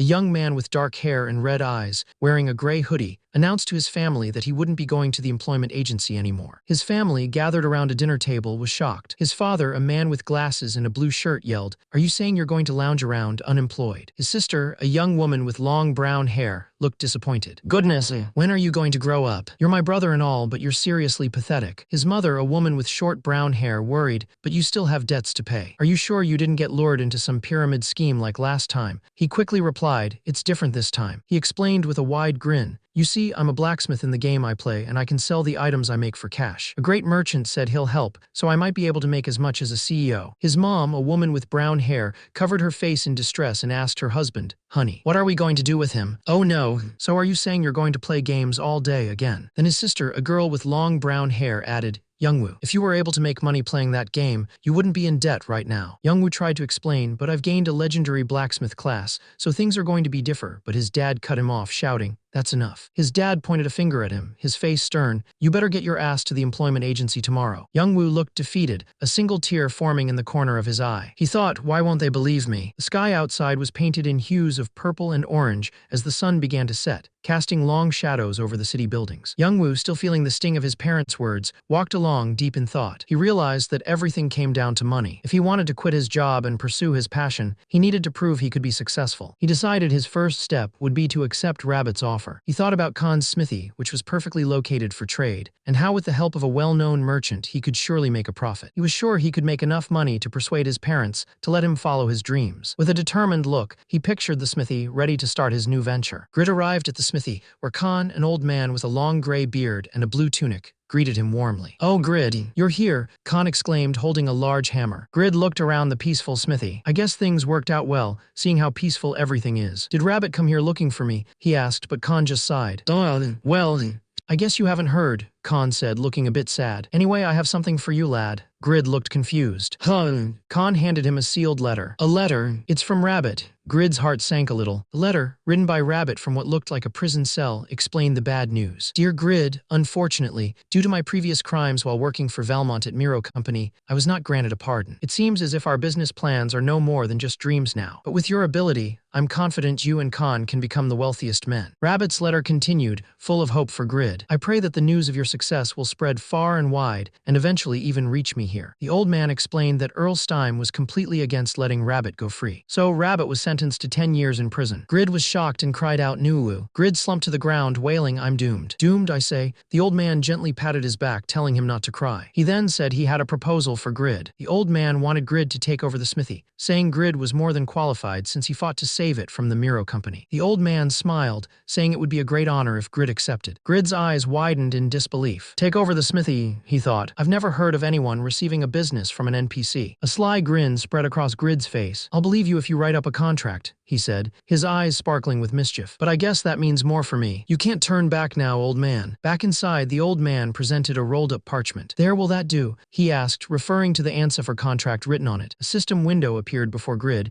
confirming his new status. "You have acquired the position Smithy's successor." Grid's face lit up with an excited, wide smile as he held the contract. Grid was ecstatic, thinking this must be a dream. He knew he'd have to work incredibly hard, but the idea of owning a smithy in the future was exhilarating. The old blacksmith, Khan, then asked if Grid was ready to start his training to become the smithy's owner. Grid, full of energy, shouted, "Yes, sir. Let's get started." A woman with long, fiery red hair and a revealing black and red outfit stood before a system screen displaying items for sale. She looked frustrated, scanning through listings for Jaffa arrows, intermediate potion, and intermediate agility potion. She couldn't find what she was looking for, and wondered aloud why she couldn't find those special Jaffa arrows from before anywhere. She thought about how blacksmiths usually made thousands of arrows, but this particular one disappeared after only making 99. She wondered if another guild had snatched him up. Two men stood nearby, one with brown hair and a blue bandana, the other with short brown hair and a purple top. One of them, looking at a woman with long red hair and a revealing outfit, said, "Ooh, that's Jishuka, the guild master of T-Zetica Guild. She's so hot. Maybe I should make a move on her." Jishuka, with a fierce glare and glowing eyes, turned to him and warned, "Move aside. Before I kill you." The man quickly backed down, saying, "Yikes. Yes, of course." Suddenly, a guild chat window appeared before Jishuka, and she started typing. She then looked up, her expression serious, and declared to her guild members, "Listen up. If you guys don't find that blacksmith by the end of this month, it'll be hell training for you all." On the guild chat, a man with short blonde hair and a wide smile said, "Nice. I love hard training." But another man with blue hair and a worried expression quickly responded, "Shut it, Regaz. None of us want to go through that." A woman with long red hair and a fierce expression, who seemed to be the boss, glared at the man in the hologram. She said they didn't have enough clues and there were too many players. But then she declared, "If it's impossible, then make it possible." She continued, saying that if a small elite guild like theirs wanted to get stronger, they absolutely needed that blacksmith. She let out a frustrated grunt. The blue-haired man from earlier, now looking even more worried, wondered where Regaz was. He guessed the boss would use Regaz to relieve her stress, wishing him good luck. Suddenly, a notification popped up. "Vantner has logged in." The red-haired boss looked surprised. She immediately confronted Vantner, a bald man with a beard, asking how he could sleep for 7 hours and what if his rank was topped. Vantner calmly replied that he was looking at something interesting online, which made him late. The boss then asked Vantner if he had heard of Winston Village. He seemed to recognize it, asking if she meant the village next to Baron. Vantner explained that there was an item forging match in Winston Village, and one of the players made an epic-class dagger in just 3 hours. He was sure it had to be the person they were looking for. The boss agreed, saying that no one, not even the #1 blacksmith Panmure, could make an epic item that fast. She then ordered everyone to head to Winston Village immediately. Her subordinates were surprised, asking if she meant right now. With a fierce grin, she warned them that the last one to arrive would be dead meat. And so, the adventure continued. A man in dark armor with spiky brown hair fought fiercely. A system message popped up, confirming he had defeated a poison pioneer and gained 543,500 experience points. He left a trail of defeated monsters, their bodies lying still on the blood-soaked ground. Another system message appeared, stating he had defeated a guarded pioneer and gained 617,000 experience points. More monsters lay dead around him,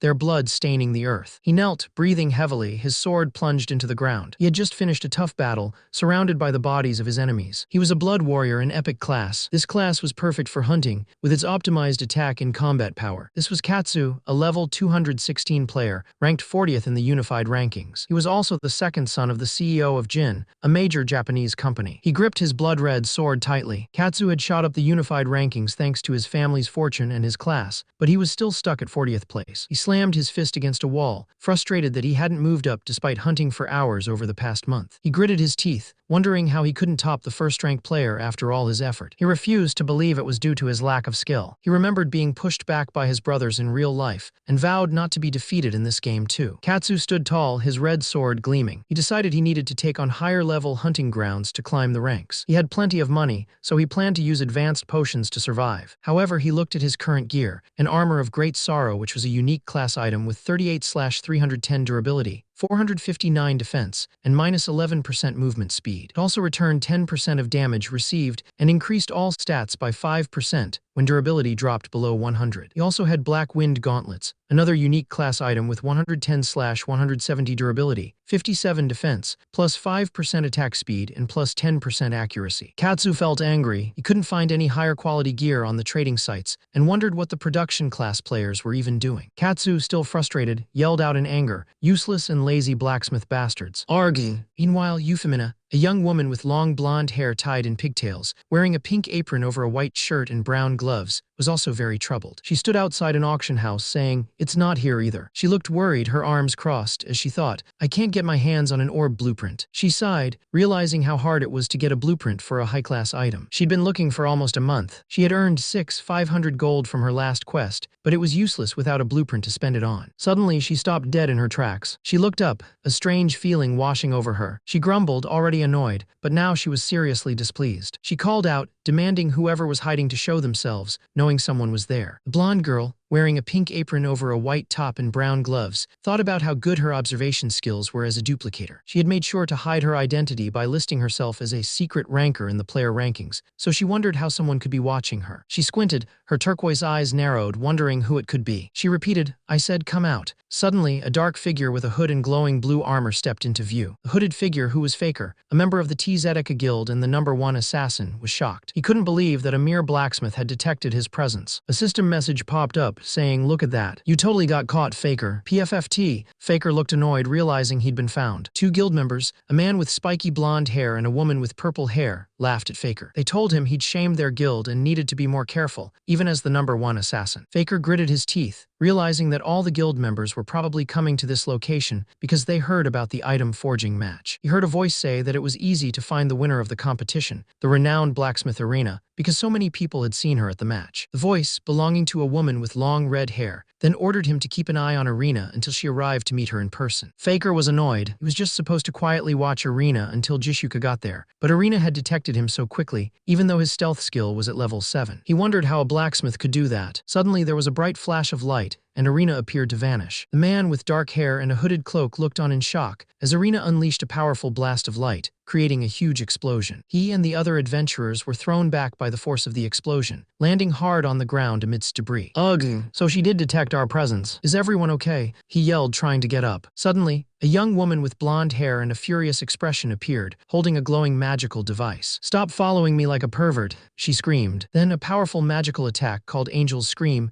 erupted from her, a massive wave of energy and lightning that surged through the air. The adventurers screamed in pain as the attack hit them, clutching their heads. "Argy, how can a blacksmith use such high-level magic?" The hooded man cried out, blood dripping from his face. The hooded man, still reeling from the attack, suddenly looked up with wide, panicked eyes. "Wait, what if she isn't the blacksmith we've been looking for?" he exclaimed, a new realization dawning on him. He thought this must be a trap set by other guilds, trying to mislead them with fake information about the special Jaffa arrows. He even wondered if the news about an item forging match was a lie. He couldn't believe his guild, Tzedaka, had been fooled by such a dirty trick. He glared at the young woman. "Which guild are you from?" he demanded. She just looked back at him, confused, and asked, "What?" She sighed, annoyed. "Geez, why are all the guys I run into psychos?" she muttered. Then her eyes narrowed, as if watching me wasn't enough. "You're threatening me now. I've had enough of you." With a powerful surge, she unleashed a blinding bolt of lightning. The man, cloaked in dark robes, was surrounded by crackling energy. He looked at her, impressed. "You can cast a spell this powerful without an enchantment. That's quite remarkable," he said, a faint glow surrounding him. He continued, "But you're no match for me." A powerful surge of energy erupted from him. With a swift movement, the man appeared right behind her, moving incredibly fast. He slammed his fist into her,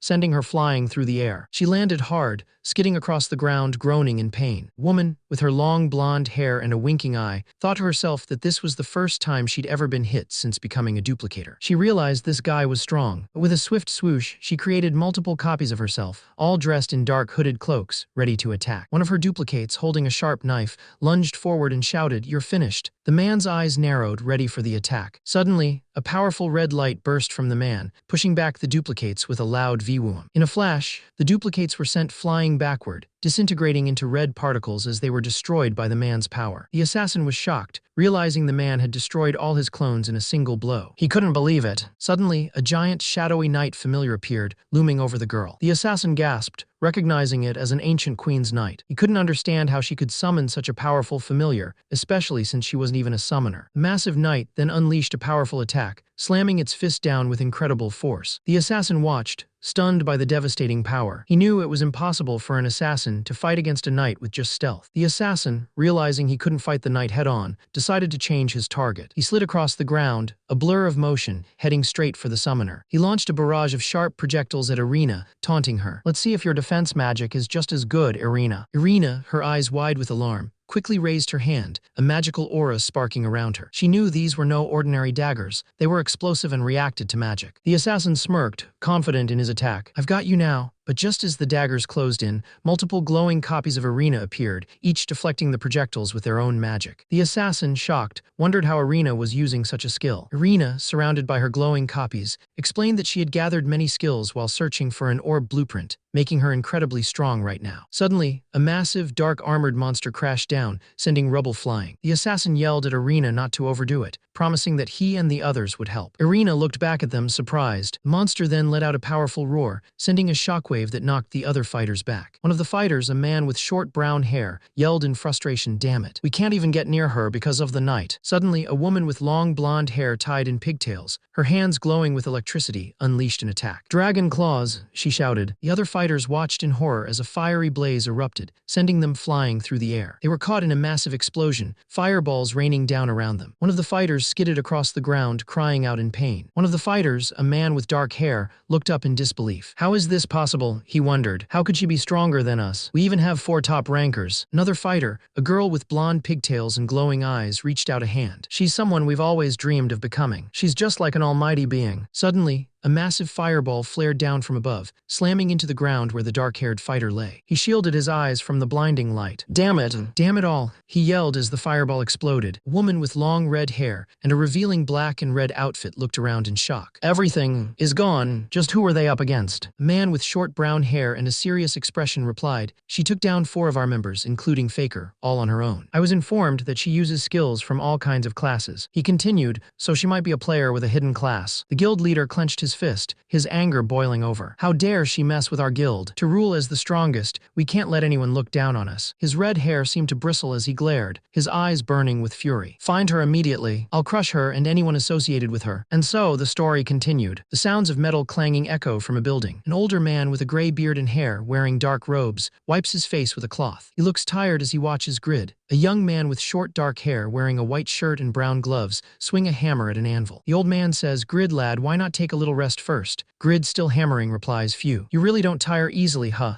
Grid pauses, looking at the old man. "Well, I've been hammering away for a whole month now, so I've gotten used to it. During that time, I've learned a few things." He explains, "The first thing is that you don't get a lot of experience points making the same item repeatedly." He holds a glowing piece of metal with tongs, ready to strike it with his hammer. Grid continues, "The second is that there are 2 requirements for making a high-class item. 1, using good materials. And 2, when using average materials, putting a lot of time into making it." He adds also, "Working with heavy ore does require dexterity, but strength and stamina are just as important." He wiped his brow, feeling tired. "Phew, guess I could use a break." He thought about his stats, feeling good about his stamina. A system window popped up, showing that all his stats had increased by more than 30 points since he started making items. A blue system panel appeared, detailing his legendary blacksmith's craftsmanship skill at level 2. Gave him a plus 12% bonus on all created items, and listed the bonuses for different item rarities. Rare items gave plus 2 to all stats and 30 fame. Epic items gave plus 4 to all stats and 80 fame. Unique items gave plus 12 to all stats and 300 fame. And legendary items gave plus 25 to all stats and 1,000 fame. He had also leveled up his item production skills, which was tough, but he managed. Another blue panel showed his breadth of the legendary blacksmith skill at level 2, giving him plus 7% on all stats of created items. He realized the problem was that even though he spent over 6 hours on every item he created, and had made 73 items so far, he had only managed to make 3 epic items. Just 3, he groaned, feeling disappointed. "So much for my legendary class." He tried to cheer himself up. "Well, at least I have this list of created items now." A new system window appeared, showing the list. He thought about all the lessons he took to become Khan's successor, which left him with dozens of blueprints. He felt like crying just thinking about how hard he worked to get each one. Then he remembered the girl who asked him to make an orb. He hadn't heard from her in a while. He realized that getting a blueprint and materials for a unique orb for free was a huge opportunity, even if the girl was a bit scary. Suddenly, a terrifying thought crossed his mind. What if he accidentally made a normal class orb instead of a unique one? He flinched, imagining her glaring at him, knowing she would skin him alive. He panicked, realizing she was absolutely capable of doing it. "What should I do?" he cried out. Just then, a voice from the doorway asked, "Is this Khan's smithy?" He jolted in surprise, recognizing the voice. "Gaia, EU Femina." Man with short brown hair and a scar over his left eye, wearing brown and gray armor, stepped forward and asked, "Are you Khan the blacksmith?" Khan, standing with the young man, replied, "Yes, I am Khan. How can I help you?" The armored man said, "I heard that you were in an item forging match against someone named Irina." Khan confirmed, "Yes, I was." The man continued, "Is she really a proper blacksmith? Did you see her forge the item herself?" Khan, clearly annoyed, responded, "I don't understand what you're getting at. She was a great blacksmith. Also, who are you people, and who gave you permission to barge in and ask questions like this?" One of the men, with dark hair and a stern face, pressed Khan further, asking if Miro Company was the only other party involved in the match, and if there were any other suspicious people. Before Khan could answer, the younger man with spiky brown hair, looking impatient, snapped, "Look, old man, we don't have all day, so hurry it up, will you?" This rude comment made the protagonist, Jinwoo, silently wonder why these guys were being so disrespectful. Jinwoo thought to himself that even though Khan was an NPC, he was still a person with feelings. He couldn't believe how they were treating an elderly man so disrespectfully. Jinwoo felt a surge of anger, thinking, "Who gave you the right to interrogate him like that?" The stern-faced man turned to Jinwoo, asking, "And who are you, little guy?" "I work here, and you're obstructing business." The spiky-haired man, still looking annoyed, shot back, "Then what do you expect me to do? Buy him flowers and ask him over dinner?" Huh? The stern man tried to calm him down, saying, "Hey, chill out." The stern man told the spiky-haired man to calm down, saying that the other guy was just a beginner. He added that ever since the Faker gang got beaten, the spiky-haired man had become too sensitive. The spiky-haired man turned to the older, bearded man, demanding more information about Irina. He mentioned that the older man's successor also participated in the competition, and asked what he knew about Irina. The bearded man simply replied that all they knew was she was their opponent in the match. The young man with spiky black hair, wearing a white t-shirt, thought to himself that they had no idea he was Khan's successor, though he admitted he probably didn't look the part right now. He then suggested they head back, and if there was nothing more to find here, they should go out and look around. As they walked out the door, the young man in the white t-shirt shouted after them, "Get lost and don't come back, you slimy, arrogant bastards." He then turned to the older man and said to look on the bright side because that match must have become the talk of the town. A new customer, a young man in red armor, approached the old man, Khan, asking to see his items. The young man in the white shirt, who was with Khan, noticed the new customer and thought about how popular Khan's products had become, drawing in more people. He smiled, thinking about how great it was to sell items right on the spot. He knew selling items at a street booth was tough because of all the bargaining and haggling, and auction houses or cash sales always charged fees. But Khan sold his items for him with zero commission, meaning he'd be rich in no time. Suddenly, his face twisted in frustration. He ranted about how his legendary class was only making normal items, and that something was definitely wrong with the game. He felt like he'd been waiting for a century for something good to happen. Meanwhile, at the group headquarters, a manager looked at an email and called out to MS Choi to come take a look. The manager, a man with short dark hair, read an email from a very angry player. The player claimed to be a legendary blacksmith, but couldn't craft any legendary items, only 3 epic ones out of 73 attempts. He accused the game company of manipulating success rates and called them frauds. The player's message continued with threats and insults, demanding they stop ripping him off. MS Choi, a woman with light brown hair and glasses, stood behind the manager and told him, "That's enough." The manager asked MS Choi why success rates weren't increasing as players leveled up. She replied, "It's simple." MS Choi explained that the player was a legendary class, but didn't actually know anything about the game's mechanics. The manager pointed out that if the player used legendary skills for all 73 crafts and still only got 3 epic items, his anger was somewhat justified. MS Choi agreed, saying that was what was bothering her too. She would prefer it if there was an error or manipulation on their side, implying something else was at play. The young man, wearing a gray hoodie and carrying a backpack, walked along, thinking that even though he was a legendary class, he was also bad luck incarnate. He thought about all the money he was making. He had sold 73 level 60 weapons and armor, making a net profit of 1,079 gold, which was about 1,294,800 Korean won or $176 US. He realized this was only from working 5 to 6 hours a day. If he worked all day, he could make even more. But despite all his efforts and how much he tried to convince them, his parents still looked down on him and sighed. He stomped his foot in frustration, wondering why. He thought he could just sell the ideal dagger to prove he could make a profit. But there were no players yet who had the advanced dagger mastery needed to use it. He realized that the market for such advanced items hadn't even been set yet, meaning he wouldn't be able to sell his dagger. With a sigh, he decided he'd have to go to the employment agency. The flyer advertised the best capsule room ever, with an exclusive offer for members joining on September 10th, a 30% discount on capsule fees for life. His eyes widened in shock. A lifelong discount, and it was today. This was exactly what he needed. Capsule fees usually cost 6 $0.0001, about $5. With a 30% discount, that would be a huge saving. He immediately took off running, heading towards the capsule room. He ran as fast as he could, thinking about how he could spend his mornings and evenings in the capsule room, then go home at night to play. He sprinted towards the building, excited about his new plan. He arrived at the Walha capsule room, which boasted up-to-date facilities and hotel-grade capsules. He threw his arms up in excitement, realizing this would be his new workplace. He was finally free from the employment agency. This day marked Shin Youngwoo's first day as a full-time blacksmith. Meanwhile, back in the game, people were clamoring for his items, asking if he had more and wanting some for themselves. Players gathered around, asking if there were any more items made by the unnamed master. Another player asked if the items were really that famous. A young man with a wide smile replied, "Didn't you know? Mid-level players can't get enough of them." He explained that while they were a bit pricey, they were at least 20% better than other items of the same level. One player, a man with dark hair and a determined expression, asked Mr. Khan where he could find this master to craft something for him. Other players urged Mr. Khan to tell them, but he looked away, clearly uncomfortable. Mr. Khan thought about how the master poured his all into each item, which meant they were always low on quantity. He also knew the master didn't want to be known just yet. Even after that day, players swarmed Khan's smithy, hoping to meet Grid. He hammered away, the clang of metal echoing through the workshop, but no one recognized the humble player diligently working at the forge. Not yet. A status window popped up, showing Grid's impressive stats. He was level 45, a Pagma's successor, and held the title Legendary 1. His strength was 350, agility 152, and dexterity a whopping 425. He also had several other titles like creator of the first unique item, Knight Slayer and Apostle of Justice, each giving him significant boosts. Another window displayed his skills, including Legendary Blacksmith's creation and Legendary Blacksmith's craftsmanship at level 2. These skills gave him increased chances for additional options, item enhancement, and allowed him to create items with blueprints, adding significant stat bonuses and fame for rare, epic, unique, and legendary items. His name would even be automatically engraved on items he created, giving an extra 7% boost to all stats and a small chance for special effects. A young man with dark hair and a white t-shirt held a metal helmet in his hands, looking up with a desperate plea. He said, "Please, please." He continued, "Damn it, please. I'm connecting online from a capsule room for 15 hours a day. Thanks to that,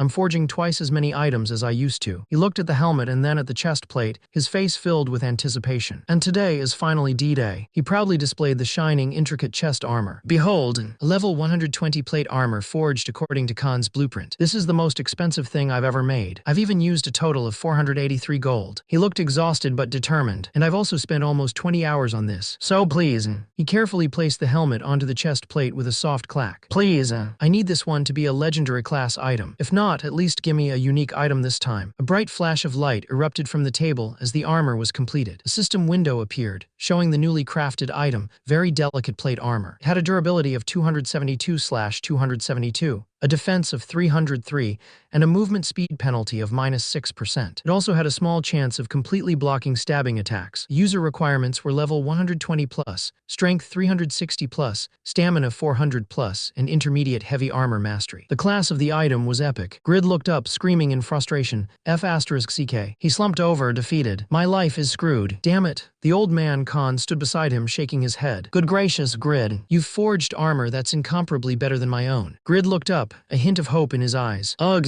How much do you think I can sell this for? Khan stroked his beard thoughtfully. It's hard to say, but I think this should be good enough to put out at the night's auction. I've seen the quality of the armor they wear, but it's nowhere near that of the one you've made. An auction, huh? The blacksmith's words made him think. He realized his crafted armor had a 20% stat increase thanks to his skills, plus an option effect. Even though knights were mostly level 180, this armor was much better than their average gear. The blacksmith told him he'd have to go to the castle himself, but there wouldn't be any fees. He asked what he thought of the opportunity. With no fee, he figured it was worth a shot and a good chance to get out and about. The blacksmith reminded him he had 2 days until the auction and suggested he try forging a few more items. He loved the idea, feeling a strong hunch that he'd finally make a legendary item this time. 2 days later, the blacksmith wished him a safe journey as he prepared to leave. The blacksmith, a kind old man with a long white beard, saw how tired the young man looked. He told him not to be disheartened, reminding him that he had still forged some amazing items. He then handed the young man a small wooden tag with a hammer symbol on it. He explained that only qualified people could join the auction, and this tag would get him in without extra inspections. A system message popped up, showing that the young man had earned the mark of Khan's successor. The blacksmith advised him to enjoy the experience at the auction, but not to expect too much. The young man agreed, saying he shouldn't get his hopes up. The story then shifted to Winston Castle, where an auction was being held. It was a big event. meant to gather high-quality gear for the knights, but also to find new, talented blacksmiths. Every year, the plaza at Winston Castle was packed with blacksmiths, hoping to get a supply contract with the castle's ruler. Grid looked around, amazed. Well, I know some of these people are NPCs, but I've never seen this many blacksmiths before. He grinned, thinking, I won't have a shortage of employees to hire once I become the owner of Khan's smithy. A woman announced to the crowd, the auction will begin soon. Please submit your listings after setting a minimum bid price. Grid thought, okay, here goes. He brought up a system window. First, I'll submit the plate armor. He then considered a pair of gauntlets. And maybe this gauntlet too. This one's alright. A system window appeared showing the item's details. Seemingly plain gauntlets, class, epic, durability, 83/83 defense, 29 attack speed plus 4% accuracy plus 8% user requirements, level 120, agility 100+. Grid scratched his head, thinking, the problem is, I don't know how to set an appropriate price. I won't get any bids if I set it too high. Just then someone asked, hey there, you need help? A friendly-looking young man with short white hair and blue eyes, wearing a blacksmith's apron, waved at Grid. Hey, I'm Stang. I'm a blacksmith too. This is your first time participating in an auction, right? Can I help you with anything? Grid felt relieved. Oh good, he's an actual player. But then a thought crossed his mind, though. His name sounds quite familiar. Grid thanked Stang. Thanks. I was stuck since I didn't know what a good bidding price would be. Stang looked surprised. But your mentor should have set one for you. Try checking your quest again. Stang offered to help. Let me show you. Share quest. A blue system window popped up showing Grid's quest. Mentor's errand. See, Razban the blacksmith has sent you on an errand. Task: submit Razban's creation to the auction. Reward 20 gold. Grid realized Stang had seen his quest. You're not submitting your own work. Grid shook his head. I'm afraid not. My items wouldn't stand a chance of selling at an auction like this. Stang beamed. But luckily, Razban is a great blacksmith. Look, isn't it awesome? A holographic image of a sword appeared before him. This is a level 190 rare class sword. Stang thought about how blueprints usually come from NPCs through quests, but he couldn't understand why his friend was getting so excited over a rare item. Stang, with a sparkly-eyed grin, said he'd love to see his friend's items too. His friend, however, looked a bit uncomfortable and said, sorry but no. Could you just tell me what an appropriate bidding price for level 120 items is? Stang slumped a little, disappointed. That's a shame, I was super curious. I would say, around 300 gold for a normal class item. His friend then asked about epic items, which made Stang's eyes widen. What? Did your mentor make an epic class item? That's super amazing. Stang, looking surprised, explained, if they're epic, regardless of the stats or options, I'd say. About 600 gold for a gauntlet and 800 gold for armor. The numbers hit him hard. 800 gold for armor was a whopping 880,001 in cash. He quickly calculated that even after taking out the cost of materials, the net profit of 2,000,001 was enough to pay for a week in the capsule room. He grinned, feeling like he was finally going to be debt-free. Stang, seeing his excited face, asked, what's up? Why you looked scary? No, never mind. Why you should go list your items now. He felt a surge of excitement. Awesome. I'm registered now, so I'll keep my fingers crossed. Come on, knights. Help me out.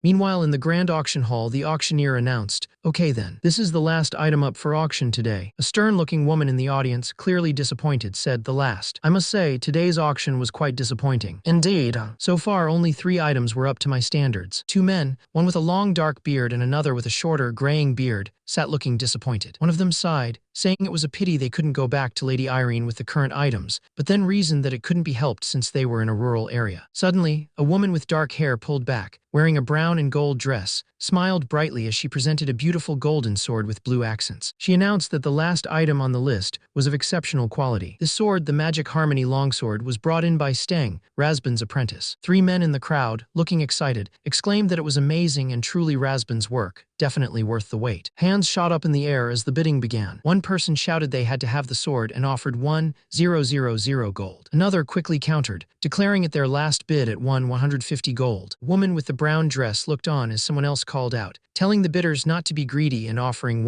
200 gold. But then she paused, looking surprised. She then smiled at the crowd, telling everyone to calm down. She had just been informed that there were still more items remaining to be auctioned. His friend told him they were finally announcing the bidding results. The man stretched, saying it was about time and asking if it usually took this long. His friend replied that the knights had high standards, but then pointed out that the auctioneer was appearing. The auctioneer, a woman with dark hair pulled back in a bun, smiled and thanked everyone for waiting. She announced that out of 110 items listed, only 6 had actually won bids this year. The crowd murmured in disappointment, and a man with blonde hair and a brown apron exclaimed, "What? Only 6? But I listed 7. The auctioneer continued, listing the sold items. Claris' necklace was sold for 453 gold, Gret's inner armor for 189 gold, and Piglet's potions for 15 gold each. The auctioneer's voice boomed, announcing the sale of Steng's longsword for an impressive 900 gold. The young man, Grid's apprentice, beamed with excitement, thinking about how happy his mentor Razban would be. Grid, however, just glared at him, telling him to ask Razban himself. He let out a forced laugh, clearly annoyed. A woman with her hair in a bun, dressed in a fancy brown and gold dress, stepped forward and politely asked Grid to follow her, explaining that the administrator wanted to speak with him in private. Grid looked surprised, pointing to himself and asking me. Why? The woman just smiled. Khan's apprentice, a young boy with white and gray hair, grinned and nudged Grid, telling him, you should go. I bet it's good news. Grid looked a bit skeptical, wondering, good news. The administrator, a distinguished-looking man with a mustache and slicked-back hair, greeted Grid warmly. You must be Grid. What a pleasure. Have a seat. I heard you're Khan's apprentice. You're very experienced, despite your young age. The administrator continued, saying he'd heard stories about Grid too, specifically about his reputation as a righteous blacksmith in Winston. He complimented Grid's fine character and skills, adding that Khan must have been an excellent mentor. Grid, taking a sip of tea, quickly corrected him, stating that his skills were his own, not Khan's. The administrator then got down to business, saying he would buy the items Grid listed for 500 gold. He then made a big proposal. Would Grid be interested in making equipment for all their soldiers? Grid's eyes widened, and he started to drool at the thought of such a massive order. Grid was completely overwhelmed by the potential earnings. He realized that 500 gold was almost 600,001 in cash, which was about $963. He couldn't believe it was worth 73 days of work at an employment agency, and he could earn it in just a week. He told himself to calm down, knowing there was something more important to focus on. He then told the man he loved his proposal, but his smithy was very busy, and he couldn't make equipment for all of his soldiers. The man responded, Is that so? Grid thought to himself that he had learned something important today. Even if it takes more time, higher-level gear is worth a lot more. He shouldn't waste time making mediocre stuff, so he decided to refuse the man's full offer. The man, with a grin, said he understood. He knew a blacksmith like Grid must put great effort into every item. Then he suggested, how about you make gear for our knights only? The man continued, saying he expected the quality of the equipment to be on par with the items Grid had listed earlier. The man with the mustache said that even though the deal was generous, Grid needed to promise quality work. Grid looked annoyed and thought, you're asking me for epic-level gear. That stuff takes ages to forge. You must think I'm some idiot. A system window popped up, detailing a deal with Administrator Vladdy. Grid had to forge and submit 3 epic-class swords, level 120-180, within a week. The reward would depend on the item's quality, but if he failed, the deal would be voided, and all follow-up quests would be deleted. Grid looked completely bewildered by this new information. He realized he had ended up taking the offer, and thought he should get to work right away. He reassured himself, remembering that 2 of the 3 items he recently forged were epic, so it wasn't impossible. He figured since he spent 20 hours on each item, a week should be enough time to make 3. Grid walked away, thinking about the kind young man. He was a nice kid. I should have said a proper goodbye, he thought, a slight regret in his expression. Suddenly, Grid's mood shifted dramatically. He exclaimed,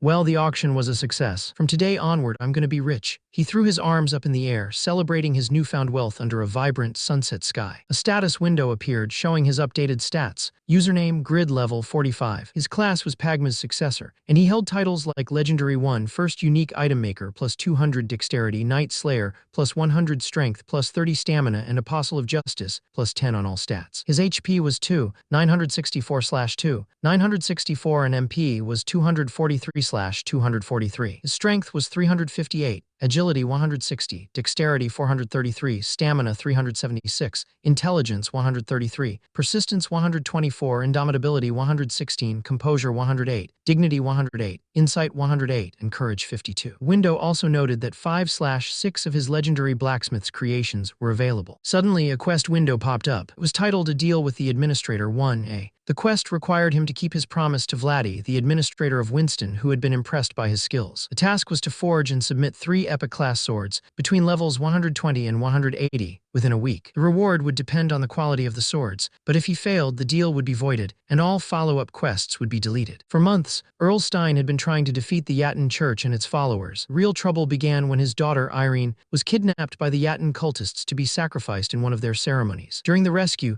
Earl Stein lost his most loyal knight, Doran. But the situation in the north was getting worse. The soldiers were fighting hard, but the cultists were incredibly stubborn. One soldier looked around, seeing others fallen, and said, "These bastards are so tenacious." Suddenly, someone spotted a figure in the distance. "Look, there's someone over there," he shouted. A woman with long dark hair, wearing a dark dress with red accents, appeared moving quickly. Things got much worse when the Blood Witch Yura showed up. She knew she was outnumbered and thought, this fight won't be easy. A system window popped up, showing a quest, the 8th Servant SS. The goal was to save the cultists cornered by Stein's army and become Yatin's 8th Servant. The rewards included the 8th Servant position and skills like infinite faith, preaching doctrine, and divine punishment. Failing would mean losing 5 levels and 1,000 faith. Yura looked determined, thinking, this class quest is everything to me. I'll complete it no matter what. She remembered meeting Agnes, the player ranked 7th in the unified rankings. She felt completely useless compared to his epic class. A knight shouted, be careful. The witch is. Prepare for battle. The witch, a young woman with long dark hair and a flowing black dress, stood ominously on the cracked earth, purple energy crackling around her. She tapped her foot on the ground,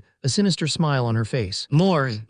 I want more power, she thought, her eyes glowing with ambition. With a powerful stomp, she unleashed a massive wave of purple energy, sending cracks through the ground and a large group of knights flying backward. Her eyes burned with determination. I will become a top-tier ranker, she declared, her ambition clear. Meanwhile, back at Winston Castle, a messenger frantically reported to Lady Irene, Lady Irene, we have 412 casualties, and 5 knights have been critically wounded. Lady Irene, a woman with long white hair and a blue and gold dress, slammed her fist on the armrest of her throne, her face twisted in anger. How could we have lost 1,000 soldiers and 8 knights to a mere 150 enemies when we outnumbered them? The messenger, kneeling before her, explained, according to a source, there's one cultist with immense power. I believe she must be one of the 7 servants. Irene's expression softened slightly as she looked down, clutching a small blue pendant. Doran! Her eyes hardened with resolve. I will avenge you. Your death will not be in vain. She turned to her advisor. Liam, I need you to come up with a new strategy and reorganize our ranks immediately. Meanwhile, elsewhere, a system window appeared, showing the details of a sturdy longsword. It had 250/250 durability, 200 damage, and required level 160+.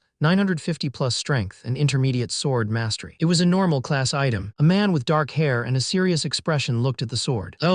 Although it's a normal class item, it is a fine blade indeed. Grid was furious. Are you kidding me? It's a normal item. It's plain as nothing. Khan, a kind old man with long white hair and a beard, quickly tried to calm him down.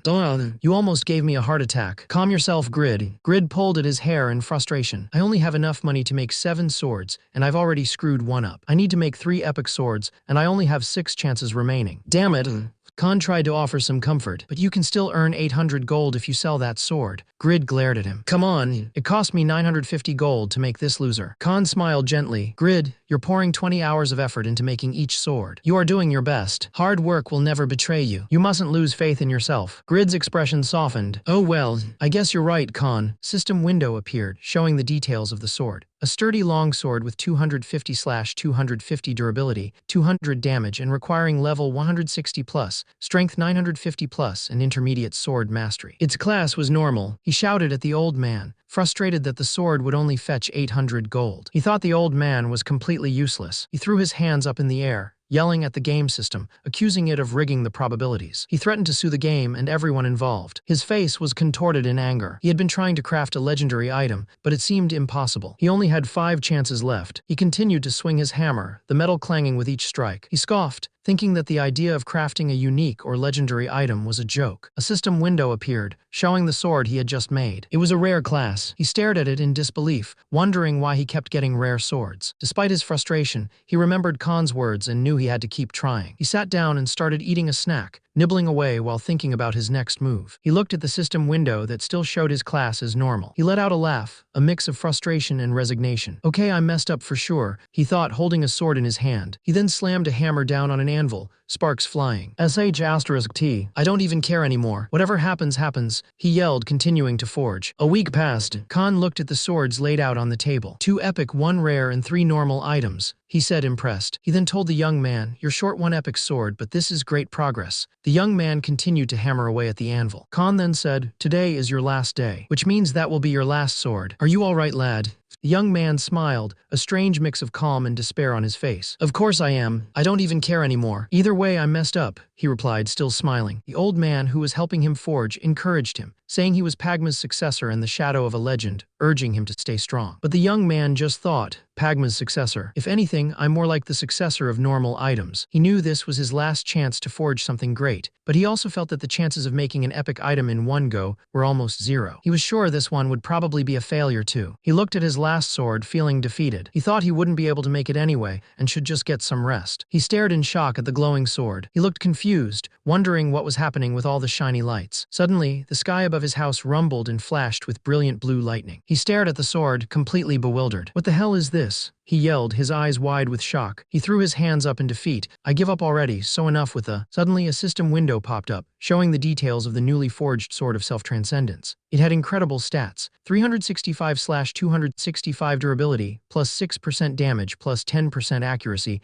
and plus 10% total defense rate. It even came with a special skill, Perfect State of Self-Transcendence, but required a user of level 160+, Strength 950+, and Advanced Sword Mastery level 2. Another system message appeared, congratulating him on forging a legendary item. He received a permanent boost of plus 25 to all his stats, and plus 1000 fame across the continent. Then, a final message declared he had achieved the title of only legendary item maker. He stared wide-eyed at the messages, completely shocked. He just blurted out, huh, as he looked at the old man. Then, foam started bubbling from the old man's mouth. He collapsed to the ground, groaning, Keikig. Ugh, he seemed to be in immense pain. Someone shouted, Khan, don't die on me. I gotta finish my class quest. It seemed like a desperate plea. Meanwhile, in a grand castle, a man addressed a woman with long white hair. Lady Irene, our second army has been defeated as well. Lady Irene, looking serious, asked, tell me, Sir Phoenix, was it one of the 7 servants again? Sir Phoenix, a man with a gray beard, replied, yes, my lady. Unfortunately, Irene realized so. This means that our conquest wholly depends on defeating this one cultist. Sir Phoenix confirmed that would be correct, but unless we have more reinforcements, that would be impossible. Irene's resolve hardened. Then we have little choice but to attack that cultist head-on. I will avenge Doran no matter how long it takes. A woman with long, light hair, dressed in fine clothes, looked out a window, wondering who was splashing around in the fountain below. It was Grid, soaking wet, holding up a shiny gold coin. He was ecstatic, shouting that he'd found money and couldn't believe he'd earned a gold coin just by swimming in the fountain. Suddenly, a man with a mustache and an administrator approached Lady Irene,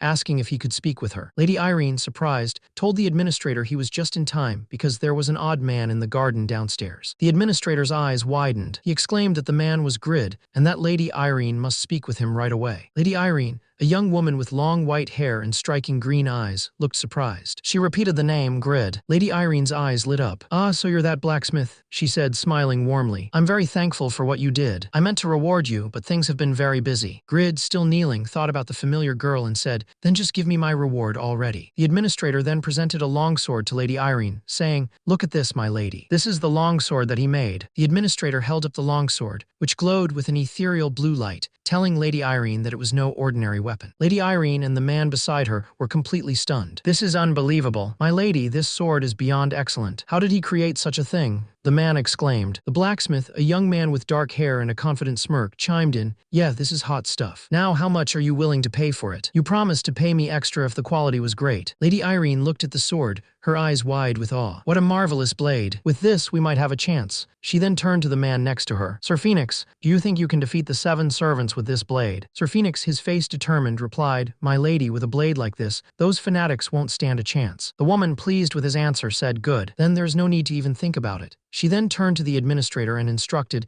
Administrator, I ask that you go ahead and purchase this sword. You can decide its price. She looked at Grid, a small smile playing on her lips. You said you were Grid. I'm looking forward to seeing more of your works. As the woman turned, he noticed the ring on her finger. It looked strangely familiar, and he felt a jolt of recognition. He was sure he had seen it before. He quickly dismissed the thought, deciding it didn't matter. He took her hand and kissed it, saying, whatever. You seem like a generous gal. Finally, a man with a thick mustache and a fancy tunic approached, saying, thank you for waiting, Grid. But Grid was not pleased. What took you so long? I need my beauty sleep, he grumbled. The man understood. You must be tired after creating such a fine blade, he said. Then he leaned in, a warning in his voice. Now don't you dare think about cheating me. Each sword cost me at least 1000 gold to make. Grid's eyes widened when the man announced, we will buy that sword for 220,000 gold. Grid was stunned. Come on, 22,000 is Riddiku. Grid was shaking with excitement. 220,000 264,000 gold. That was 264,000,000 Korean won in cash, which was about 235,000 US dollars. He couldn't believe it. He would have over 2 million left after paying his debts. He quickly thought about putting the sword on a trading site to earn even more, but then realized that nobody could equip it because of its crazy requirements. He decided it was best to just sell it now. Grid was ecstatic. This was the end of his 26 years of misfortune. He imagined buying new clothes, a luxury car, and being the star of his high school reunion. He even thought about asking his high school crush out on a date. It was a beautiful day. He quickly agreed to the deal, selling the sword for 220,000 gold. The man smiled, calling it a wise choice, and then presented Grid with a small token of their thanks. Grid looked at the small box, wondering what was inside. The man explained that the stones were blue orichalcum, a rare and precious ore perfect for smithing. Grid's eyes widened. These were the very stones he needed to complete failure. He couldn't believe his luck. He needed 15 of them, and now he had 3. He quickly thanked the man, sealing the deal. A system window popped up, confirming his quest was complete. He had earned 234,000 gold for selling 3 swords, and received 3 blue orichalcum. Even better, he gained a new status, Winston's Most Honorable. The status explained that it was given to craftsmen acknowledged by Winston's lord, granting him tax exemption and high praise for his work. Grid was ecstatic, realizing this meant he wouldn't have to pay taxes when he took over Khan's smithy. He pumped his fist, feeling like it was truly his lucky day. With a wide grin, Grid said his goodbyes to the game world. He was so happy, he couldn't wait to tell his parents about his amazing day. As he logged out from his capsule room, he didn't realize that the deal he made today would actually be a huge loss for him in the long run. Even though there weren't any players strong enough to use the sword right now, in just a couple of months, a few players would emerge who could wield it. At that point, this legendary sword would have been worth 10 times what Youngwoo, his real-world self, earned that day. Still, despite the missed future profit, today was a huge milestone for him, both in the game and in his real life. When he finally got home, he excitedly burst through the door, ready to share his big news. "I'm home, Mom, Dad, Sadi. You won't believe it. I finally..." But his excitement quickly faded as he saw his family sitting in silence, their faces grim. "Hun, what's up with the gloomy atmosphere? Is something wrong?" His sister, Sehi, looked at him with tears in her eyes. "Youngwoo, Dad guaranteed a debt that went wrong." Despite the sudden bad news, his status window showed his current strength. He was Grid level 45, with the class Pagma's successor and the title Legendary 1. His stats were impressive. Strength 358, Stamina 376, Agility 160, Dexterity 433, Intelligence 133, Persistence 124, Indomitability 116, Composure 108, Dignity 108, Insight 108, and Courage 52. He also had a special ability, Legendary Blacksmith's Creation, with 5 out of 6 uses available. System window popped up, detailing the benefits of his class. Increased chances for additional options when crafting, better item enhancements, and the ability to equip all gear, though penalties would apply if it exceeded his limits. He'd also have a higher chance of gaining fame and approval. Below that, the stats for a legendary item, the Sword of Self-Transcendence, appeared. It boasted 365/265 durability, a 6% damage boost, 10% increased accuracy,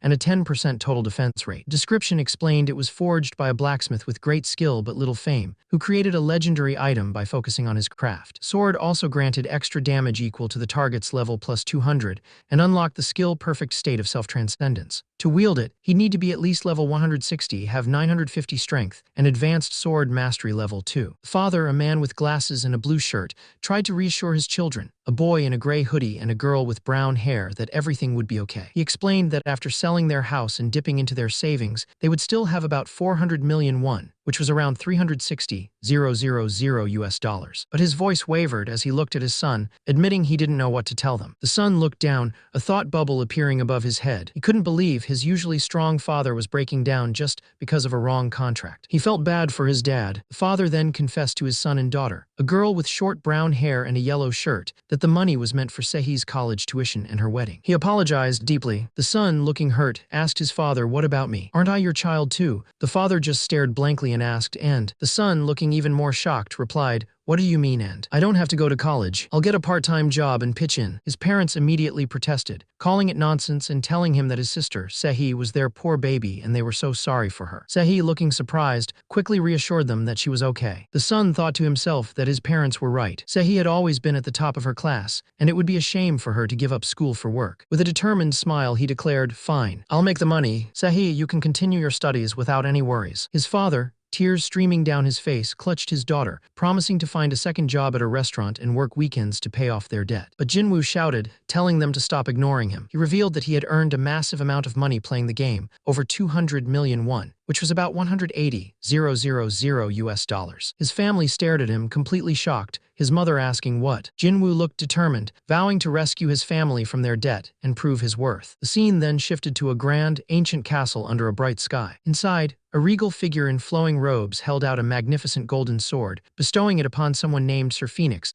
as a symbol of leadership. This sword, called the Sword of Self-Transcendence, was meant to help annihilate their enemies in the Yatin Church. Sir Phoenix, a strong knight with a mustache and short gray hair, wearing golden and dark armor with a red cape, held the golden sword high. He knelt and swore, "I, Phoenix, for the glory of the North and the House of Stein, vow that I will return victorious." A woman with long white hair and a blue dress, Lady Yura, commanded, "Dispatch the troops. Make sure you return with the heads of the 7 servants." She looked serious, adding, "Even though there are only 150 Yatin cultists, one of the 7 servants is among them. We can't let our guard down." A vast army of 12 knights and 500 soldiers stood ready, their spears pointing towards a distant mountain. Lady Yura declared confidently, "With these numbers, I'm sure we can win this time." Sir Phoenix, now on horseback, raised his hand and rallied his troops. "Men, do not fear. I, Phoenix, the strongest knight of the North, will lead you all to victory." From a distance, a massive enemy army was visible, marching towards them. Someone observed, "It seems those heathens have returned, Lady Yura." A man in a dark cloak with glowing red eyes looked at Lady Yura, telling her he would crush their enemies and offer them to their god Yatin. Lady Yura, a beautiful woman with long dark hair and purple eyes, stood beside him, promising to support him with her power if he took the ground. Lady Yura then declared that these followers, especially the 7 servants, were undoubtedly evil. The man with the dark cloak, now revealed to be Grid, thought he didn't really want to take on their quests, but he had no choice unless he got a hidden class like Agnes or Katsu. Suddenly, Lady Yura leaped from the cliff, her long hair flowing behind her. Lady Yura landed forcefully on the ground, creating a small crater as the general shouted, "At last, you show your face, you vile servant. We will put an end to your wickedness." Yura, holding a glowing purple orb, thought about how these people saw her as an evil servant. But no matter how bad she looked to them, she had to finish her task. She called out, "Reveal your greatness to us, almighty god of darkness." As she chanted, dark energy swirled around her. General Pulons looked up in shock as the sky began to rumble ominously. Yura, her face set with determination, knew she had no choice but to protect the cultists. She unleashed a powerful attack, shouting, "Dark Storm." Yura watched her attack, thinking it should have wiped out at least a quarter of the enemy troops. But then, a man on a horse, wearing shining armor and a red cape, suddenly appeared, blocking her path. Yura's eyes widened in shock. "No way! He managed to block my attack." The armored man, with gray hair and a stern face, created a massive, shimmering diamond barrier that deflected Yura's powerful dark storm. He glared at Yura, electricity sparking around him. "Don't even think about laying a finger on my men." He roared, his voice filled with power. "I'll be your opponent today." Rumble, perfect state of self-transcendence. In response, she unleashed a black magic spell called Hell, designed to instill fear in a single opponent. The knight's horse neighed wildly, clearly terrified by the magic. The knight, however, remained unfazed, a glint in his eye. He simply remarked that it was a remarkable skill to have managed to scare his horse. The woman, her eyes wide with panic, realized none of her skills were working. She was completely trapped. A system window popped up, detailing a skill called Perfect State of Self-Transcendence. It would double all her stats for 2 minutes and resist all status effects, but she wouldn't have any control during its duration. After it ended, she'd be immobile for 2 seconds, and her defense and magic resistance would drop by 30%. The cooldown for this skill was a massive 3,000 seconds. This feeling of helplessness, she recognized it. It was the same feeling she had when facing a powerful man in the past, a man with dark hair and a confident smirk. Just like then, she was outmatched. Suddenly, she lunged forward, her sword flashing as she tried to strike the knight. Yura screamed, feeling helpless. "There's nothing I can do. It's too late now," she cried. Yura knew she needed to become powerful, strong enough to defeat even those immune to black magic. She yearned for darkness. A massive explosion of red energy burst forth, filling the screen with a powerful boom. Youngwoo's family stared at a bank statement showing a balance of 240,800,001. Which was about 216,000 US dollars. His father's eyes widened. "Why, you weren't kidding?" His mother looked suspicious. "Are you sure? You're not doing something illegal. Are you sure this isn't a fake account?" Then his sister grabbed his shirt. "Youngwoo, you didn't sell your organs on the black market or something, did you? Let me see your stomach." Youngwoo sighed, knowing he couldn't blame them. "I wouldn't believe it if my unemployed 26-year-old son brought home that kind of money either," he thought. He looked at them with a serious expression. "Trust me, I made all that while playing the game." He explained that he sold everything, including Mammon's greatsword and Mengel's plate armor, which earned him 000 gold. His mom, a woman with short brown hair, told him she heard from a friend that to make so much money playing a game, he'd have to be really famous. His sister, who had dark brown hair and wore a yellow shirt, added that she heard there were less than 20 people like him. She then told her brother, Youngwoo, to let go of her. His dad, a man with short dark hair and glasses, then spoke, saying that as parents they couldn't help but nag him about playing games. But if he made this much money, his dad continued, holding up a bank card, it just showed that he worked hard in his own field. His dad looked at Youngwoo, a young man with dark hair, and acknowledged that he had worked hard in the game. Youngwoo's eyes widened, and he felt a surge of emotion. They finally acknowledged him. Youngwoo's dad smiled, telling him that thanks to Youngwoo, they could overcome this crisis. He told Youngwoo not to worry about anything and just do his thing. He promised that within 3 years, he and Youngwoo's mom would take care of the debt, and also give Youngwoo his 240 million. He looked at Youngwoo with gratitude, saying, "You really saved our family." "Thank you, Youngwoo." Youngwoo's mom, a woman with shoulder-length brown hair,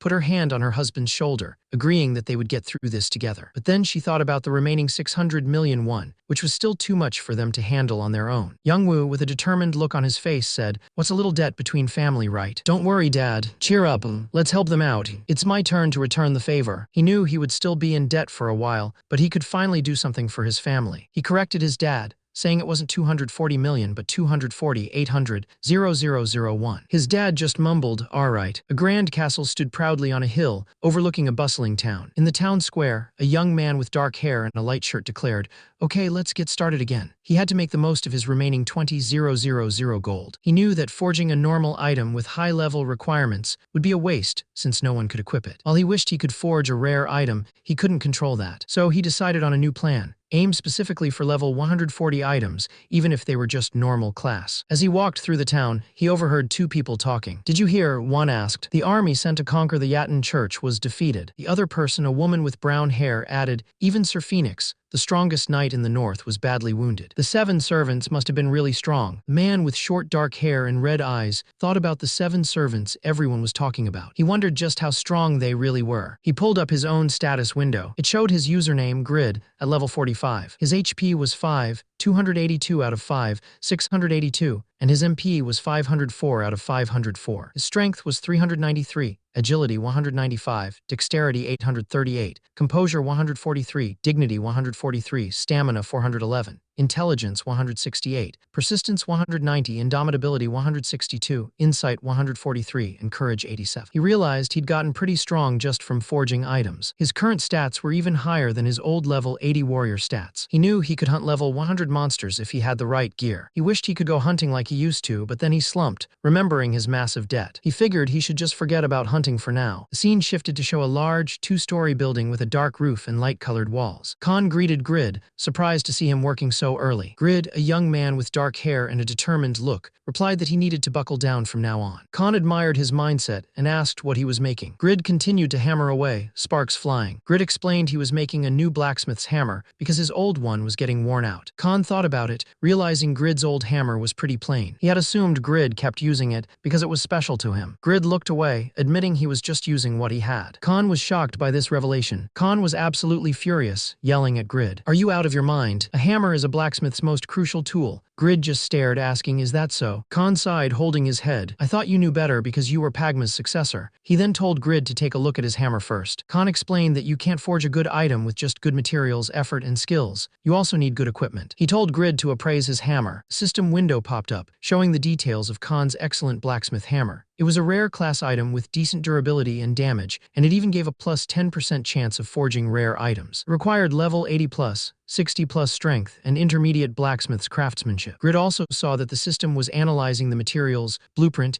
and creator's intention of the hammer, and then he acquired the blueprint for the excellent blacksmith hammer. Grid clicked his tongue, realizing that forging would have been much easier if he'd had a better hammer from the start. Khan threw his hands up in frustration. "Gah! You should have told me that earlier." He quickly calmed himself, adding, "Calm yourself. You can try it again now." System window popped up, showing the details of the unknown master's blacksmith hammer. It was an epic class item with 350/350 durability, 70-80 damage, a 17% chance of forging rare items, and a 7% chance of forging epic items. The user requirement was to be Pagma's successor. Grid looked at the hammer, completely stunned. "Whoa, you were right. Look at these sick options, and only I can use this hammer." he exclaimed, shaking with excitement. Khan chuckled, a warm smile on his face. Haha, Grid, you really are quite an interesting lad. You've really brought back laughter to my heart. Then Khan's expression turned serious. Speaking of which, could I ask you for a favor, Grid? Grid looked at him, surprised. Yes. What favor? He asked. Khan looked down, a hint of sadness in his eyes. Would you come along with me to visit his grave? Today is the anniversary of my son's passing. Grid stared at Khan, a little taken aback. Huh? He asked, not quite sure how to respond. Khan explained that this was his family graveyard, where his ancestors rested. He then pointed to a specific tombstone, revealing it belonged to his son, Oliver. Khan shared that Oliver was also a talented blacksmith, and he had always believed his son would become as famous as Albertino. But a terrible illness took Oliver's life when he was very young. Khan's voice was heavy with sadness. 10 years had passed since Oliver's death, but Khan still missed him terribly. He wished every day that he could have taken his son's place. Then a small smile touched Khan's lips as he looked at Grid. Oliver, guess who came to visit you today? Khan proudly announced that Grid was the man Oliver had always wanted to meet, the successor of Pagma. Isn't that surprising? He asked, looking at Grid. He explained that he had the honor of working with Grid, who had saved their smithy. Khan then added that Grid had even helped him quit drinking and would now succeed their family business. Khan chuckled, telling Grid that Oliver seemed quite jealous of him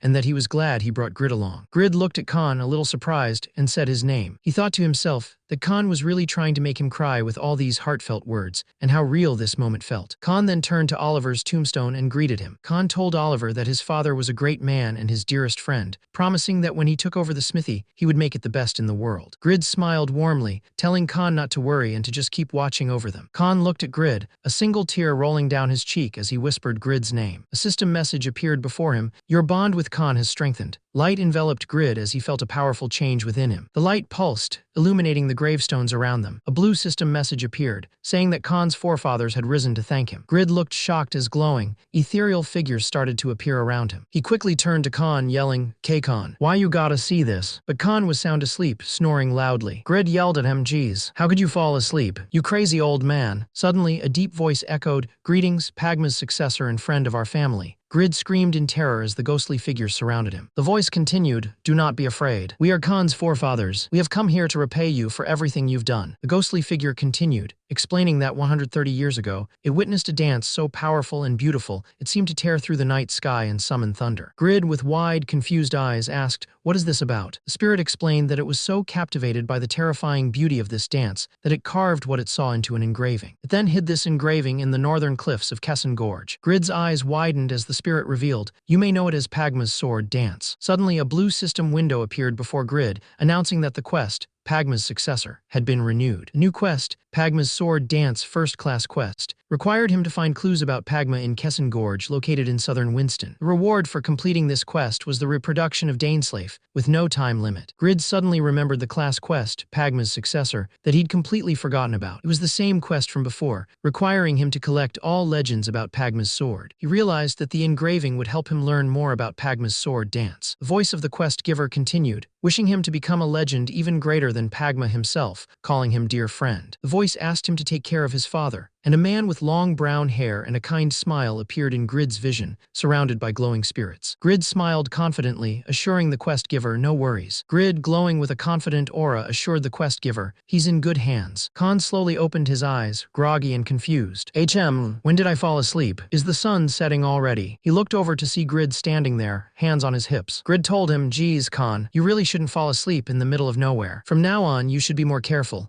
Grid smiled, asking Khan if he was okay. Khan just stared at him, looking a little dazed. Grid, still smiling, asked why Khan looked so uncomfortable. Khan, however, was clearly still shaken, claiming he saw a ghost and that he had wet himself. A status window popped up, showing Grid's impressive stats. He was level 45, a Pagma's successor, and had titles like Legendary 1 and First Unique Item Maker, which gave him huge boosts to dexterity, strength, and stamina. His strength was 397, agility 199, and dexterity an incredible 842. Next, an item window appeared, detailing an unknown master's blacksmith hammer. It was an epic class item with high durability and damage. It also significantly increased the probability of forging rare and epic items. Description noted it was made by a blacksmith with great potential but little fame, and it was only suitable for Pagma's successors. Finally, a quest window showed two quests. The main one, Pagma's successor, class quest, explained that Grid needed to learn about Pagma's legends to truly become worthy. His first clue was Pagma's snow dance, and he had to complete all follow-up quests. The second quest,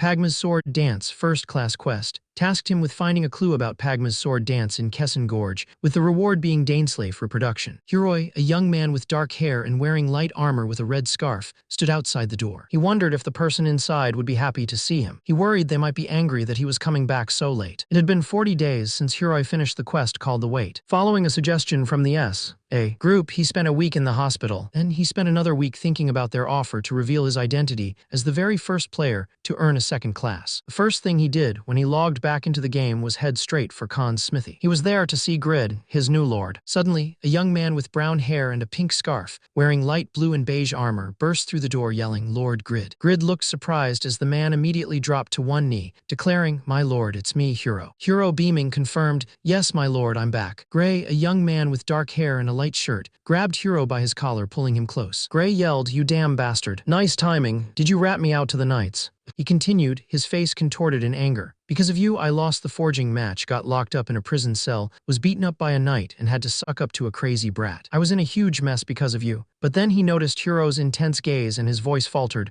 My lord." Hiro immediately bowed deeply, his hands clasped in front of him. "My lord, my deepest apologies. You are right. It was all my fault." Gray looked at him, confused. He thought, why the hell is he calling me his lord? He looked like a smart guy, but I guess being in the prison for such a long time got to his head. Was he tortured pretty badly or something? Gray sighed. "Forget it. Just get going." Hiro, still a bit stunned, asked, To where?" Gray told Hiro to go wherever he was headed, but Hiro declared, "I am a descendant of the Blue Wolf. I must keep my vow, wherever you were off to." "No." Hiro insisted that the Apostle of Justice's partner was better off with the Apostle of Justice, and that wherever Gray was going, he was going too. Gray, looking annoyed, asked if Hiro was crazy. Hiro, undeterred, pleaded, "My lord, please let me join your guild. I promise to be of service to you." Gray snapped back that he didn't have a guild and told him to leave him alone. Hiro then suggested Gray just create a guild himself, saying he was a man of justice who would inspire many. Gray, looking furious with glowing red eyes, yelled that he was too busy making items for his class quest. He told Hiro, "I've had enough of your bullshit. F***ck off already, will ya?" The story jumps to a new scene, showing a young man with brown hair and a simple white shirt, walking along a rocky path through a forest. He carries a brown bag over his shoulder. He thinks about going against orders, but then two figures, glowing faintly, sneak past him in the trees. The young man, with wide, worried eyes, hides behind a tree. He reminds himself that he is a descendant of the Blue Wolf and must keep his oath. The young man, now sitting by a small campfire with meat roasting over it, looks up with a worried expression. He's startled as a large rock falls from the sky and crashes right next to him. A small, cloaked figure watched from behind a tree, tears welling in their eyes. They clutched their mouth in distress, thinking about how they had to protect their lord, no matter what. They couldn't believe how unlucky someone could be. While Grid was having a string of bad luck trying to find precious ore, the world of Satisfy was being shaken up by something big. A war had broken out in the north against the Yatten Church. The sky was a fiery red over a battlefield littered with bodies and weapons, showing just how brutal the fighting had been. This new servant was Yura. She had gone beyond what a normal black magician could do, and was now much closer to getting the power she always wanted. The Yatten cult's power was growing across the continent. Their cultists, dressed in dark hooded robes with red visors, were getting stronger, with their minimum level increasing from 160 to 170. If this kept up, the Yatten cult would soon be powerful enough to form their own empire. To fight against this false religion that sacrificed human lives, nations across the continent formed alliances. Thalos, the black magician, head of the Yatten cult and Yatten's first servant, raised his hand and shouted, "Teach these heathens the might of our god, Yatten." On the other side, Earl Steim of the Eternal Kingdom, a man with a white beard and a stern face, declared, "We shall rid the north of the evil Yatten once and for all. May justice prevail." This was just the beginning of a new chapter in the continent's history, as armies gathered before a towering, jagged mountain. The big question everyone was asking was how the game's world and story would change if the Yatten cult actually managed to build their own nation. This whole incident became the biggest thing to happen in Satisfy since it launched, and the player forums were buzzing with debates about who would win this war. One man, dressed in a sharp suit, turned to another and asked, "How would you even begin to figure out this mess?" The other man, also in a suit, replied, "Well, as you know, it all started with the 8th servant. Rumor has it that this 8th servant of Yatten isn't just a computer-controlled character, but an actual player." The first man's eyes widened slightly as he processed this. "If that's true," he said, "then only one particular player comes to mind." He then revealed a picture of a fierce-looking woman with long dark hair and piercing red eyes. "It's Blood Witch Yura, who ranks 5th in the unified rankings. We need to keep a very close eye on this woman." A blue quest window suddenly popped up, showing a new mission mission, defeat 25 Yatin cultists. The player, a man with short dark hair and a light shirt, looked at it with a sigh. He thought, it's about Yatin again. This quest has been popping up like crazy. Not that I give a crap about it. He was just one of many players who weren't interested in the world's big changes. He was way too busy with his own class quest and had no time to spare on those Yatin cultists. Over the past 10 days, he'd gathered a lot of precious ore and used it to craft some rare and epic gear, like a shiny golden breastplate. But there was a problem. He realized that with all this heavy gear, he wouldn't be able to travel through Kesson Gorge. Kesson Gorge was infamous for having the most dangerous terrain in the north. The roads were incredibly bumpy, and the whole place gave off super creepy vibes. Even worse were the hidden caves in the corners of the valley, home to dangerous monsters over level 160. There was a good reason. It was considered one of Winston's most dangerous areas. He remembered dying there more than 10 times while doing Asher's quest. Meanwhile, another man, dressed in armor with a red scarf, peeked out from a doorway watching him. He thought to himself that the first man had been like this for days. He panicked, wondering what he should do. Should he ask why? Would the other man be angry? Should he ask if he could join him first? He trembled with indecision, but then he thought about it again. Maybe it wasn't impossible. He was much stronger than he used to be after all. He slumped down, holding his head in his hands. He worried he wasn't strong enough for such a dangerous place. Waiting until level 150 would take forever, but he really wanted to get Daneslave. He groaned in frustration. Suddenly, his eyes widened, and he sat up with a jolt. He had an idea. He realized his previous thought of being overgeared was the key. He jumped to his feet, startling a small, dark-haired boy with red eyes who was peeking around a corner. He thought to himself, "Grid, you dumbass." As he looked at the blue system window, he realized that all his past failures had actually given him invaluable experience. He knew the monsters of Kesson Gorge better than anyone because he had failed against them so many times. A system window popped up, showing his legendary blacksmith's creation skill. It said that for every +1 level of legendary blacksmith's craftsmanship, he could create 3 blueprints, and he currently had 5 out of 6 available. He knew that as long as the design wasn't too crazy, he could remember exactly how those monsters fought. He was sure he could make something special. With a determined grin, he declared, "A counter item. I learned from failure." Kesson Gorge, a treacherous place with jagged blue rock formations, is one of the 5 forbidden lands in the Eternal Kingdom. It's a dangerous area where countless caves constantly spawn level 160 monsters. The man, sitting on a log with an axe stuck in another, thought about his past. He had faced death many times when he took Asher's quest. He knew that even at his current level, going to Kesson Gorge would be a huge risk. He wished he could level up more, but he just didn't have the time. He realized this was his only way to deal with his debt problem. The system window showed legendary blacksmith's creation with 5 out of 6 available slots. He knew he had to keep making new items. He thought about his next creation. It needed to be designed for the harsh conditions of Kesson Gorge. He figured stats like persistence and stamina could help with the high stamina drain from the rugged terrain. But he worried that wouldn't be enough against those level 160 monsters. They lurked in the caves of the gorge, just waiting to ambush any travelers who passed by. He knew he would need a sword as powerful as the Sword of Self-Transcendence if he wanted to survive the journey. But how was he going to make another legendary item like that? He felt stuck, like there was no way out of his predicament. The old man, a blacksmith with a long white beard and hair, holding a hammer over a fiery forge,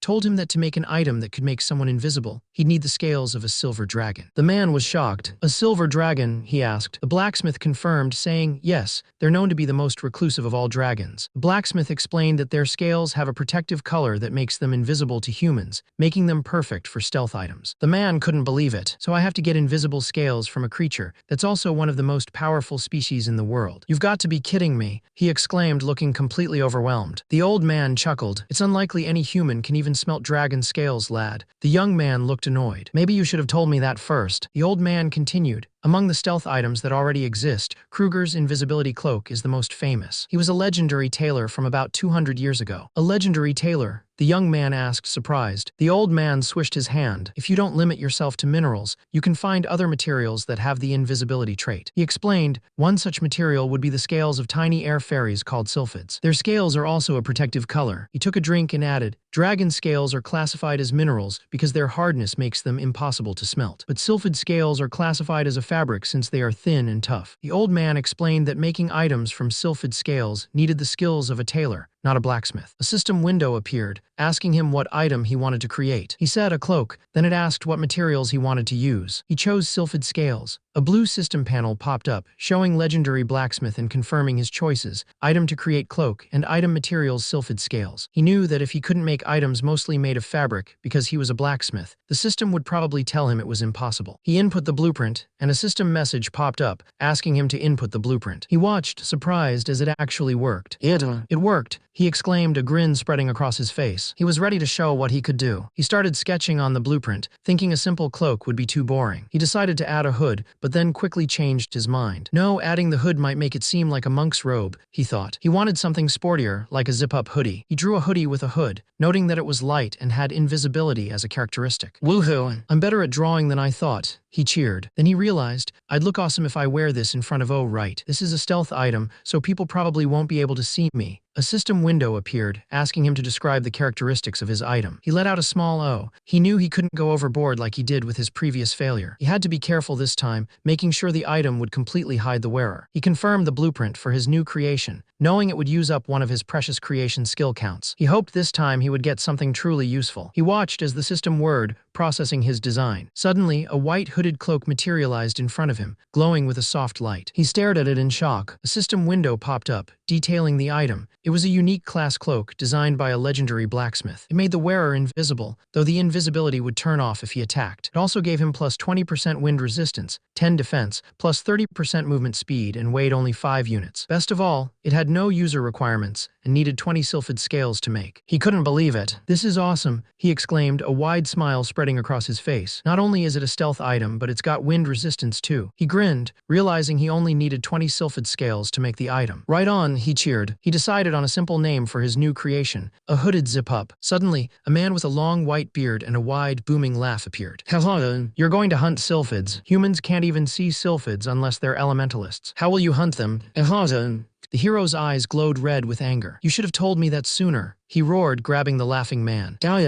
He slumped, tears streaming down his face. Damn it, I'm screwed, totally screwed. This time I made an item that you can't even get the materials for, he cried in despair. The old man, with his long white beard, told him that just because he couldn't see the sylphid scales didn't mean he couldn't get them. He explained that he could get the scales by hunting frostlight orcs on the northern snowfields. These orcs use their sixth sense to hunt sylphids and keep their scales as treasure. He also mentioned that these orcs are strong against the cold but weak against fire, and they are much stronger, bigger and smarter than regular orcs. The young man's eyes widened in surprise. What? So there is a way. Orcs are just small fry. If I prepare for the cold, I think I'll have a chance, he thought, a determined look on his face. He decided it was time to get some equipment. He would need blueprints for cold-resistant armor. The old man then added that he would also need brown bear leather. He looked at his new epic hammer, feeling excited. He was sure the next item he made would be at least rare. He pumped his fist, a confident grin on his face. He had a good feeling about this and was ready to get started. He looked at the finished product, a brown leather armor, and a system window popped up, showing its stats. Warm giant brown bear leather armor. It had a durability of 200/200, a defense of 143, good cold resistance, but was vulnerable to blunt weapons,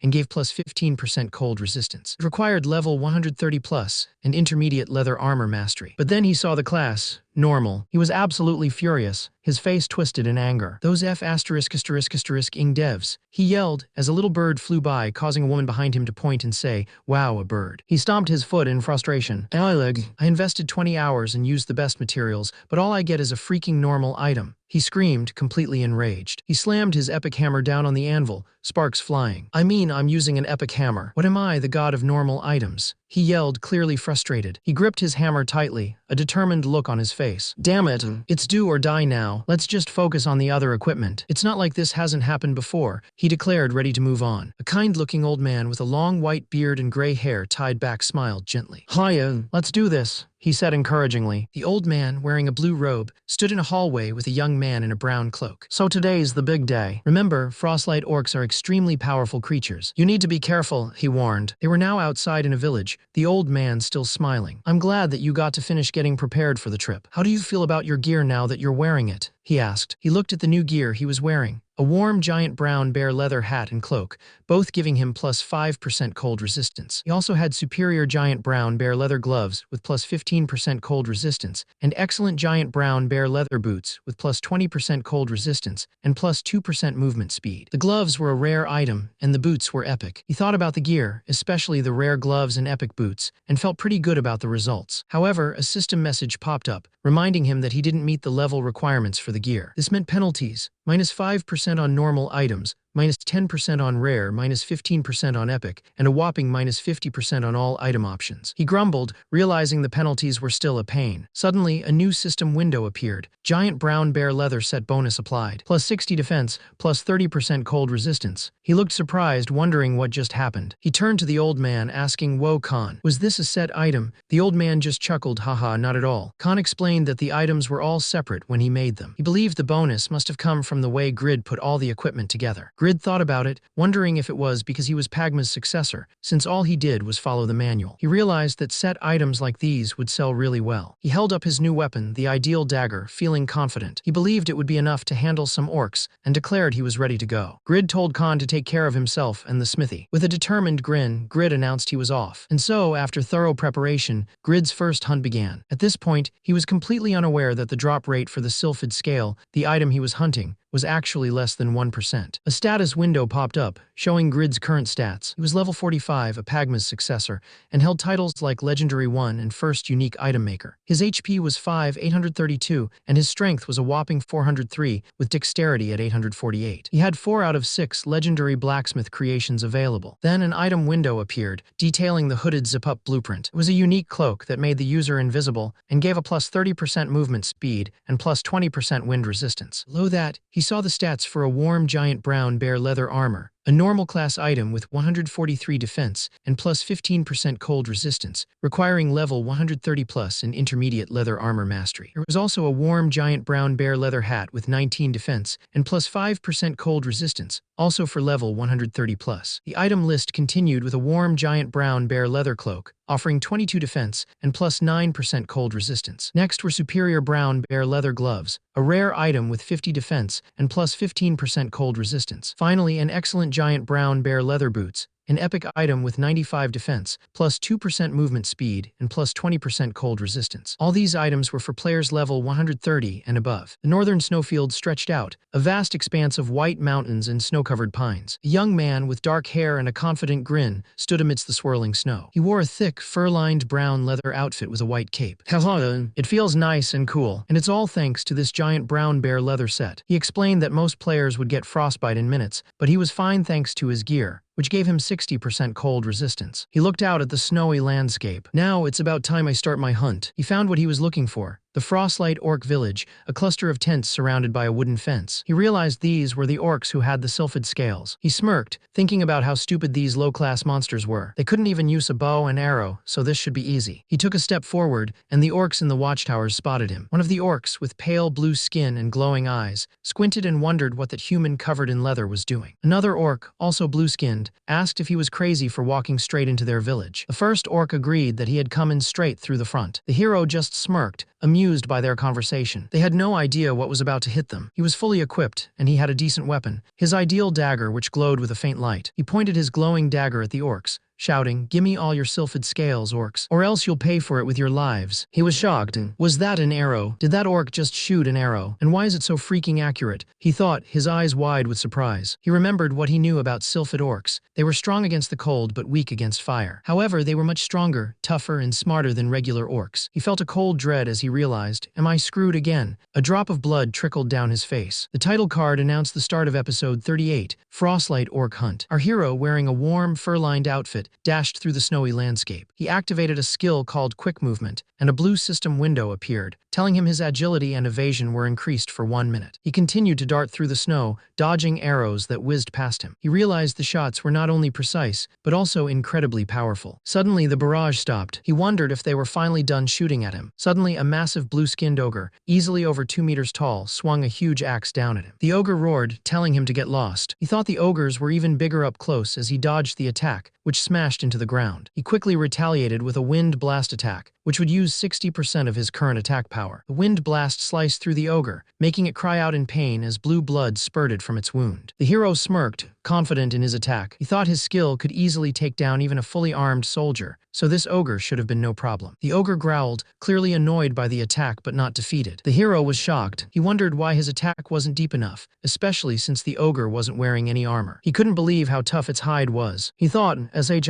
*T, it's just one orc and it's this strong. He knew he could probably handle this one, but he couldn't keep this up all day. He realized he would have to use a combination of skills to win. He moved quickly, striking the ogre with a powerful blow, then spinning around. Suddenly, a system window appeared, Blacksmith's Rage, plus 10% damage, plus 30% attack speed for 20 seconds. He saw the attack connect, a faint blue mark appearing on the monster's chest. He knew his attacks were finally landing, and he spotted an opening. He lunged forward, yelling, "Eat this," and plunged his dagger into the monster's chest. A system message flashed. It's a critical hit. The monster gasped, blue blood spurting from its mouth and chest. A system window appeared, confirming, "You have dealt 923 damage. Bleeding effect has occurred due to hitting a vital spot." He stared wide-eyed, realizing what he had just done. "I did it." He reeled back, blood spurting from the wound. A system notification flashed, showing he had sustained 1005 damage. NGH. How could it have survived that blow? He thought, clutching his side. The orc roared, charging again. He realized that even though he had hit a vital spot, this monster must have an insane amount of health. The orc landed another series of heavy blows, dealing 1051 and then 988 damage. "Argy, that hurts, you freaking orc," he yelled, struggling to keep up. Knowing he couldn't last much longer, he quickly pulled out an intermediate potion and tossed it down. A system message confirmed he had recovered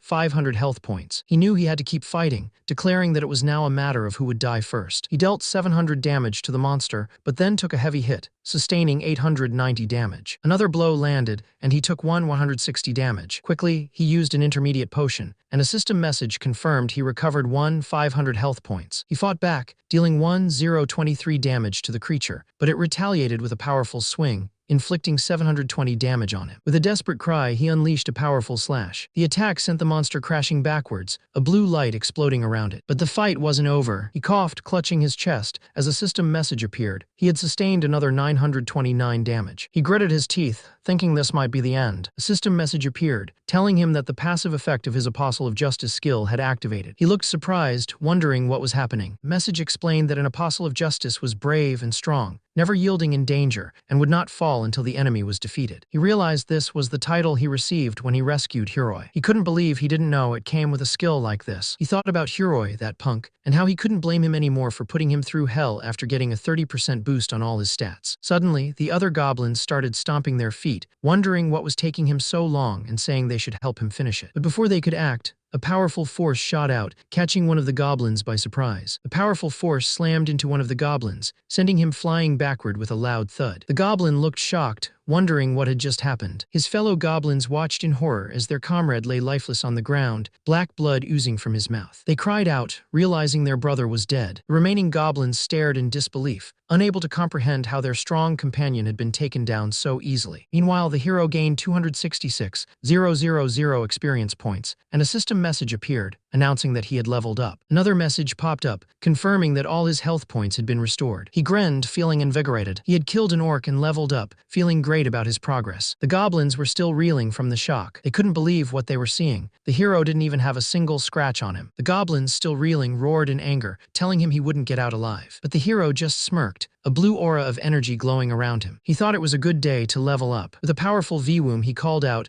"Come to me, my experience points." As he prepared for battle, he unleashed a powerful attack, shouting unbreakable justice. He shivered, exhaling a puff of cold air. "Phew, as expected. The north is freezing," he said, pulling his coat tighter. The wind howled around him, making him shiver. He pulled his thick maroon coat tighter, wishing he had dressed even warmer. "Maybe I should have bundled up more," he muttered, his breath fogging in the frigid air. He had traveled to the northern snowfields to hunt frostlight orcs, hoping to gather new crafting materials. But he couldn't shake the feeling that he had failed his master. He had sworn to serve and protect him, yet he let him come to this dangerous place alone, too caught up in his own hunting. He felt like such a failure. He decided to check his gear. A blue system window. Story is crazy, but you know what sucks? Waiting a week for the next chapter. Stop waiting and get the Dungeon Crawler Carl audiobook for completely free on Amazon. It is the highest rated series I have ever seen. With over 180,000 positive reviews, it has everything we love. Dungeons, systems, and a crazy talking cat. And the best part, it usually costs $25, but you get it for free. And it is yours to keep forever. Click the Amazon link in the description to start listening. Appeared before him. "All right, I have 50 flame bottles, he said, feeling a bit more confident. Frostlight orcs are weak against fire, so this should be perfect. Since becoming the Apostle of Justice's partner, he could now equip a sword and shield, something that was impossible when he was just an orator. But a nagging doubt lingered. He looked out at the snowy landscape, wondering if his new gear would truly be enough to face those strong orcs. Suddenly, a powerful explosion rocked the snowy landscape. He knew he had to hurry. He ran as fast as he could, thinking, I hope I'm not too late. Even if Lord Grid is strong, those orcs work in large groups, so it could be dangerous. With grim determination, he pushed himself harder, shouting, I'm on my way, Lord Grid. He finally arrived at the orc camp, which was now eerily quiet. He realized he was too late. I'm too late. There's already been a battle. The man looked around the snowy landscape, realizing that Frostlight orcs were incredibly strong, level 120 monsters. He knew that even Lord Grid couldn't have escaped a fight with them without getting hurt. Suddenly, he heard a rustling sound and saw a figure in the snow. Huroi, what are you doing here?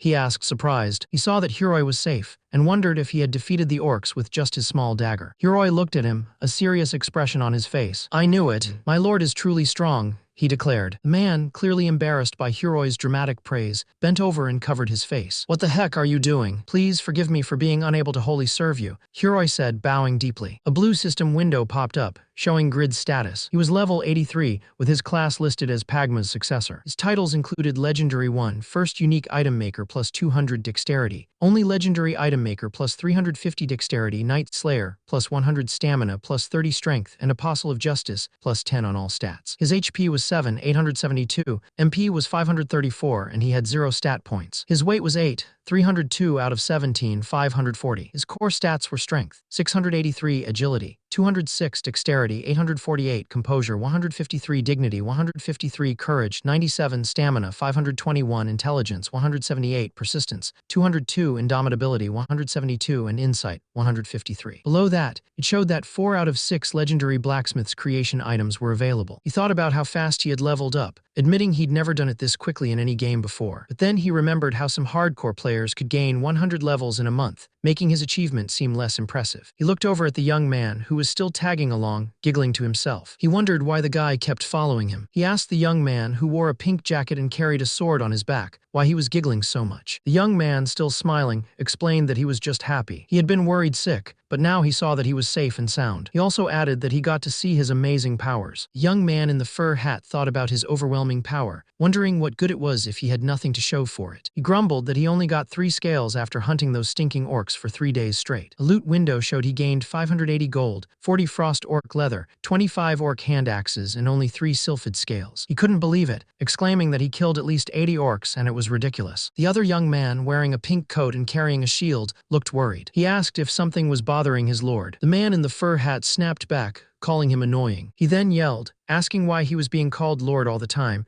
saying he wasn't Jesus and just wanted to be left alone. The young man in pink explained that he had saved him from a hellish prison, and without his help, he wouldn't have been able to finish a 50-hour quest. The man in the fur hat looked at him, asking what kind of quest would make someone rot in prison for 50 hours. He was serious, he said. Man in the fur hat then explained that the reward for the quest was getting a second class, which made the task incredibly difficult. The young man in the pink jacket gasped, realizing what? Wait, so you're the Mongolian who got a second class for the first time in the history of Satisfy? The man in the fur hat grinned. Haha. That's right, but it was thanks to you. The man in the fur hat erupted in frustration. Gah. This is so not fair. I was the one who went through all that sh*t.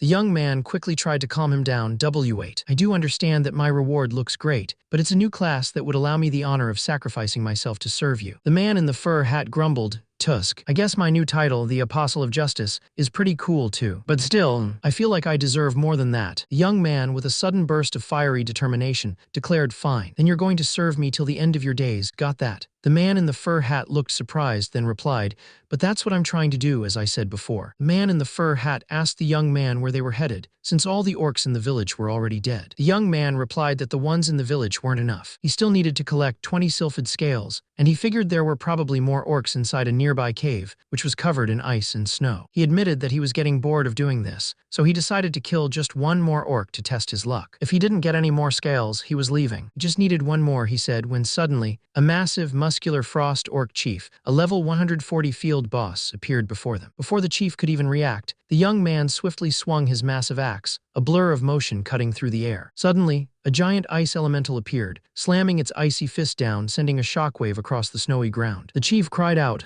"What the F***, CK? Where did that thing come from?" His companion, a smaller, darker-skinned man, yelled back, "I think you called it out when you slaughtered the rest of its clan." The chief realized the danger. "This is dangerous. That's a level 140 field boss," he thought, but then a sly grin spread across his face. "But luckily, I've got something useful this time." He turned to his companion. "Go, hero, block it so I can run away." As he sprinted away, he thought, "I'm saved. The guy said it was his job to sacrifice himself for me anyway." With a wide, triumphant grin, he declared, "As for me, I'm bailing." The man in the red coat who had been running away suddenly stopped. The other man, dressed in a thick fur-lined coat and hat, yelled at him, "What the hell are you doing? I told you to go stop that thing. Aren't you going to listen to your lord?" He then quickly added, "My lord, wait." The man in the red coat turned around, a determined look on his face. "You don't have to run. My new class is Apostle of Justice's partner. When I'm with you, my stats are increased by 30%. He continued, "I'm level 138. It's worth a shot if we fight together. Trust me." The man in the fur coat looked at him, surprised. The man in the fur coat thought, "He's right. I mean, he was pretty damn strong. It's definitely worth a try." He made up his mind. "All right, let's do it." But as he said it, he slipped on the snowy ground, sliding towards the other man. The man in the fur hat, Grid, looked at him with a smirk. "I'm the one who called that thing forth, remember? All the loot is mine." The other man, now smiling nervously, quickly agreed. "As you wish. You're my master, after all." A system message popped up, confirming a party had been formed and that item distribution was set to party leader's loot. Grid, with a glowing sword in hand, grinned. "Nice, let's go." Another system window appeared, showing Grid's party leader status and his level, 83. The other man looked shocked, muttering, "Huh." He stared at Grid, still reeling. "Wait, Lord Grid, you're only a level 83 and you killed all those orcs." Grid just scoffed. "Yeah, I did." "Got a problem?" The man's eyes widened as a thought struck him. "Could it be, Lord Grid? Are you one of the 3 players who attained an epic class?" Grid just smiled and said, "Yeah, something like that." The man's eyes widened even further. "No wonder you were so amazing." Grid, still smiling, said, Yeah. Now." He then pointed at the giant boss monster. "You take the boss. I'll take on the rest. Good luck." With that, Grid zipped away, leaving the man to face the huge creature alone. The man stared wide-eyed as Grid disappeared. He thought, yep, he really is one of a kind. Being able to make a decision like that is incredible, really. He took a deep breath. If I want to prove my loyalty to him, I have to meet his expectations. He then shouted, using his provoke skill, and a blue system window appeared. "Provoke, you have drawn the enemy's attention." The man, now wearing a fur-lined hat and a red cloak, stood bravely against the charging monster and its goblin army. He shouted, "Now's the time, my lord." He grinned, a mischievous glint in his eye, and said, "Whoa, I've never seen a guy who's got a dirtier mouth than me." Suddenly, a powerful golden aura erupted from him as he declared, "Blacksmith's rage. Unbreakable justice." With a swift movement, he spun his dagger, creating a powerful gust of wind. "Wind blast," he yelled. The wind blast tore through the charging goblins, sending them flying and screaming in pain. The hero, still in midair from his powerful attack, declared, "Blacksmith's rage, unbreakable justice, and wind blast. How do you orcs like my combo, huh? It's pretty sick." A system window appeared, showing he had earned 2 sylphid scales. He grinned, feeling good about his loot. "I got 2 scales already. Man, I've got a good feeling about this." He then looked around, wondering how Huroi was doing with the chief. Suddenly, a massive, muscular orc chief with glowing blue eyes stomped towards him, letting out a terrifying roar. The hero's eyes widened in surprise as he realized the effects of his provoke skill had worn off. Before he could react, the orc chief brought down a giant fist, delivering a powerful blow. "Ugh, you should have told me that sooner," he cried out, caught off guard. The orc chief's attack was so fast, it felt like the wind itself was cutting him. A system window popped up, showing he took 104 and 97 damage. He couldn't believe it. "What? I'm taking damage just from the wind," he exclaimed, dodging another invisible blow. Another system notification flashed, 326 damage and 25 damage. He grunted, feeling the impact even though he couldn't see the attack. He was barely keeping up, dodging most of the attacks, but he couldn't find an opening to strike back. "This is overwhelming," he thought, feeling the pressure. He stared up at the massive orc chief. "So this is what it's like to fight a real field boss monster. Do I even have a chance?" He wondered, a hint of doubt creeping in. But then a blue system window appeared before him. A legendary one is not easily subdued by fear. His eyes hardened, and a fierce determination blazed within him. With renewed fury, he screamed, "All right, I'll kill you, whatever it takes. Huroi, now's your chance." Huroi, a young boy with brown hair and a red top wielding a sword and shield, dashed forward, shouting, "Yes, my lord." Huroi then unleashed his own powerful attack, yelling, "Unbreakable justice." A bright glow surrounded him as he charged. He lunged at the giant monster, striking it with his sword. The monster roared in pain and stumbled, wobbling from the impact. He wondered if Huroi could use unbreakable justice, because he was the apostle of justice's partner. The huge monster stomped its feet, shaking the icy ground as Huroi leaped into the air. He shouted, "Unbreakable justice," as his weapon glowed with a bright, ethereal light. Then he unleashed a powerful wind blast, directly at the monster's face. Huroi landed, thinking, "I think it's working," as the monster looked stunned. Hyonu yelled to Huroi, "Huroi, we'll hit it together." The two heroes moved in a blur, slashing and slicing at the monster, their attacks leaving trails of light. The monster roared in pain, its glowing blue eyes wide with agony. Skid, the warrior with the brown cloak and helmet, landed nearby, looking back at Huroi. He smiled, feeling a rush of excitement. "All right, it looks like we could really kill this thing." Huroi, holding his shield, grinned, looking at Skid. "He's actually a pretty good team member." "That was amazing, my lord." The monster let out a guttural growl, its body glowing with power, making the boy shriek in fear. The warrior in the hooded cloak stared, his eyes wide and red, realizing their attack hadn't worked. The monster roared as it lunged forward. "SH*T. Its hide is thicker than I thought. Here it comes." "Be careful," the warrior yelled, but it was too late. The monster swung its massive weapon, sending a powerful shockwave through the air. "Ugh!" the warrior cried out as he and the boy were thrown back. The warrior quickly got back up, shaking his head. "Damn it! It's got a real bad temper," he muttered, bracing himself for the next attack. With a powerful slash, the monster struck, its icy attack tearing through the air. Both of the men were hit, blood splattering as they cried out in pain. A system message popped up. "You have sustained 300 damage." He lay on the ground, clutching his side, and thought, "That one blow took down my health to 20%. He looked over and saw Huroi passed out on the ground, his health dangerously low, less than 10%. He knew this was bad. While he himself had resistance to status effects as Pagma's descendant, most people would be stunned for 3 seconds, after losing more than 40% of their health in one hit. He realized Huroi wouldn't be able to dodge the monster's next attack. The huge blue ogre stomped forward, raising its axe high, ready to strike. The ground rumbled as the axe hit, sending snow and debris flying everywhere. Huroi lay face down in the snow, groaning, a trickle of blood near his temple. He slowly opened his eyes, trying to make sense of his surroundings. He saw a massive, blue-skinned monster with glowing eyes towering over him, its huge axe embedded in the ground next to him. "You don't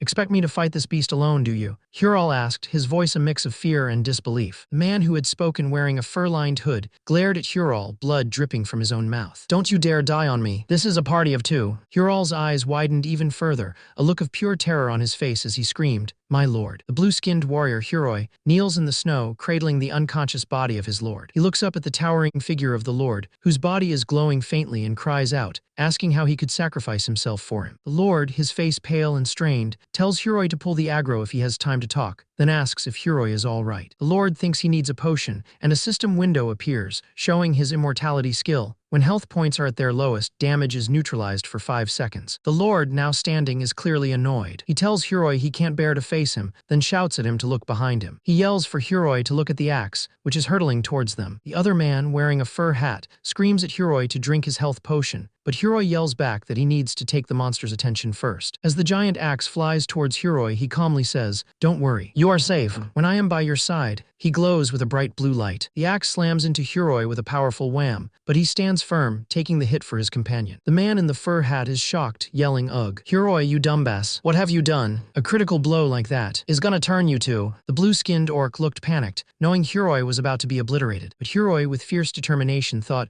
"I swore to protect my lord from all harm." As the axe came down, a blue aura surrounded him, and a system window popped up. Strong will resist attack for 10 seconds. Cooldown 90 minutes. The lord, watching Huroi, realized something. Come to think of it, he remembered Huroi blocking a blow with his body before. He blocked a blow with just his body last time too. What kind of skill allowed him to do that? The lord wondered. The lord then grinned, holding up his hand. "You're this close, so I won't have to worry about missing you," he said, and with a swift motion, a blast of energy shot from his hand. The lord, a young man with dark hair and a red fur-lined hat, held up a glass bottle filled with a golden liquid. "Take this, you beast," he shouted, and with a powerful throw, he launched the bottle. The bottle shattered against the frost orc's face, unleashing a burst of fire that engulfed its head. The lord grinned, realizing his quick thinking had paid off. "A fire bottle. Yes, that's it," he said. He knew frost orcs were especially vulnerable to fire. "Way to go, Huroi," he cheered as he continued to hurl more fire bottles at the monster. "Go melt in hell." The bottles exploded in a series of fiery blasts, creating a huge explosion that rocked the area. The frost orc roared in pain as flames consumed its body, its tough hide burning away. As the frost orc burned, the young man in the pink jacket gulped down a potion, and the man in the fur-lined hat grinned, shouting, "My lord, now is our chance." "All right, let's go." He attacked the monster with a flurry of slashes and slices, their weapons glowing with power. The man in the fur-lined hat smiled, confident in their progress. "Good job. That was cool stuff. I think we're killing this raid." But the young man in the pink jacket, looking serious, sliced at the orc and said, "It's true that we've dealt a lot of damage." He continued, "But its skin is too tough. Even the fire had little effect." With a determined look, he added, "If we can't land a decent critical blow, we're the ones who are going to be finished first." The monster, still smoking from the fire attack, seemed stuck. "Looks like the fire got you good, seeing as you can't move." The hunter cheered. He prepared to land the finishing blow, his dagger glowing with energy. "Alrighty, just stay like that. Here comes my final blow." But the other hunter, the one in the red jacket, shouted a warning. "My lord, be careful. This beast is still strong." The monster's eyes suddenly flashed with blue light. Before the first hunter could react, the monster moved with incredible speed, striking him hard. The hunter cried out in pain as he was slammed against the rocky wall, chunks of stone crumbling around him. Another hunter wearing a red coat watched in horror, shouting, "My lord." The monster, a massive orc-like creature with pale skin and tusks, loomed over them. It growled, "You bastards." Then, with a swift motion, it plunged its hand into its own chest. It pulled out a glowing red orb, pulsing with dark energy. The hunter in the red coat stared, wide-eyed and terrified, wondering what the red orb was. The monster's face twisted into a terrifying grin as it clutched the glowing red orb, its power crackling wildly. With a guttural cry, it raised the orb high above its head, the air around it shimmering with intense red energy. The energy exploded outwards, creating a massive, swirling vortex of crimson power. The monster roared, unleashing its ultimate attack, Eru Rikwan. The raw power of it was immense, threatening to overwhelm everything. The hero looked on in horror, realizing the true danger. He wondered if this was the monster's hidden trump card, held back for just this moment. The hero, with a determined look, realized he had no choice but to use his full power. The monster, a massive red orc with glowing eyes and an axe, roared, promising to rip him apart. He then thought that the monster's instincts were impressive for noticing his hidden presence. With a flash of golden light, the hero raised his sword, knowing this skill would tear the monster apart. The hero, Huroi, glowed with golden light, his sword raised high as the monster stomped towards him, letting out a roar. Another hero, a man with dark hair and a fur-lined hat, looked on in shock, asking Huroi what he was doing. Huroi focused, a determined look on his face. He thought that he had never had the chance to use this ability before, but now seemed like the perfect time. The man in the fur-lined hat stared in disbelief as the monster's health points vanished. Huroi's eyes burned with resolve, ready to fight for justice. Huroi unleashed a powerful, glowing attack, a massive golden beam of energy that shot straight towards the orc chief. The orc chief's eyes widened in shock as the attack slammed into him with a blinding flash. The attack sent the orc chief flying backward, a huge explosion of light and force erupting around him. A man with dark hair and a fur hat watched, his face filled with disbelief. He wondered if Huroi had actually succeeded. The orc chief let out a furious roar, clearly still alive and powerful, as smoke and dust cleared around him. The orc chief, still very much alive, stomped his massive feet, shaking the ground. Tom looked up at the enraged orc chief and realized his attack wasn't enough. He declared that he would leave the rest to his lord, promising that this time things would be different. The man with the fur hat looked confused. "Different? What is?" he wondered. The other man smirked, his eyes glinting. "You'll see. An opening," he said cryptically. Suddenly, a massive, red-skinned monster with glowing red eyes and a huge sword loomed over him, ready to strike. With a powerful slash, the monster's sword came down, a blinding flash of light erupting. The man cried out as the attack connected, a blue, shimmering effect indicating a powerful impact. As his body began to dissolve into shimmering blue particles, he uttered his last words, "My lord." A system message appeared, stark and cold. Party member Huroi has died. The large red orc, his spear still embedded in the ground, stood over the spot where Huroi had been. The orc's eyes glowed fiercely, a look of surprise and anger crossing his face as he flinched, realizing something unexpected had happened. The protagonist, Grid, watched, thinking that he still didn't fully understand what Huroi meant by an opening. But then it clicked. Huroi had been preparing everything for him. With a surge of power, Grid activated his skills. Blacksmith's Rage. Quick movement. The massive red orc roared in pain as Grid's attack landed. Grid, with a determined look, declared he'd hit the orc where it hurt most. He unleashed a powerful wind blast that slammed into the orc. The orc screamed in agony as the attack threw it back. Grid was shocked. His attack felt much stronger than usual. He wondered if it was because of Huroi's sacrifice for justice skill. He realized Huroi must have used his own health to weaken the enemy's defenses, setting Grid up for this powerful blow. Grid's attack, a powerful thrust, shot forward like a spear, hitting the orc great chieftain. The chieftain roared in pain, a guttural sound that echoed through the air. The chieftain swung his massive axe, forcing Grid to dodge. Grid wobbled, feeling frustrated. He was so close to taking down this monster. Just one more hit would do it, he thought, but the chieftain was still standing. Grid sighed, admitting defeat for now. He knew he had to retreat. A system message flashed, reminding him that an apostle of justice never gives up in danger. His stats instantly boosted by 30%, and the cooldown for his powerful skill, Unbreakable Justice, reset. Grid, glowing with power, rushed forward, his sword gleaming. With a mighty shout of Unbreakable Justice, he lunged at the giant red monster, who was mid-swing with its massive axe. Grid's attack was so fast and strong that the monster's axe shattered with a loud snap, sending pieces flying. The monster stumbled back, breathing heavily as Grid stood ready, his small figure dwarfed by the beast. Grid, breathing heavily, watched as the massive orc chief wobbled, then crashed to the ground, defeated. The Frostlight Orc Chief. Grid's eyes widened, a mix of fear and excitement flickering in them. He let out a triumphant shout, "Yees!" as he looked down at the fallen beast. He had done it. He had succeeded in his first field boss raid. The hero sat at a wooden table, looking at the loot he'd gathered. He had finished the raid, but he was a little disappointed he hadn't collected all 20 sylphid scales. Still, he got a lot of other good stuff. He looked at a system window detailing a unique item, the Frostlight Orc Chief's helmet. It was a powerful piece of armor, offering 130 defense and plus 10% HP, though it had a minus 20% chance of evading critical hits. The helmet had a special ability to transform the wearer into a Frostlight Orc Chief if 5 said items were equipped, allowing them to lead Frostlight Orcs and granting the skill rotation cut. It required level 150 plus and 400 plus strength. He also had a red lightning summoning bead, which could summon red lightning to increase weapon attack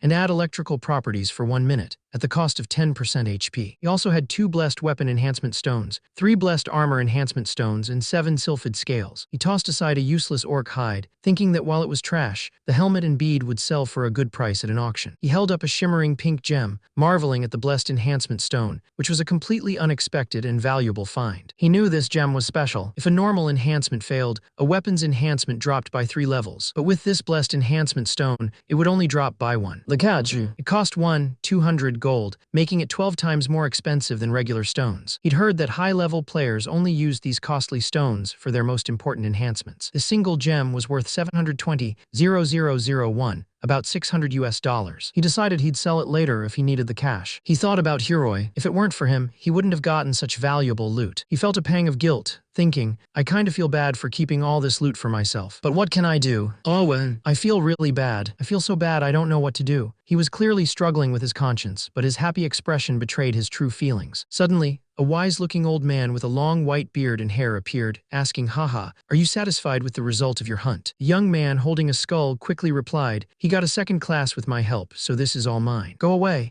The old man looked confused, asking, What are you saying? The old man looked at the items, surprised. So this is your loot. They're all items I've never seen before. The young man hugged his treasures close, shouting, Don't look. It's all mine. The old man noticed something on the table. Are you throwing that away? The young man replied, Yep. It's the hide of a Frostlight Orc. The old man's eyes widened as he examined the hide. Oh ho, this hide is one of a kind. This will help absorb impact if we use it as the inner lining of armor. He immediately demanded, Hand it over. I can't live without it. The young man looked surprised. I thought you were throwing this away. The young man smirked. Fine, I'll give it to you as a gift, so make me some armor. I need to go to the marketplace. I'll be back. The old man looked suspicious. And what exactly do I gain from this? It's a rare item, so I'm intrigued, but the old man wanted 1,000 gold for 10 ordinary weapon enhancement stones. Grid looked disappointed, realizing he might have been too greedy. He knew he needed to be well prepared for Kesson Gorge, and the sylphid scales weren't the only thing he had to worry about. He also had to find the mural of Pagma's sword dance hidden in the gorge. Grid remembered how tough it was to fight even a normal orc, despite being level 85. He figured there would be even stronger monsters he couldn't easily beat. This meant he absolutely had to enhance his items. He decided to find a quiet place to focus on enhancing his items. He walked through the city streets until he found a secluded spot. He held his dagger ready to begin, but then he paused. He thought about his family, who were struggling financially. He looked at the dagger, a red gem hovering over it, and shouted, Let's do this. Enhance. A bright light flared as he focused on the enhancement. A system message popped up. Ideal dagger plus 1 enhancement has been successful. You have used 1 weapon enhancement stone. Another message appeared. +2 enhancement has been successful. You have used 1 weapon enhancement stone. Then, immediately after, +3 enhancement has been successful. You have used 1 weapon enhancement stone. His eyes widened as the next notification came. +4 enhancement has been successful. You have used 1 weapon enhancement stone. Finally, with a flash of light, the system confirmed. +5 enhancement of +4 ideal dagger has been successful. A system window popped up, showing the newly enhanced +5 ideal dagger. It was a unique class item with damage between 309-337, attack speed boosted by 11%, a low chance of instant kill, and +20 agility. He couldn't believe how much its stats had jumped. He thought the dagger's basic stats must have been really good for it to have such high enhancement potential. He knew that the success rate for a +6 enhancement was incredibly low, so he told himself he should be happy with what he had. Feeling excited, he raised the dagger to the sky and declared that he was ready to go back out and hunt. But then, a mischievous thought crept into his mind. Maybe he should try enhancing it just one more time. He knew a +6 enhancement was super rare for most players, but he just needed to succeed once. Just once. He knew that the appearance of his item wouldn't change with just 5 enhancements, but once it hit +6, it would actually glow. He thought it would be so cool. After all, he was Pagma's successor. He asked the shopkeeper for 5 potions, which would cost him 200 gold. Then he suddenly yelled for 10 more enhancement stones, startling the shopkeeper and the man next to him. He screamed in frustration, realizing he had invested all those enhancement stones, and his item had only gone up +2. He couldn't believe it. He wouldn't settle for just +2. He was going for +6, no matter what. He used another weapon enhancement stone and a message flashed. +3 enhancement has been successful. But then another message appeared. Enhancement failed. Enhancement value has decreased by 3. He couldn't believe it. He thought the success rate was supposed to be higher for Pagma's successor. He was furious, but he wasn't giving up. He vowed to make his item +6 at all costs. Suddenly, people in the street started reacting. "Well, that's so cool," one person exclaimed. A woman with long brown hair and a man with short brown hair looked on in surprise. "Oh, what?" the woman wondered. Another man with spiky brown hair and a man with orange hair were equally stunned. "I've never seen anything like it," the spiky-haired man said. "What?" the orange-haired man asked. They were all looking at him. His weapon was glowing with a brilliant blue light. "Look at how it's emitting that blue light. That's gotta be at least a +6 weapon," someone said, clearly jealous. "I always fail at +3. Man, I'm jealous." The man with the newly enhanced dagger beamed, feeling like the center of attention. He didn't regret spending 2,000 gold for this moment of glory. Suddenly, another player, a man in impressive red and black armor, stepped forward, looking unimpressed. He had been wondering what all the fuss was about. The armored man scoffed, calling the dagger owner an amateur. The dagger owner's eyes widened in shock as he recognized the armored man. It was the blood warrior, Ikatsu. The crowd around them started to murmur in excitement. Ikatsu was the 3rd hidden class player and had even made it into the top 40 in the unified rankings. Ikatsu looked down at the dagger owner, a smirk on his face. "Hey peasant," he said, "are you that happy with just a +6 dagger?" The dagger owner, a young man with dark hair and a simple white shirt, snatched his weapon back, glaring at Ikatsu. "Hey, rude much. Who the hell are you?" he demanded. Ikatsu just laughed, a wide, arrogant grin on his face. "Seeing a raggedy ass like you show off that weapon was just so hilarious that I thought I'd speak my mind." He then pulled out his own sword, which glowed with a powerful light. "You see, when it comes to enhancements," the sword flared even brighter, radiating intense energy. "I'd be too embarrassed to show anything shabbier than this, but commoners like you are so easy to please." The people around them gasped in shock and awe. That radiance. It's a +8. That's a +8 weapon," one person exclaimed. The dagger owner stared wide-eyed at Ikatsu's glowing sword. "It's freaking awesome," he stammered, completely blown away. But the man with the flaming sword wasn't impressed. He glared at the boy, asking, "So what?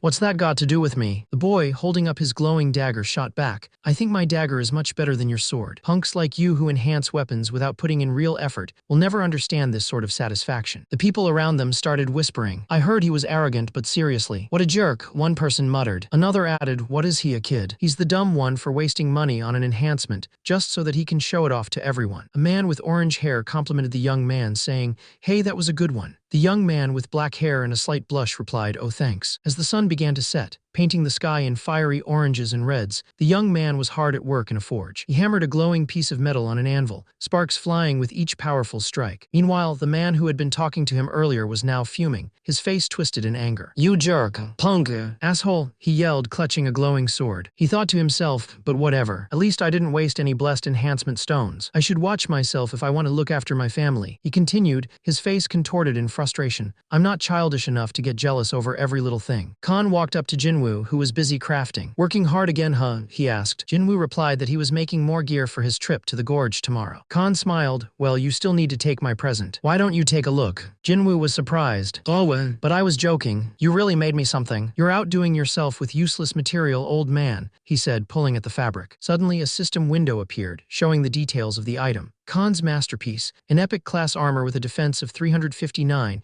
but also a movement speed reduction of 7% and a whopping weight of 900. It also reduced physical damage by 20% and required a level of 160 plus, strength 550 plus, stamina 380 plus, and intermediate heavy armor mastery. Khan proudly declared, I can assure you this is my masterpiece. I do hope it'll come in handy. Jinwoo, lifting the heavy armor, was amazed. Well, and it's an epic item at that, he exclaimed. Jinwoo grinned. He had been a bit down after the marketplace, but this new gear completely changed his mood. He knew Katsu's enhancements couldn't even compare to this. A strong wind swept through the rocky landscape as Jinwoo, now fully equipped in his new gear, prepared to leave. A system window appeared, showing off his impressive new equipment. He wore the Frostlight Orc Chief's helmet, Khan's masterpiece, and the best gauntlets, which were epic class with 47 defense, plus 4% attack speed and plus 8% accuracy, with a low chance to activate double barrage. They required level 160 and 150 agility. His adventurer's boots were rare class, offering 60 defense and plus 6% movement speed, also requiring level 160. Jinwoo, now looking fierce with his new gear, declared, I have no regrets. Now I just have to keep moving forward. Suddenly, the sword in his hand crackled with blue energy, shimmering brightly. Jinwoo looked at his enhanced weapon, a wide smile spreading across his face. I ended up using those stones after all. This is beautiful. Blessed enhancement stones are awesome, he exclaimed, admiring the sparkling blade. The wind howled through Kesson Gorge, a treacherous place with towering rock formations. Our hero, a young man with spiky gray hair, wearing a skull helmet and a blue and white outfit, stood precariously on a cliff edge. He muttered, geez, honestly this place is hard to get used to. One little slip and it'll be bye-bye. He knew collecting sylphid scales was important, but his real priority was something else. With a thought, a blue system window appeared before him. Quest window. The quest was for Pagma's Sword Dance, first-class quest, and required him to find clues in Kesson Gorge. The reward was a Daneslave reproduction. He thought about his current weapon. Although Ideal Dagger is a +8, it's still a level 180 item. It doesn't even come close to Daneslave, which is level 250. He continued, on top of that, I need to acquire Pagma's Sword Dance, since all I have are 4 attack skills. He knew his biggest challenge was getting past the caves ahead. He died countless times to the level 160 monsters inside, but he'd learned from each defeat. He thought if he could just sneak through quietly, he might avoid them. But just as he considered this, a massive gorge lizard, level 162, appeared with a growl. He stared at it, thinking, or not, why does this always happen to me? He recognized the creature. A gorge lizard was a monster typically around level 160. The lizard darted forward, its tongue lashing out with purple energy. The piercing tongue of the gorge lizard had made him want to quit the game so many times before, and it was just as dangerous now. He felt his body instinctively tense up, but he wasn't going to give in so easily this time. He yelled at the lizard, activating his blacksmith's rage skill and unleashing a powerful wind blast from his sword. The blast hit the gorge lizard, making it shriek in pain. A system message popped up, showing he had dealt 230 damage. He was surprised, realizing that was a lot more damage than he expected. He knew these gorge lizards had higher defense than the Frostlight Orcs, so his weapon must have gotten much stronger because of the enhancement. Feeling confident, he declared this would be a piece of cake. He leaped into action, ready to strike again. He slammed his fist, empowered by his skill Unbreakable Justice, directly into the lizard. The lizard let out a final hiss as it dissolved into blue energy. System messages appeared, confirming he had defeated the gorge lizard and gained 329,000 experience points. He couldn't believe it. He, a level 85, had easily killed a level 162 monster. He felt incredibly strong and thought he might actually have a chance at surviving this. Suddenly, a huge, scaly foot stomped down near him. He looked up to see a group of gorge lizardmen, each one a terrifying level 185, ready to attack. He sighed, you guys didn't have to greet me like this. The lizardmen screeched and lunged forward, but he stood his ground. Unfortunately for you, he said, a determined look on his face. I'm not the old grit anymore. With a powerful surge of energy, he brought his glowing blue sword down, ready to strike. Suddenly, a monstrous skeletal face with glowing red eyes appeared right in front of him, startling him. 3 large, armored lizardmen charged at him, roaring loudly. He quickly moved to slash at them with his glowing blue sword. He took a hit, feeling the pain of 2,019 and then 1,504 damage. He realized these enemies were much tougher than the last, with thick hides and metal armor. He knew he'd be dead if it wasn't for Khan's masterpiece armor, which reduced physical damage by 20%. The lizardmen shrieked, pressing their attack. He knew his armor wouldn't last if he couldn't break through the lizardmen's pincer attack. He had to stop them. With a powerful punch, he unleashed his unbreakable justice skill, sending one of the lizardmen flying back with a mighty crash. Then he followed up with a wind blast, a powerful wave of energy that swept through the remaining lizardmen, scattering them across the ground. He grinned, knowing this was his chance to turn the tide. He activated quick movement, boosting his evasion rate by 30% and agility by 2 times for a minute. The lizardman shrieked in surprise. Then he unleashed Blacksmith's rage, increasing his damage by 10% and attack speed by 30% for 20 seconds. He knew that with both these powerful buffs active, he could finish them off. He moved like a blur, slicing through the lizardmen. They cried out in pain as they dissolved into blue light. A system message confirmed he had defeated the Gorge lizardmen, granting him a massive amount of experience. He knelt, catching his breath, a confident smirk on his face. He had warned them he was a whole new man, and he had proven it. He took a moment to check his status, noticing his mana was running low. Phew, I'm somehow managing, but my mana is low, he thought, seeing the almost empty mana bar. All I used are 4 attack skills, but they're eating up a lot of MP. He quickly chugged a potion, restoring some of his energy. But I prepared enough potions, so low-level monsters won't be a problem, he reassured himself. Plus, I'll probably level up once I get 2 more monsters. He continued walking through the gorge, thinking, everything will be fine as long as I don't run into the strongest predator of Kesson Gorge, the Gorge Spider. Suddenly, a massive, terrifying spider with multiple glowing red eyes appeared, letting out a chilling shriek. A system window popped up, identifying it as a Gorge Spider, level 188. He stared in disbelief, a nervous smile on his face. Oh wow, it's the Gorge Spider. All the monsters I talk about appear in front of me. It's like magic, he thought, scratching his head. The Gorge Spider didn't waste any time, letting out another shriek and spitting a powerful stream of purple goo right at him. He dodged the spider's attack, a stream of purple goo missing him by inches. He yelled for it to go away, remembering how terrifying the spider was, even eating lizardmen and him once before. He thought, this spider's on another level. He quickly reminded himself that a legendary one like him shouldn't be easily scared. After all, it was still just a common monster. He unleashed a powerful wind blast at the spider. A system message popped up. You have dealt 300 damage. He was shocked, realizing that the spider had even higher defense than the Frostlight Orc Chief. The spider let out a furious shriek. He quickly moved to dodge another attack, knowing he would be finished if those webs caught him. He yelled, take this, you freaking insect. Blacksmith's rage, wind blast, and unleashed a powerful blue and white energy attack. The blast connected with the monster, making it roar in pain. A system message popped up, showing he had dealt 344 damage. He was shocked.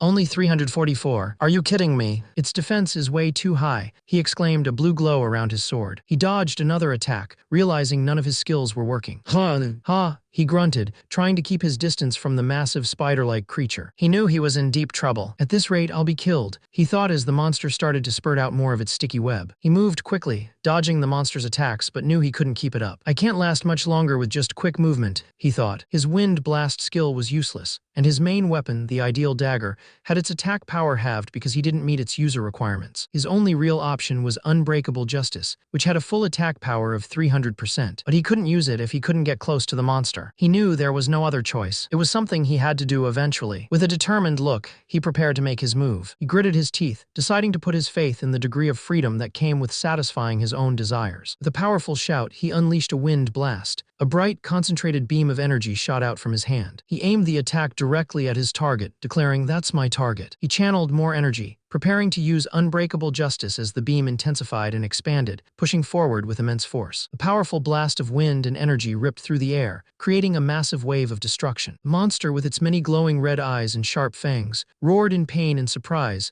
as the attack hit it head-on. A massive crack appeared on the monster's back as the attack exploded, sending out a bright blue light and causing it to shriek in pain. Blood splattered everywhere. He panted, relieved. It worked, he said, then realized something even better. Wait, not only did it work, I also made a new skill. A system message appeared, telling him he had successfully combined a new skill. The combined skill, called Wind of Justice, had been created. He gained 10 intelligence. The skill dealt 320% of his attack power to a target up to 6 meters away, with a 2-meter radius of damage around the target. It used 400 MP and had a cooldown of 100 seconds. To use it, he needed to equip his ideal dagger. The monster, still alive, let out a low growl, dust and debris swirling around it. The monster thrashed crashed on the ground, letting out a pained shriek. The hero realized the monster was on its back and unable to move. He dashed forward, knowing this was his chance to finish it off. A system window appeared, confirming that the effects of the best gauntlets had activated, meaning his next attack would hit twice. He leaped towards the monster, glowing with power. He brought his weapon down, yelling, "It's over, you monster. What did I tell you? I'm a whole new grid now." He sliced into the monster, a powerful double strike. The attack landed with a massive explosion, shaking the ground. The monster let out a final, pained cry as it dissolved into blue energy. A system window appeared, confirming he had defeated the Gorge Spider and gained 500 experience points. Another window popped up, announcing he had leveled up to level 86. He cheered, pumping his fist in excitement. He let out a triumphant yell, his voice echoing through the rocky landscape. High above, a mysterious figure with long gray hair and a blue cloak watched from a rocky peak. He thought it had been a long time since he'd seen someone defeat the Gorge Spider all by himself. He noticed that while the fighter was clumsy, his potential grew with each target he took down. This was truly exceptional. The cloaked man's thoughts turned dark as he remembered someone named Ismafil. He felt a deep hatred, recalling how Ismafil had taken everything from him and his comrades, framing him as a traitor and forcing him to hide for years. He swore he would kill Ismafil in the cruelest way possible. This was Pyro, the strongest knight of the Saharan Empire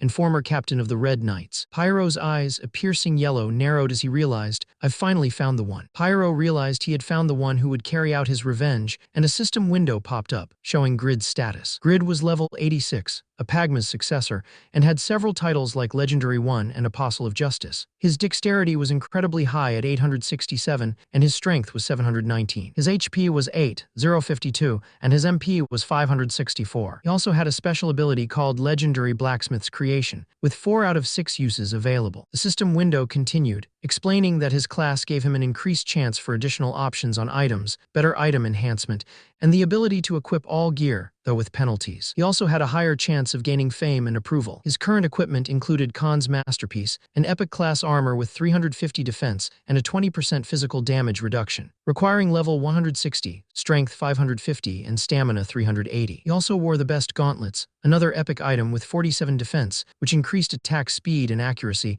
and had a low chance of activating double barrage. They required level 160 and agility 150. Finally, the system showed Grid's skill, Wind of Justice level 1. This skill combined Unbreakable Justice and Wind Blast, dealing 320% of his attack power to a target up to 6 meters away, with a 2-meter radius damage range around the target. It cost 400 MP and had a 100-second cooldown, requiring him to equip an ideal dagger. A chilling wind swept through the craggy mountains, carrying with it a sense of dread. 3 adventurers, wrapped tightly in thick spiderwebs, hung precariously in a massive web. What was that?" One of them cried out. Another replied, "It's probably the Gorge Spider." Choi Chansung, a level 87 thief with short blue hair, looked terrified. "It's hunting for prey like us to store," he said, his voice trembling. Sim Kiwin, a level 87 fire magician with spiky blonde hair, groaned. "I should never have come to Winston. I don't want to be spider food." Lee Junho, a level 88 warrior with fiery red hair, glared at Sim Kiwin. "You punka! None of us forced you into this," he snapped. Sim Kiwin, still wrapped up, cried out,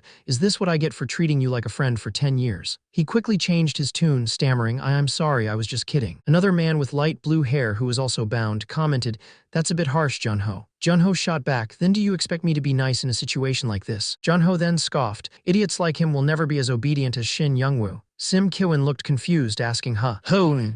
Junho smirked, "Don't you remember?" He continued, "He was that loser who'd hand over his money on a regular basis and didn't say crap when I beat him up." Sim Kiwin's eyes lit up in recognition. "Oh, back in high school, right? Those were the days." Junho then looked at the light blue-haired man, saying, "Chansung over there was the only one who acted like the good guy." "Hypocrite." Chansung remained silent, looking down. The blonde man with the red collar, still tied up, smirked and asked if Chansung also played Satisfy. The red-haired man confirmed, saying he heard it at the reunion party. He then insulted Chansung, calling him a loser online too, only level 70. The light blue-haired man, struggling with a dagger, yelled at them to stop talking and help with the web that was binding them. He couldn't cut it, and even his flames weren't working. The red-haired man, straining against the web, retorted that he had tried too. He was frustrated because he had invested all his stats and strength, but the web wouldn't budge. The blonde man looked around nervously, realizing they might actually starve to death. Suddenly, he noticed something in the distance and pointed it out to the others. Someone was there. The man with the horned mask walked through the cave, thinking that based on the spider's size, it must have lived there for at least 10 years. He hoped there was treasure hidden somewhere in the cave, but he was frustrated, realizing that after all his hard work, the giant spider had only dropped useless items. Suddenly, the three men trapped in the spiderwebs looked up, startled. They heard footsteps approaching. One of the trapped men with spiky red hair asked his companions if they had heard that. He said it echoed, so it wasn't clear, but he thought the approaching person had just said they killed the spider. The red-haired man grinned, realizing this person must be a high-level player. He suggested they suck up to him a bit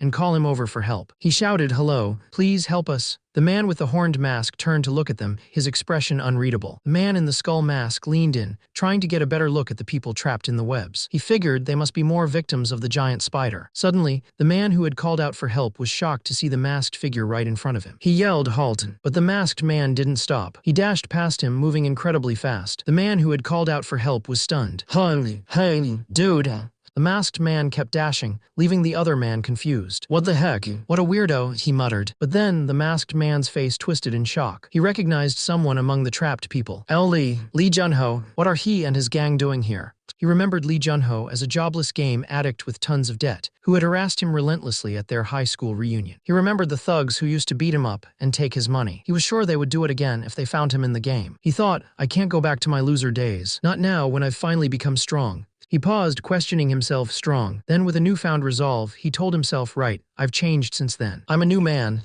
Meanwhile, the red-haired thug, still wrapped up, wondered if he should just log out. His companion quickly warned him that logging out now would count as a kill. The companion then reassured him, telling him to wait a second. He believed the other player would come back, because high-level players love to show off. Just as predicted, a figure stepped into the cavern. The companion, still wrapped in the spider's web, exclaimed, "See what I tell you? Well..." The new arrival, wearing a creepy skull-like helmet with glowing red eyes, turned to them. "Hey there, you need help?" he asked, a red aura pulsing around him. The companion, a young man with spiky red hair, looked at the mysterious figure and thought, "What's with this punk? I'm glad he's back, but his helmet's real creepy. Not to mention his aura overall." The man in the helmet, meanwhile, thought to himself, "They're tied up, and they can't see my face because of this helmet. This is the perfect time for me to take revenge." He then addressed the trapped players, "So you can't get out because of this web, huh?" With a smirk, he pulled out a glowing blue sword. "But it's so easy to cut," he declared, and with a quick motion the web snapped. The man with the short, spiky blue hair and the man with the red mohawk both stared at the glowing sword. "That radiance," the blue-haired man gasped. "That's at least a +8 weapon. He's a high ranker." The red-mohawked man grinned, thinking, "Nice. I can escape once I suck up to him a bit." Then he said, "Wow, you're a high-level player. Could you help us out?" The skull-masked man, still caught in the web, gritted his teeth, thinking, "Ugh. That a *** hole. He's acting like a total kissa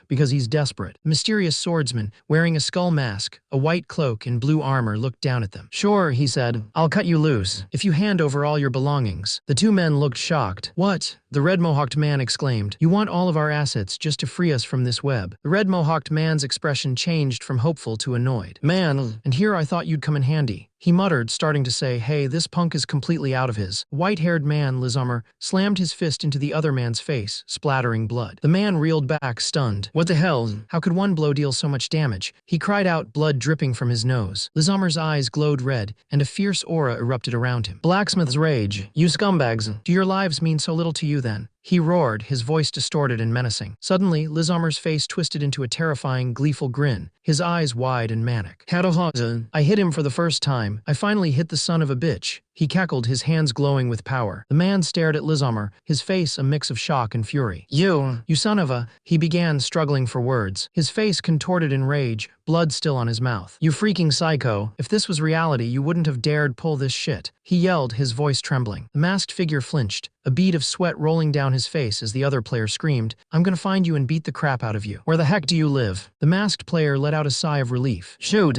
I got scared for a second there." He then taunted back, "I live in Argentina, you dirtbag." With a powerful whack, he sent the other player flying. The player, now wrapped in bandages and looking terrified, recognized his attacker. "Why you're gonna regret this." Sim Kiwin, Lee Junho's little sidekick. Sim Kiwin's eyes glowed red, a golden gauntlet appearing on his fist. "I'm glad you're here too. It's payback time. You want a piece of me?" he roared, ready for a fight. The bandaged player cried out, "I can't believe this is happening to me. Satisfy, you're the best. I'll give you money." "Stop," but Sim Kiwin just kept hitting him, saying, "I don't need it. Take this, take that."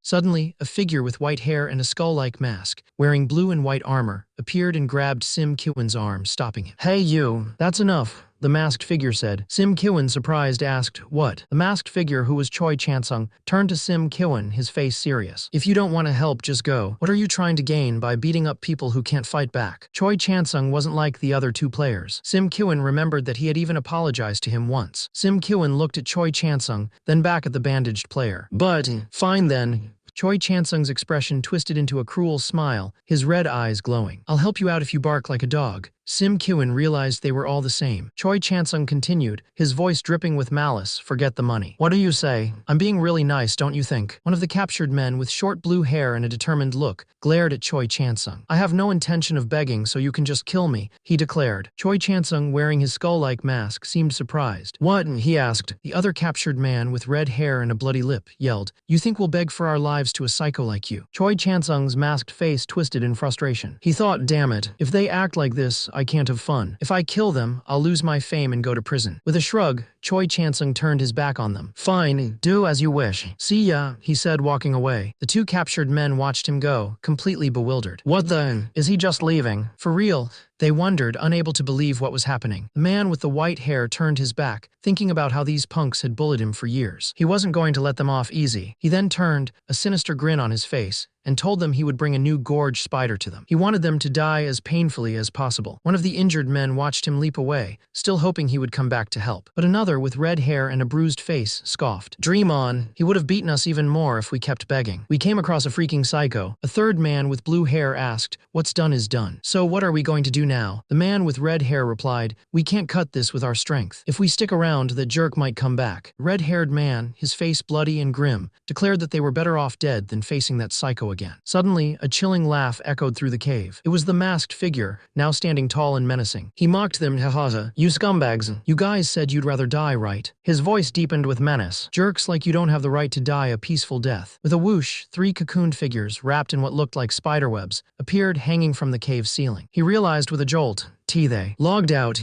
His eyes widened as a giant, terrifying spider with multiple eyes and sharp fangs descended right behind him. Then, OF*CK, he cursed. The monstrous spider let out a piercing shriek, Kiek, as it lunged forward with a powerful F whoosh. A breathtaking waterfall, shrouded in a dreamlike fog, cascaded down. 5 vibrant rainbows intersected one another in the majestic Lauren Falls, which stood an astonishing 300 meters high. The founder of the Eternal Kingdom, King Lauren, had discovered this beautiful place after conquering the north. But because it was nestled within the dangerous Kesson Gorge, most people only ever heard stories of its existence. Grid, a man with spiky gray hair and a fur-lined hood, stood before the falls, gazing up in awe. "So this is Lauren Falls. It's amazing," he muttered. Suddenly, his awe turned to frustration. "But that's not important," he yelled, clutching his head. "Where the heck is the engraving of Pagma's sword dance?" He remembered the clue. "I recorded what I had seen in an engraving and hid it in the northern cliffs of Kesson Gorge." Grid grumbled, "I never should have listened to those ghosts." He continued to search, his frustration growing. "I searched all day and I still can't find it. Did they want me to drink this water or something?" He paused, looking down at the rushing water.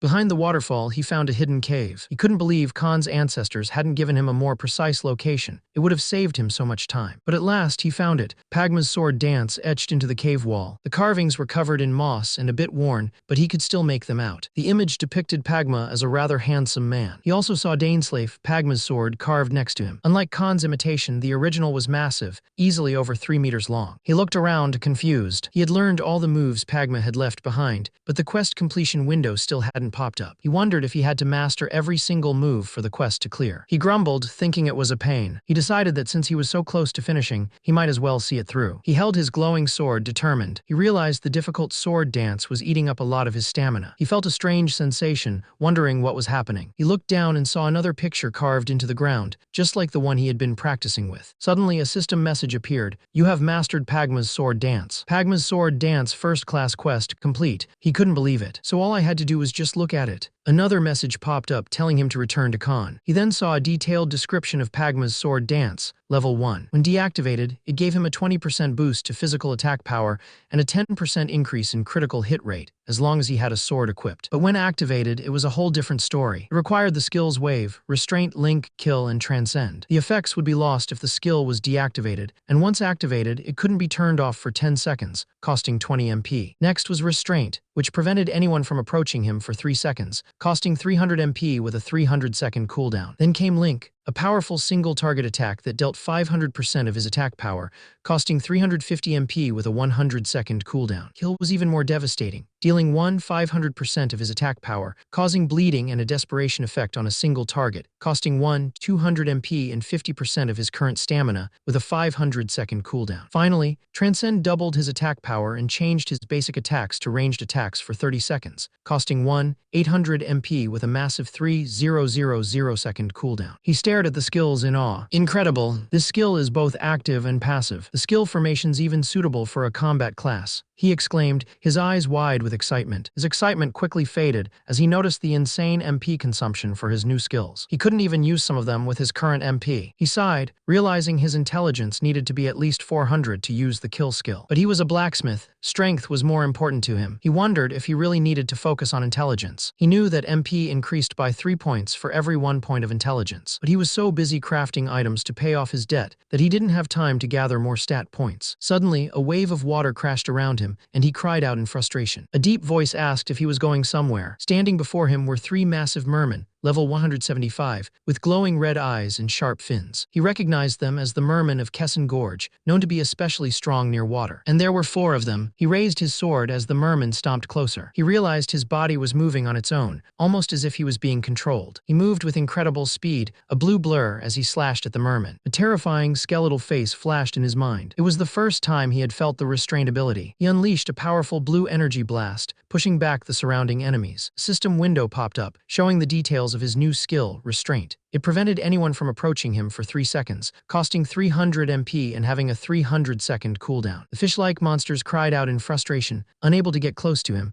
a blue force field pushing them away. He quickly chugged a potion, realizing that just one use of the skill had drained half of his mana. He needed to recharge his MP fast. He told the monsters to stay put, planning to add a buff to his new skill. With a burst of blue energy, he deactivated his sword dance skill. A system window appeared, showing that deactivating it gave him a plus 20% boost to physical attack and a plus 10% increase in critical hit rate, but only if he had a sword-type weapon equipped. He activated a powerful skill, shouting Wind of Justice. A massive burst of blue energy exploded from him, slamming into the ground. The energy blast sent one of the fishmen flying, crashing into his comrades. "Big brother," one of them cried out, "our second brother is." Kyojo moved with incredible speed, slicing through the air with his sword. "Quick movement," he declared, dodging an attack. Another fishman lunged at him, spear in hand. "You human filth, this is for our brother," he yelled, attempting to stab Kyojo. Kyojo realized he'd lost a third of his HP from that last blow. These fishmen were incredibly tough and still super ferocious, even after taking so many hits. He needed to finish them off, but first, he had to fully recharge his MP. He activated his special move, Pagma's Sword Dance. A system window appeared, detailing the skill. It dealt 155% of his attack power and inflicted a speed reduction on all targets within a 1-meter radius. It cost 350 MP and had a 120-second cooldown. A powerful wave of energy erupted from Kyojo, hitting the fishmen. They screamed in agony, their bodies glowing with blue energy as one of them gasped,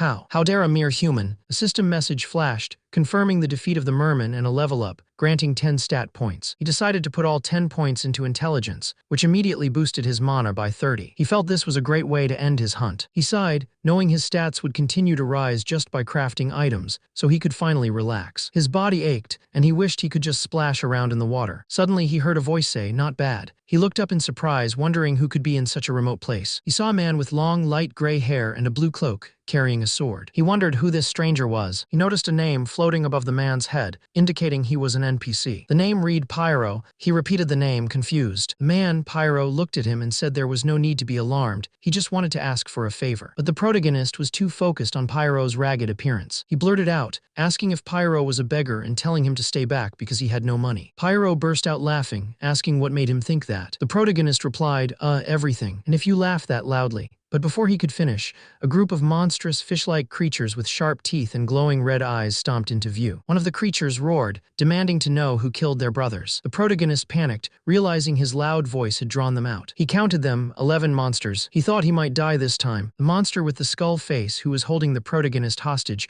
pointed at the protagonist and yelled, "There's only one way out." "He did it. I saw him kill all of them with my own eyes." The protagonist, a man with long dark hair and a serious expression, glared at the monster.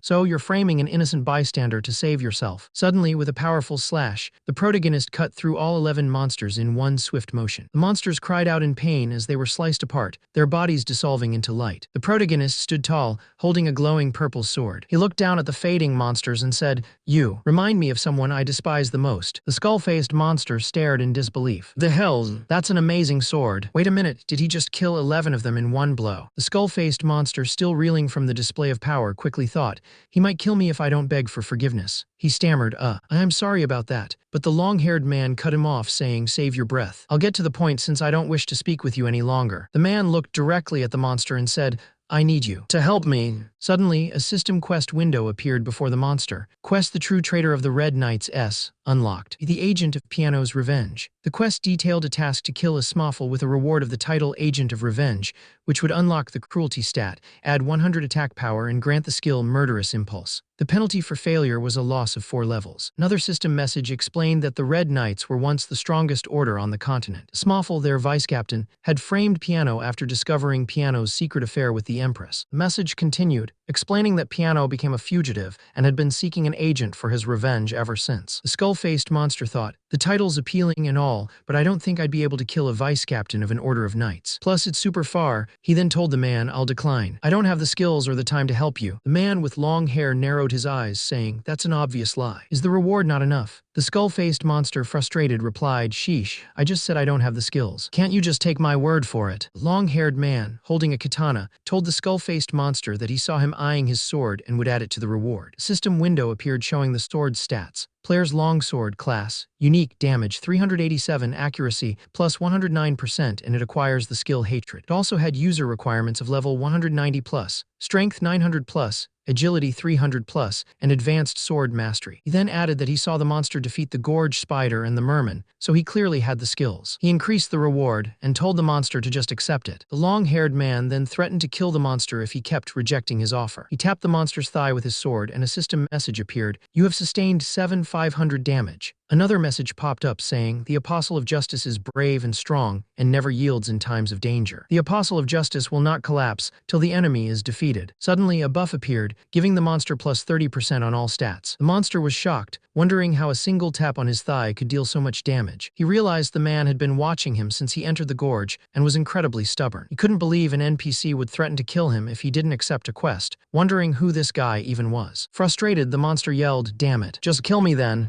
The monster, with its skull-like mask and armored body, seemed to realize the situation. It thought that losing some experience points was better than losing 4 levels for failing the quest. Resurrecting in Winston didn't sound bad at all. He told the monster, "You travelers really don't know the value of life. Get lost." The monster was confused. "But you said you'd kill me if I declined." The man replied, "I don't enjoy killing the innocent." He then added, "However, if you change your mind about my request, come back." He shouted in triumph, holding up a massive, gleaming sword. "Finally, Dainsleif is mine." He grinned, looking at the sword. "I'm sure even the most high-level players don't have a weapon as nice as this. On top of that, this is a great sword. It'll be totally sick once I enhance it." An old man with a long white beard looked at him, impressed. "I never thought I'd be able to witness Pagma's sword dance with my own eyes." "Grid, thank you." Grid chuckled. "I really want to get Valhalla as well. What do I need to do?" The old man replied with a smile, "Aren't you still tired from your journey? Get some rest first." Grid wondered if he hadn't met the requirements for a second quest yet. He thought maybe he should take a break, especially since he had reached level 95 and boosted his intelligence stat. A system window showed his skill, Blacksmith's Rage, was now level 2, giving him plus 15% attack power and plus 30% attack speed for 30 seconds. It cost 40 MP and had a 60-second cooldown. Another skill, Unbreakable Justice, was also level 2, dealing 320% of his attack power at a cost of 300 MP with a 90-second cooldown. His main skills had leveled up too. Suddenly, a man with a gray beard and a blue tunic approached Grid and the old man. "Excuse me, are you Mr. Grid?" he asked. 2 armored guards then appeared. One of them spoke. "Administrator Valdi has urgently requested your presence. You are needed to forge a particular item. We will escort you to Winston Castle." They arrived at Winston Castle's smithy. Grid looked around, surprised. "Whoa, I had no idea there was a smithy inside the castle," he said. A man with a mustache and an apron stood by a workbench, addressing Grid. "I'd like for you to work on the next item here this time. It's an extremely urgent matter." The man with the mustache explained that after the 8th servant appeared, the Yatin cult quickly grew stronger. They were now heading straight for Winston, destroying every village in their path. Grid thought about how he heard rumors that the 8th servant might be Yura, and that the Yatin cult was giving players who joined them an extra 20% experience. Their forces had become a huge threat, so it seemed their little event worked. The man then said that to stop the cult's advance, they needed to support the army at Kinbai Fortress. He handed Grid a blueprint, asking him to use it to craft a special item. Grid looked at the blueprint for a divine shield, a rare to legendary item. Required level 190 plus.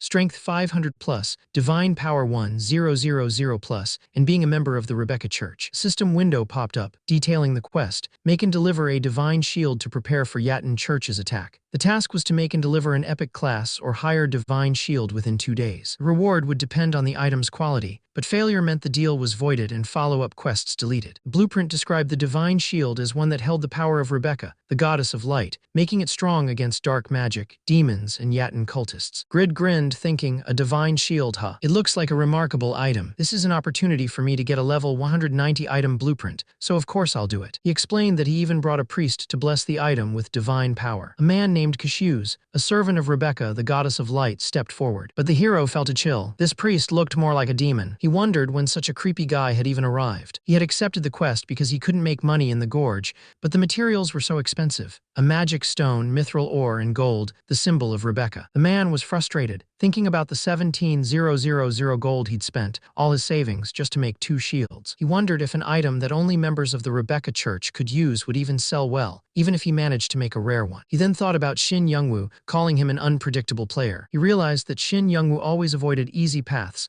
and chose to forge items that took a long time to make. He could see why Director Yoon was so frustrated with him. Suddenly, he noticed something in the game footage. Shin Youngwoo wasn't alone. There was an NPC with him. He quickly checked the list of NPCs in the game, Morpheus, to see if there was one named Isabel. A man with dark hair and sharp features, dressed in a dark suit, looked thoughtful. He found it very interesting that Shin Youngwoo could create such an unexpected variable in the game. 2 days later, on delivery day, he barely made it. He told the priest to do his thing. The priest, a man with short gray hair and a white robe, asked why he had been praying for 2 days when he could have just come over when he was finished. He replied that he thought the least he could do was pray for his luck. The priest explained that the goddess Rebecca governs light, and light is the foundation of all positive energy, which includes luck. He thought that the priest didn't look very lucky himself. He also felt that if praying really worked, he wouldn't have been so unlucky in life. He then told the priest, who was still praying to the radiant goddess Rebecca, that the item he was praying for had cost him his entire fortune. The man looked up, a satisfied expression on his face. "It's complete," he said, his eyes wide with anticipation. He turned to the priest, a huge grin spreading across his face. "Goddess Rebecca has answered my prayer." The priest, surprised, asked, "Wow, really?"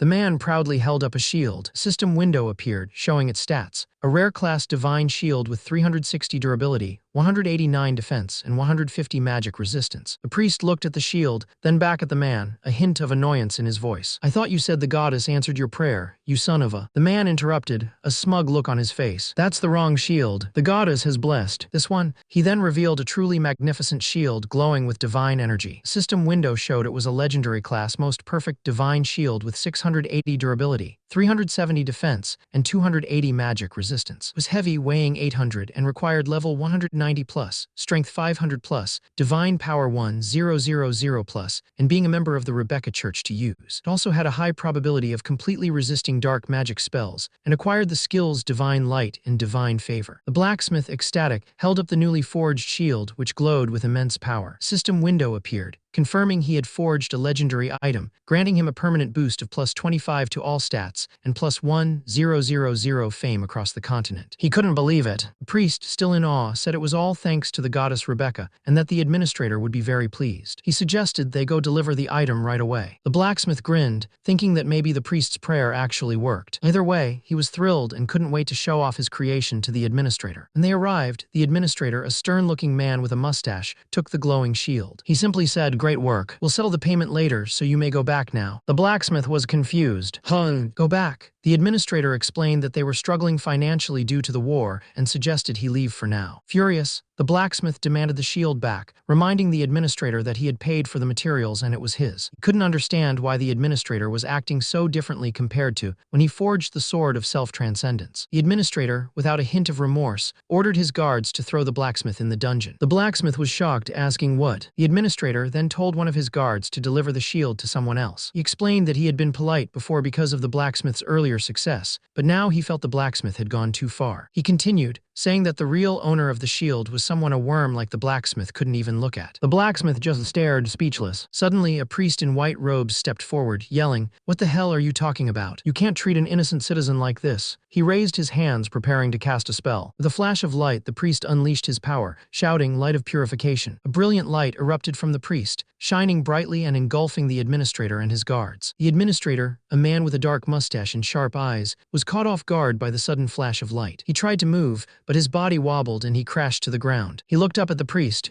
who was now standing over him. "I knew something was strange," the administrator said, his voice filled with suspicion. He continued, explaining his reasoning. "Only a member of the Rebecca Church can use the divine shield." However, Winston asked to send a priest instead of a holy knight. That was a curious request, considering a knight would be better suited to wield it. The administrator narrowed his eyes at the priest. "Thus, it's safe to assume that your real goal was to steal the item." The administrator glared at the priest, accusing him of being a follower of Yatin who brainwashed him. The priest, a sinister-looking figure with red eyes and a wide, unsettling grin, laughed. "You caught me, but what can a mere priest like you do?" Suddenly, a man in a black robe with a glowing shield appeared, startling Grid. Grid shouted, "Where the heck did you pop out from? Give me back my shield." He realized that if this man could even look at the shield without being affected, he must be a high-ranking priest. A powerful explosion rocked the room, sending debris flying. A beautiful woman with long white hair and a flowing blue dress, named Isabel, appeared. She looked at Grid and said, "What would you have done if I hadn't come? I told you he's not an easy opponent." Grid, confused by the sudden appearance of another NPC, thought, "Isabel. Another NPC? What the heck is going on here?" He then grumbled to Isabel,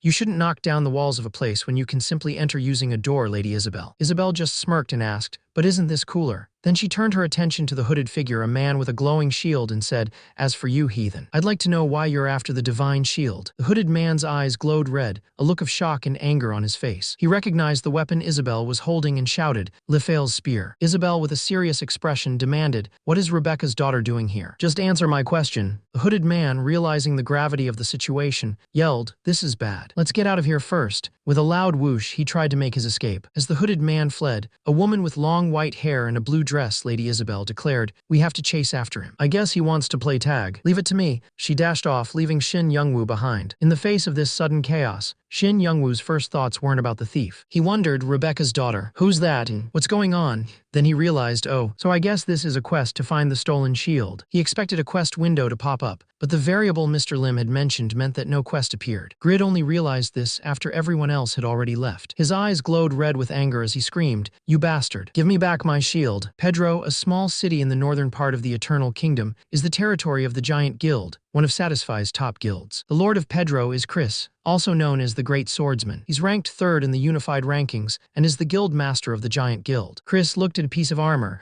glowing with a soft blue light. He realized it was made by an unknown master craftsman. He thought about how they failed to recruit the top 2 blacksmiths, Panmure and Steng. He then stood up, slamming his hand on the table, and shouted for someone to go to Winston and find the blacksmith. His guild and all the other guilds in Satisfy were desperately searching for this mysterious master blacksmith. In Winston Castle, a guild mission announced 2 objectives: find and scout an unknown master and execute Euphemina. The man reading it, a muscular warrior with a red scarf named Regaz, realized that Euphemina was actually Irina. He knew he had to find the blacksmith as soon as possible to avoid Jishuka's anger. Meanwhile, the Tzedaka Guild was also busy searching for the blacksmith in Winston. Suddenly Grid, a young man with dark hair and a simple tunic, spotted Regaz. Isn't that the guy I saw during the raid party gathering for the Guardian of the Forest? He thought, then called out, "Hey, Mr. Warrior." Regaz turned surprised. "Regaz?" Grid asked. Regaz smiled warmly. "You remember me. You're Grid, right? Why the long face?" Grid remembered Regaz as the handsome, muscular man he'd seen in Baron, who was naive enough to consider letting him join the raid. A mischievous glint appeared in Grid's eyes. He realized Regaz might actually help him if he just asked. A small, dark-haired boy sat on the ground, crying that someone stole his item, and he wanted to die. Regaz, a man with short blonde hair and a red scarf, knelt beside him, asking why he would want to die over something like that. Regaz enthusiastically offered to help the boy, but a woman with long red hair, wearing red and gold armor, smacked him hard on the back of his head. She had a fierce expression and told him to forget helping the boy. She reminded him that he had a mission to accomplish. Grid, who was standing nearby, stared at the woman, thinking she was hot. The woman then hit Regaz again, making him yelp in pain. She glared at Grid, asking what he was looking at. She then told him that Regaz was busy following her orders, so Grid needed to deal with his own problems. Grid introduced the woman as Jishuka, their guild master. The crying boy stood up, yelling that he didn't care who she was and asking why she was taking away someone who wanted to help him. Jishuka then confronted the boy,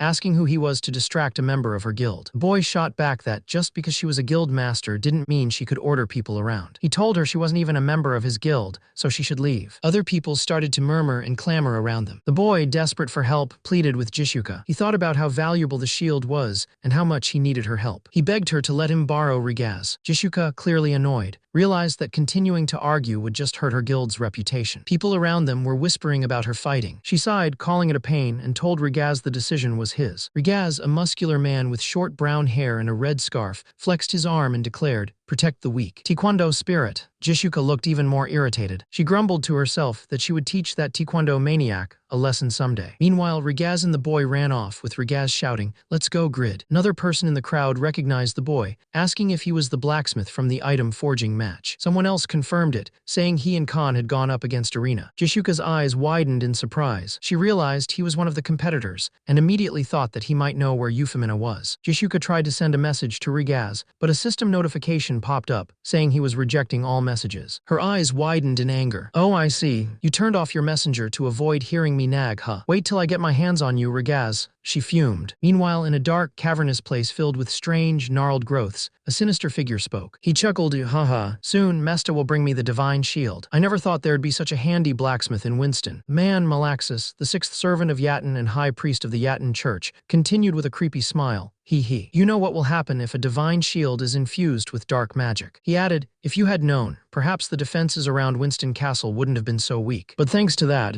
the man continued, gloating, "we now have the finest sacrifice to offer to Yatin. Don't you agree, Lady Irene?" Irene, a young woman with long white hair, sat on the ground, her hands bound. She wore a simple dress and a ring on a necklace around her neck. Later, a man with a beard and blue cloak, who looked badly injured, spoke to Irene. "Thanks to him, I was able to rescue you. You must keep him beside you and depend on him." He then told her, "You need to find the man who recognizes this ring." Doran, Irene held up the ring from her necklace, which glowed faintly. Next day, a muscular man with short brown hair and a red scarf, and a skeletal warrior wearing armor, were searching through mountains. The muscular man complained, Ha, we spent the entire night searching. What if we don't find anything again?" The skeletal warrior replied, "Haha, well then, we move on to the next mountain." The skeletal warrior then complimented him, "But you have some fine gear. You must be a really strong warrior." The muscular man chuckled, "Oh, well, it doesn't hurt to be prepared in case we run into the culprit." Regaz, a muscular man with short blonde hair and a red scarf, turned to his companion, a creature with a skull-like head and sharp teeth. "You said the thief was emitting a black aura, right? He's probably a Yatin follower,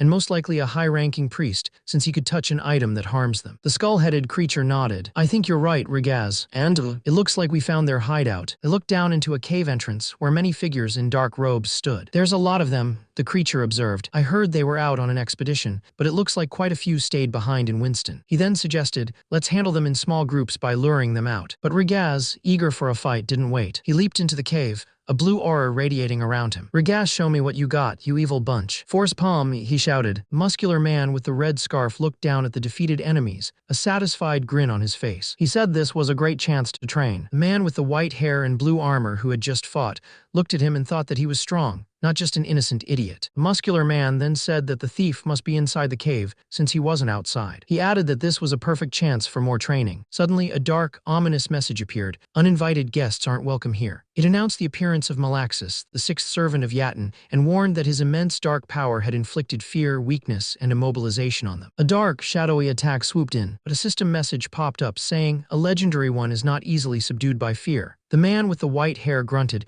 resisting the status abnormalities. The muscular man, however, was not so lucky. He cried out as the shadowy attack stabbed him, leaving a bloody wound. The muscular man cried out as the shadowy attack struck him, leaving a bloody wound. The man with the skull mask wondered if Regaz had been hit because of the immobilizing effect. Regaz, wiping blood from his mouth, realized this training wouldn't be easy. A mysterious dark-robed figure, surrounded by swirling shadows, expressed surprise that someone could withstand his spell. He wondered if Regaz was like someone named Yura. But with a swift motion, the dark figure declared there would be no mercy, sending another shadowy attack towards Regaz. Regaz, dodging the attack with a burst of wind, complained about the inconsiderate attack without any warning. He immediately retaliated, shouting "Wind Blast," and unleashing a powerful gust of wind at his opponent. The powerful wind blast hit the monster, Malaxis, who just stood there shrouded in dark energy, seemingly unaffected. Grid knew he couldn't beat Malaxis alone. He needed help from his guild. He quickly opened his messages, finding one that read, halfway up MT. Rolf, request for support. Malaxis has appeared. Suddenly, a furious message popped up from Jishuka. Do you want to die? How dare you ignore my messages? She shouted, her face red with anger. Grid flinched, realizing he'd been caught ignoring her. He quickly typed back, trying to explain. Jishuka, calm down and hear me out, he wrote. I just met Malaxis here, even though he's supposed to be at the Yatin main temple. He's a level 310, so you should arm yourself heavily before you get here. Hurry! Jishuka replied, still sounding annoyed. Whatever, make sure you don't lose that Grid guy. He's Blacksmith Khan's student. We need him to find out where Euphemina is. Grid suddenly lunged forward, yelling about quick movement and a blacksmith's rage. He thought to himself that he'd been waiting for the right moment to use this, practicing while searching for the item the others had stolen from him. He pulled out a massive, ornate sword. Grid knew it took 2 hands to wield it with his current strength, but he was sure it would pack a punch. System window popped up, showing the sword's details. Class, disability, reproduction, durability, 500/500 damage, 549-772 attack speed, -8% weight, 1/580. Also dealt additional damage equal to 10% of the enemy's defense, and its damage increased based on the number of enemies defeated. The sword also granted the skill Golden Flash. With a massive explosion, Grid unleashed the powerful attack. One of the fighters, a man with short blonde hair and a red scarf, watched the attack with wide eyes. He couldn't believe someone this powerful could be a blacksmith. He thought the woman must have been mistaken. The masked opponent, however, remained unfazed. He looked at Grid's incredible sword and simply said,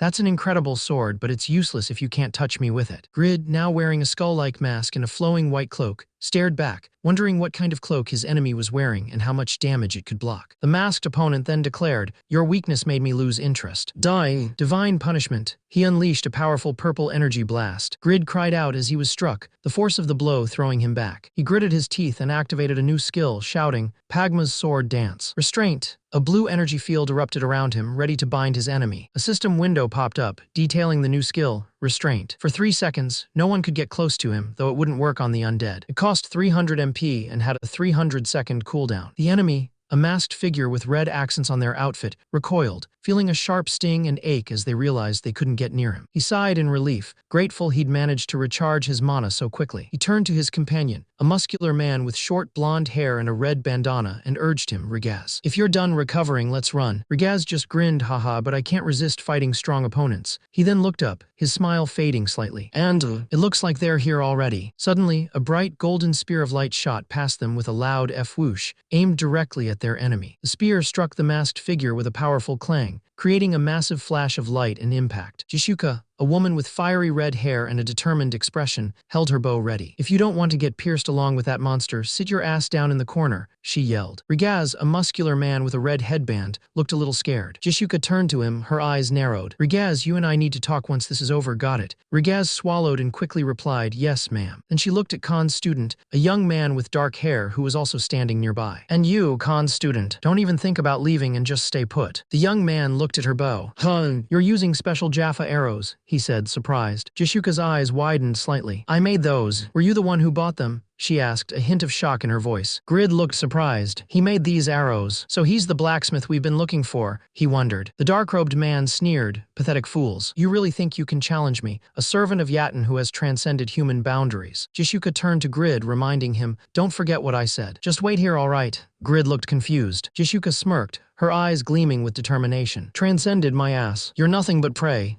that we, the Tzedaka Guild, will hunt." Behind her, the rest of the Tzedaka Guild members emerged from the shadows of the cave, ready for battle. He then looked at the details of his weapon. The +5 Daneslave reproduction was a unique class item with 500/500 durability, dealing 549-772 damage, but with an 8% damage speed reduction, and weighing 1/580. This sword was a reproduction of the mythical Daneslave, created by Albertino, the first human master blacksmith before Pagma. It was considered a masterpiece, even inspiring Pagma himself. The sword also dealt extra damage based on the enemy's defense, increased damage with more defeated enemies, and granted the skill Golden Flash. To use it, one needed to be level 250 plus, have 800 plus strength, and advanced sword mastery. This is Malaxis, the high priest of the Yatin cult. He's responsible for countless atrocities, like sacrificing 87 virgins to turn a king into an imbecile and another 607 to unleash a plague. He's made the Yatin cult one of the most powerful groups on the continent. Malaxis laughs, his eyes glowing red through his mask. Just pray, you say. You really think you can defeat me, the faithful servant of Yatin who has transcended human boundaries. A female warrior with long red hair, wearing red and white armor, aims her glowing bow at. Oh yeah,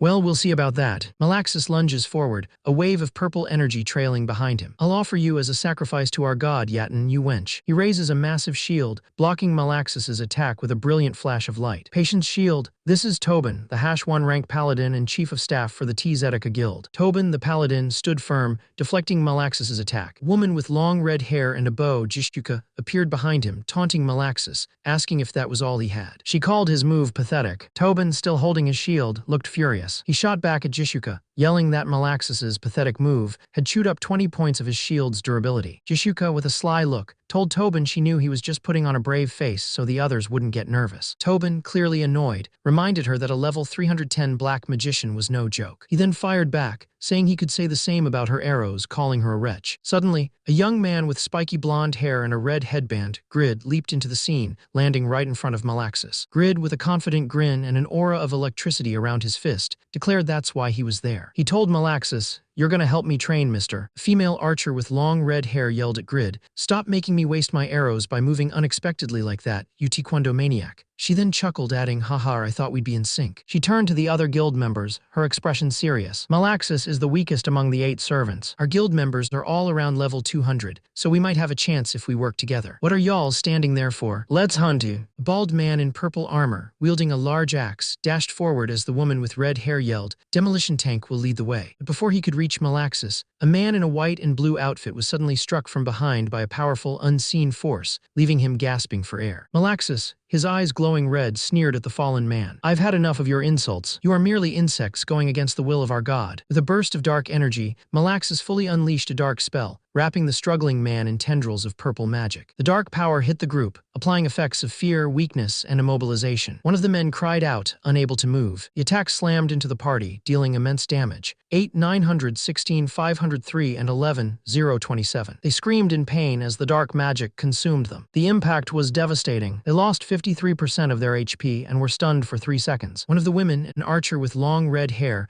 looked up in shock, realizing they had lost at least 30% of their total health. Malaxis's black magic debuff skills, instant defenses, overflowing mana, and incredible recovery speed made him an extremely formidable opponent. He looked down at the fallen group and chuckled, wondering who was hunting whom now. As the attacks rained down, a warrior with blonde hair and a shield shouted, "Everyone protect Jishuka." Jishuka, with her long red hair, replied that a potion was enough for her. Jishuka then gave a fierce order to her team. "Listen up. I have an order for all of you. Protect the blacksmith Grid before anyone else, including me." The team responded, "We have to protect him at all costs." But as the dust cleared, they saw Grid standing there completely unharmed, a strange aura surrounding him. Jishuka and the warrior stared in disbelief. "He's completely unharmed. But how?" she exclaimed. Jishuka looked at Grid, who was wearing armor and carrying a sword. She thought, "He has a sword and is even wearing armor. I thought he was a blacksmith, so why? Was it false information?" "No, he said he made those arrows himself." Malaxis, the dark mage, was equally stunned, his eyes wide. "Impossible. How is that insect still standing?" he wondered. A red-haired woman with fierce eyes, holding a potion, screamed in frustration. "What the hell is going on here? Vanguard, attack!" He brought his weapon down on the mysterious cloaked figure, but it simply clanged off, doing no damage. Another Vanguard warrior, a man with a bald head and a determined expression, grunted, "Tusk. I can't pierce that cloak with my attack power." He tried a different tactic, launching a rapid speed attack with his axe. "Then what about a speed attack?" he yelled. But the cloaked figure, now revealed to be a man with long dark hair and glowing red eyes, sneered,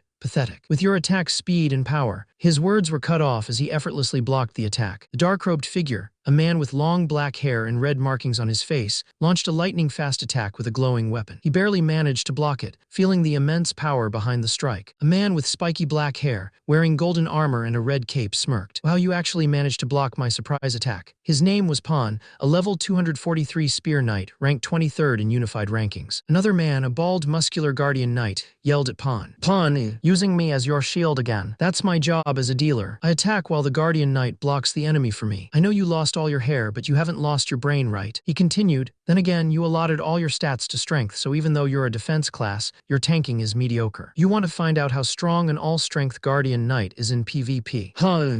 The other player, Clark, a man with spiky black hair and red eyes, wearing golden armor with red accents, shot back. "Shut up, Baldy. I'm embarrassed we're the same age. Right back at you, you spear maniac." Suddenly, a tall, imposing man with long black hair, a white mask, and a long dark coat who looked like a demon roared, "Shut up, you lowly wretches." He then spun around, his long black scarf trailing behind him, and lunged forward with his spear. He shouted, "Mock spear." The spear slammed down, creating a massive explosion of light and energy. The enemy general, a man with a furious expression and red markings on his face, was shocked. He couldn't believe the attack had broken through 3 layers of his shield. "How dare this worm?" he roared. He decided to retaliate, throwing a barrage of glowing weapons at his opponent. "Let's see if you can block this too." Throwing weapons, he shouted, but the weapons were easily deflected, bouncing off the hero's defenses. The general, a burly man in purple armor, clutched his head in frustration. "Ugh, why is my skill so weak?" he cried out. The general, still clutching his head, heard a voice in his mind say, "Vantner, stop being greedy. You're a guardian knight." The voice continued, explaining that while an all-strength guardian knight might be popular in PvP,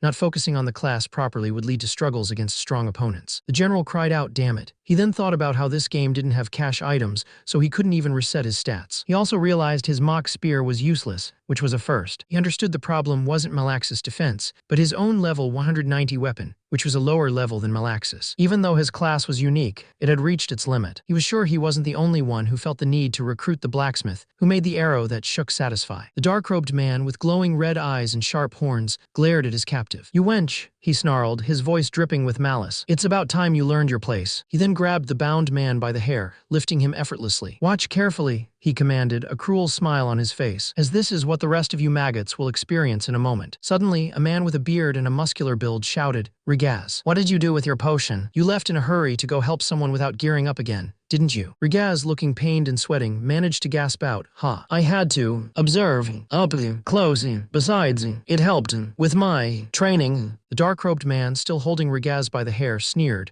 "Are you done saying goodbye?" He then brutally slammed Rigaz's head down, making him scream in pain. Another man with long blonde hair and a blue scarf watched in horror. "HDH, that F***seeker," he exclaimed. "Rankers lose a lot of experience if they die." The female archer, Jishuka, with long red hair and a red and white outfit, thought to herself that Malaxis' powers and defenses were too much to overcome. She knew Rigaz had jumped in without thinking, but now she had to decide. Save him and risk everyone else, or abandon him and focus on Malaxis. Suddenly, a voice cut through her thoughts, asking, "What the heck are you rankers doing?" Jishuka's eyes widened in surprise. Malaxis, with his dark robes and red markings on his face, looked shocked as a powerful surge of energy crackled around him. A flash of light and a powerful whoosh indicated a swift attack. 2 figures in blue and white armor, one in the foreground and one behind, moved with incredible speed, their blades glinting. The man in blue armor with sharp red eyes glared at Malaxis and commanded, "Release him now." The man in blue armor, Malaxis, flinched, his red eyes widening in anger. He recognized the voice. "It's that roach again," he roared, shaking off the magical restraint that had held him. He looked up, his face a mask of fury, while the other man, with dark hair and red eyes, stared back with a calm, intense gaze. A mesmerizing sword dance unfolded, so powerful and beautiful that it seemed to freeze time for everyone watching. The dark-robed man with glowing red eyes screamed, "The only thing I have to fear is my god Yatin. I can kill him in a mere second. Just 1 second." But a look of disbelief and rage crossed his face as he wondered, "And yet, how is this roach overpowering me?"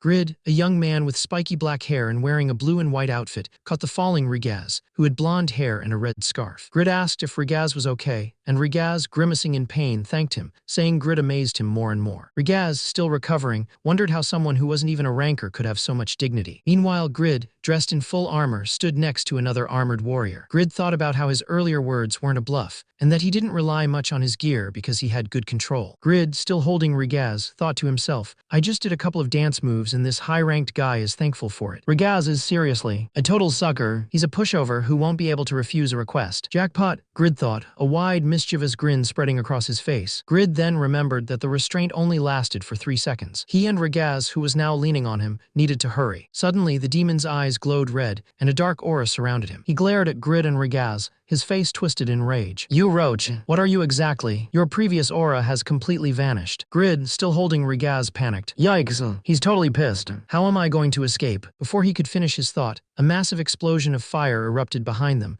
creating a huge boom and a bright flare of light. A woman with long, light brown hair, wearing a red and gold dress, appeared. She had a confident smile and held a ball of fire in her hand. Now's your chance. Run. She was Layla, the #2 ranking mixed magician. Grid's eyes went wide. That's Layla, the world-famous singer. She's a part of your guild too. Regaz, still leaning on him, smirked. Yes, she's been a colleague of mine since LTS. Suddenly, a man in blue armor with a wide smile and heart-shaped eyes appeared, throwing his arm around the blonde warrior. I'm a fan. I love your songs. He gushed, but the blonde warrior quickly pushed him away, yelling dash. Watch out! A powerful explosion erupted behind them, sending a blinding flash of light towards the man in blue armor. He was completely engulfed in the blast. A red-haired woman, drawing back her bow, screamed in frustration, That idiot. What the heck does he think he's doing? Get your ass over here right now. Meanwhile, the dark-haired man with red markings on his face, surrounded by shadowy tendrils, smirked. Do you think I'll let you off that easily? He snarled as arrows pierced his body, doing nothing to stop him. He waved his hand, and the shadowy tendrils lashed out, striking the man in blue armor from a distance. The dark-haired man glared, his eyes glowing red. It looks like a rat snuck in to help the insects, he muttered, clearly annoyed. Suddenly, a figure swooped in, grabbing the main character by the back of his cloak, and pulling him out of the way just as 2 assassins, cloaked and armed with daggers, darted past where he had been standing. The person who saved him was a tall man with short brown hair, wearing dark, practical clothing and a cape. A title floated above him, Faker #1 ranking assassin. The main character, now on his hands and knees, looked up and said, Whoa, whoever you are, that was some nice timing. Before he could finish, a bright flash of light erupted from the ground beside him. More assassins, cloaked and moving like shadows, swarmed from all directions, launching a volley of sharp projectiles at the Dark Lord. The projectiles clanged harmlessly against an invisible shield that shimmered around the Dark Lord. He looked annoyed, asking, Do you really think you can defeat me with the force of numbers, little rat? How pathetic. 2 other warriors, watching the scene unfold, were amazed. One of them exclaimed, That shield is unbelievable. It's in effect at all times, doesn't need a casting spell, and protects his entire body. The other corrected him, No, I think he only uses it whenever he needs to defend himself. The warrior with spiky dark hair reminded his companion that Jishuka's arrows had hit the shield user earlier. He pointed out that there was a moment when the shield didn't go up in time, creating an opening. He then asked Regaz, a man with short blonde hair and a red scarf, if he had charged at the shield user and used a piercing strike to test that theory. Regaz, who was kneeling, simply asked if he could say train instead of check. Another warrior, a man with a shaved head and a stern expression, said that knowing this didn't matter since their attacks still weren't working. He then turned to a cloaked figure named Faker, asking if his attacks also failed. Faker, a woman with long dark hair and a serious expression, realized that if the opponent was saving his power by choosing when to use his shield, then his next move would be to attack. Suddenly, a powerful, dark energy erupted from the opponent, who was now revealed to be a formidable figure with glowing red eyes and horns, calling himself the Benevolent Ruler of Hell. The Benevolent Ruler of Hell, surrounded by a swirling vortex of red energy, demanded power to rip out the hearts of those who dared to belittle his faithful servant. The ground rumbled, and a dark, ominous energy spread across the area, making the heroes uneasy. He called upon the gatekeepers of hell he had disciplined, ordering them to be released. With a growl, 3 monstrous, 3-headed dogs with glowing red eyes emerged from the darkness. He commanded the beasts to tear his enemies to pieces. With a chilling smile and glowing red eyes, he gave the final order, kill them. Suddenly, a massive 3-headed dog, Cerberus, burst forward, its eyes glowing red as it charged at the group. One of the men laughed, thinking it was just a simple dog. He did all that just to summon a dog. We'll handle this, he boasted. But another, a woman with long orange hair and a bow, warned him, Wait, don't be so reckless. The Cerberus unleashed a powerful blast from each of its heads. Fire, ice, and poison, all converging into a single devastating attack. The attackers screamed as the combined elemental force engulfed them. The orange-haired woman watched in horror. They were killed with one blow, and that speed is... Those idiots, she exclaimed, realizing the true power of the summoned beast. The woman with long orange hair yelled, Vanguard attack, and the rearguard form a black protect grid. You have to protect him no matter what. She realized that the man's sword dance was more like a blade dancer's than a blacksmith's, but he had recognized the dangerous Jaffa arrows, so they would guard him for now. As the orange-haired woman fired an arrow, another man with short dark hair wearing a black and purple outfit shouted, "Everyone out of my way." He knew he couldn't get close to Malaxis, but he had a plan. Bald man with a pink shoulder guard and a large axe screamed, "This dog is mine to kill." He swung his axe with incredible force, a golden aura surrounding him as he made a direct hit on one of Malaxis's heads. The monster snarled, unharmed. The man stared in disbelief. He couldn't believe it. That was a direct hit, but there's not a scratch on it, he thought, his eyes wide. Suddenly, Malaxis let out a terrifying roar and a powerful shockwave erupted from it, pushing the man back. The man, now wearing a full set of armor, stood firm, a golden glow around him. "You mongrel, don't underestimate a guardian knight's defense," he shouted, bracing himself as the ground rumbled. But then, a green, corrosive energy enveloped his axe. My axe. It's corroding," he cried out in horror as his weapon began to melt away. Pan, a man with dark hair tied back with a red ribbon, wearing gold and red armor, lunged forward, shouting, "Mock spear." He thrust his spear, creating a powerful blast of energy that hit the three-headed dog monster. He called out to Vantner, "Vantner, I opened up a path, so get out of there." Vantner, a bald man with a beard, wearing purple and teal armor, gritted his teeth, thinking, "Damn it. I can't believe I have to receive his help." He activated his skill, Guardian's Power. A system window appeared, stating, "Guardian's Power stops the enemy's attack once." The three-headed monster pounced, but Vantner's skill protected him. Pan knew Vantner put all his points into strength and had the best defense in their guild. Yet this monster had easily torn through Vantner's defenses and wasn't even fazed by Pan's mock spear. He realized that thing's at least a level 300. The three-headed dog monster roared, unleashing a powerful blast of fire. The warriors in front braced themselves, their shields glowing as they absorbed the attack. Tobin, a warrior with long brown hair, gritted his teeth as his shield sparked and vibrated under the immense pressure. He yelled, "I understand there are numerous variables at play, but you guys are being too hasty. It's a high-level monster, but it's increasingly taking damage." He continued, "If we buy some time by focusing on defense, the ones in the rear can deliver their ultimate attack." Behind him, a female archer with long red hair pulled back her bowstring, preparing a powerful shot. Tobin cried out, "Wow. Hold on, Tobin." He struggled, his shield cracking under the strain. "My shield's one of the strongest there is, but it's also starting to crumble." "What a monster. But if we hang on a little longer, we can beat that thing." A man with dark hair, wearing a dark cloak and armor with red spikes, watched the battle. He had red markings on his face and looked surprised. He thought, how remarkable. They're actually managing to block that ferocious dog. In fact, they might even. The man with the long black hair, red markings on his face and glowing red eyes, watched with a sinister smile as the adventurers struggled. He had been confident they could defeat the ferocious dog, but then a huge number of similar, shadowy dogs appeared, surrounding the adventurers. The sheer number of monsters was overwhelming. The archer, Lower, looked shocked and defeated. "You can't be serious," she whispered. She then looked at her teammates, her eyes filled with despair. "This is hopeless. We won't be able to win. You guys." Lower turned her back to her teammates, her voice heavy with regret. "I hate to admit this, but we've failed this raid. I'm sorry." High Priest of Yatin, a man with long brown hair, red markings on his face and wearing dark robes, laughed maniacally. "Biwetahaza, you lowlifes, you have finally realized the omnipotence of Yatin. As his High Priest, I'm greatly pleased. Now it's time to die." Suddenly, a figure in blue armor stepped forward, their feet making soft thuds on the ground. The High Priest looked confused. He watched as his monstrous multi-headed dogs whimpered and cowered. "They're retreating." The dogs halted, growling nervously, clearly hesitant to advance. The armored figure walked past the dogs, saying, "Things were super hectic, so I almost forgot about this." The figure kept walking, and the other adventurers, including a man with short brown hair and a woman with braided brown hair, both holding glowing shields, looked on in shock, gasping as the figure continued to step forward. The figure, a man in shining armor, held up a magnificent shield that glowed with divine energy. A system window appeared, showing it was a divine shield, a rare item strong against dark magic, demons, and Yatin cultists. He thought to himself that since the real shield was stolen, he had no choice but to use this one. Suddenly, a terrifying red-eyed man with long dark hair and red markings on his face appeared, his expression twisted in rage. "It's that roach." Again, he growled, clearly recognizing the armored figure. The armored man, looking annoyed and a bit frustrated, held his glowing shield up. "I can't believe I have to use this failure." "Ugh," he muttered, clearly not thrilled about the situation. Suddenly, a group of adventurers found themselves facing three massive,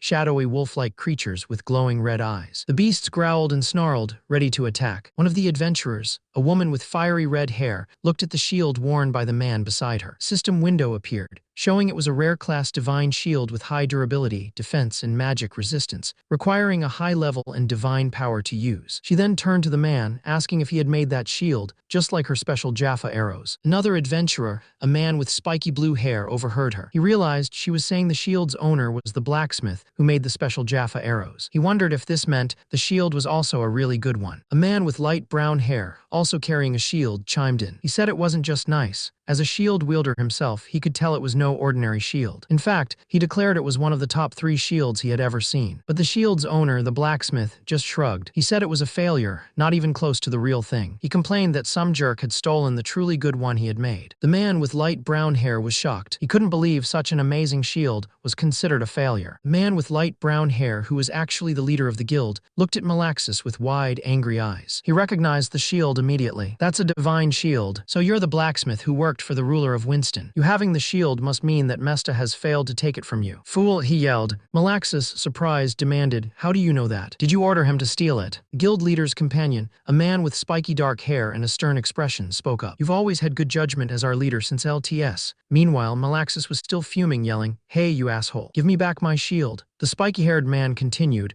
Malaxis is saying the same thing, so I guess he really is a blacksmith. He then thought to himself, but he's wearing heavy armor only knights can wear and a dagger that requires high agility. Not to mention that fancy sword dance earlier. It doesn't seem like he's an ordinary blacksmith. He turned to the guild leader. Your decision to put the guild at risk for an unknown player must mean that you believe he's a hidden class player, right? A woman with long red hair and a serious expression chimed in. It's just a theory. We can only find out for sure after we finish this raid. The red-haired woman, Yura, turned to a muscular man with blonde hair and a red bandana. Let's get ready. Rigaz, you're not going to sit back and let that jerk win, right? Rigaz, a man with a red scarf around his neck, grinned. Of course not. Rigaz then explained, when I fought Malaxis myself, I discovered a way to beat him. I just need to prepare one more thing. Yura added, when it comes to pure combat skills, he's even stronger than Pawn. He might be a little clumsy, but we need his power. Rigaz turned to Grid, who was holding his shield, and asked, Grid, I think those dogs are scared of your shield. Could you please help us? Grid looked surprised. Grid thought to himself, these guys must be in really big trouble to be asking me for help. This is my chance. A wicked grin spread across Grid's face. I bet I'll be able to make BIG bucks. Grid, with a sly grin, told them he had one condition for helping. He wanted half of all the items Malaxis dropped. One of the men, a bald warrior with a beard, exploded in frustration. He pointed out that with 17 people in their group, taking half the items was ridiculous and unfair, especially since they had helped Grid without asking for anything. Grid just shrugged, telling them they were a team and should share among themselves. He added that Rigaz was the one who helped him, so the others shouldn't make a big deal out of it. Another warrior with spiky dark hair and a red scarf stepped in. He calmly told the angry man, Vantner, that they couldn't defeat Malaxis without Grid's shield. He agreed to the 50-50 split, asking only that Grid remember their unconditional support. The warrior then turned to Jishuka, a red-haired woman in revealing armor,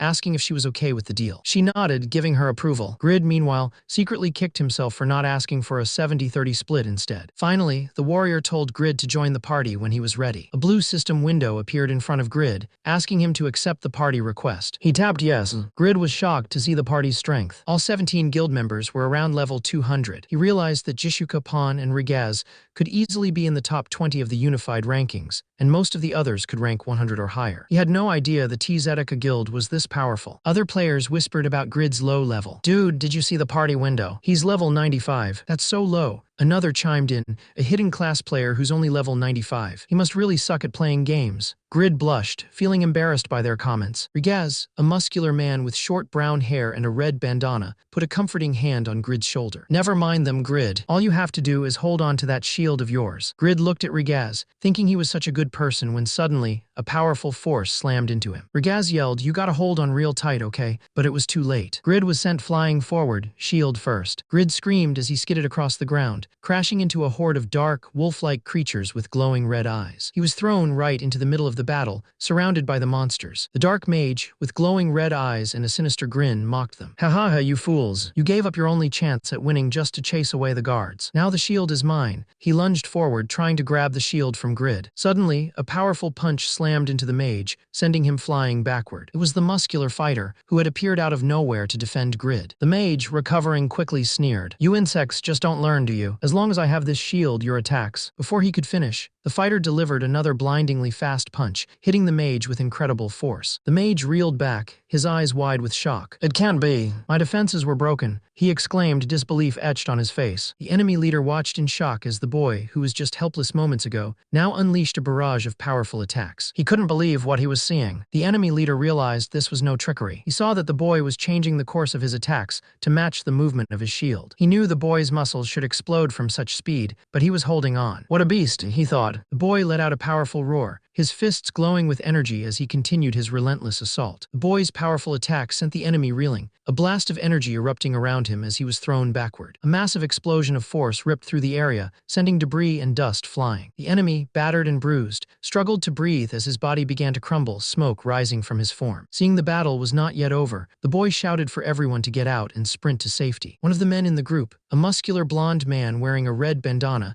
shouted at Grid to take care of the shadow dogs. Grid, holding his sword and shield, grumbled that he wasn't a dog sitter but figured it would be an easy task. Suddenly, a deep rumble echoed as the shadowy figure of the demon opened its eyes, glowing red with fury. It roared, calling them pathetic maggots and questioning how they dared harm Yatin's servant. With a powerful F-whoosh and boom, a massive wave of dark energy exploded from the demon, engulfing everyone in its path. A blonde man and a woman with long red hair and a bow stood ready, surrounded by the swirling dust and energy. Another man, wearing golden armor and holding a spear along with a shield bearer, wondered if it was over. But the shield bearer quickly realized the demon still had a lot of mana left. The demon, a shadowy figure with glowing red eyes and tendrils of dark energy swirling around him, was healing himself even as he used up a lot of mana to maintain his powerful shield. The fighters knew they had to break that shield to win. The demon, his face contorted in a sneer, declared that the humans had made him waste energy, but that his shield was an unbreakable wall. Suddenly, a bright flash of light erupted from his face, and he cried out in pain. The blonde man who had just attacked looked surprised. He had thought he wouldn't be able to pierce the shield, but it seemed he had. He realized that his piercing strike worked because the demon didn't know where he would attack. He remembered how the demon had blocked Pon's mock spear with 3 layers of his shield before. This meant the demon needed to focus to properly use his shield. But when he tried to spread his shield everywhere to block all their attacks, he couldn't focus on any single point. The archer, with her fiery red hair and determined eyes, declared that she had broken through the demon's defenses with her most powerful arrow. The dark-haired warrior, holding his shield, spoke to the demon Malaxis, saluting his magical prowess for healing even with half his head gone. He then turned to the muscular man beside him, Rigaz, asking if he was all right as there wasn't much left to do. Rigaz, with his blonde hair and red scarf, confirmed that thanks to them, they could wrap things up now. But the demon, his face still mangled, let out a raspy laugh. "Huh,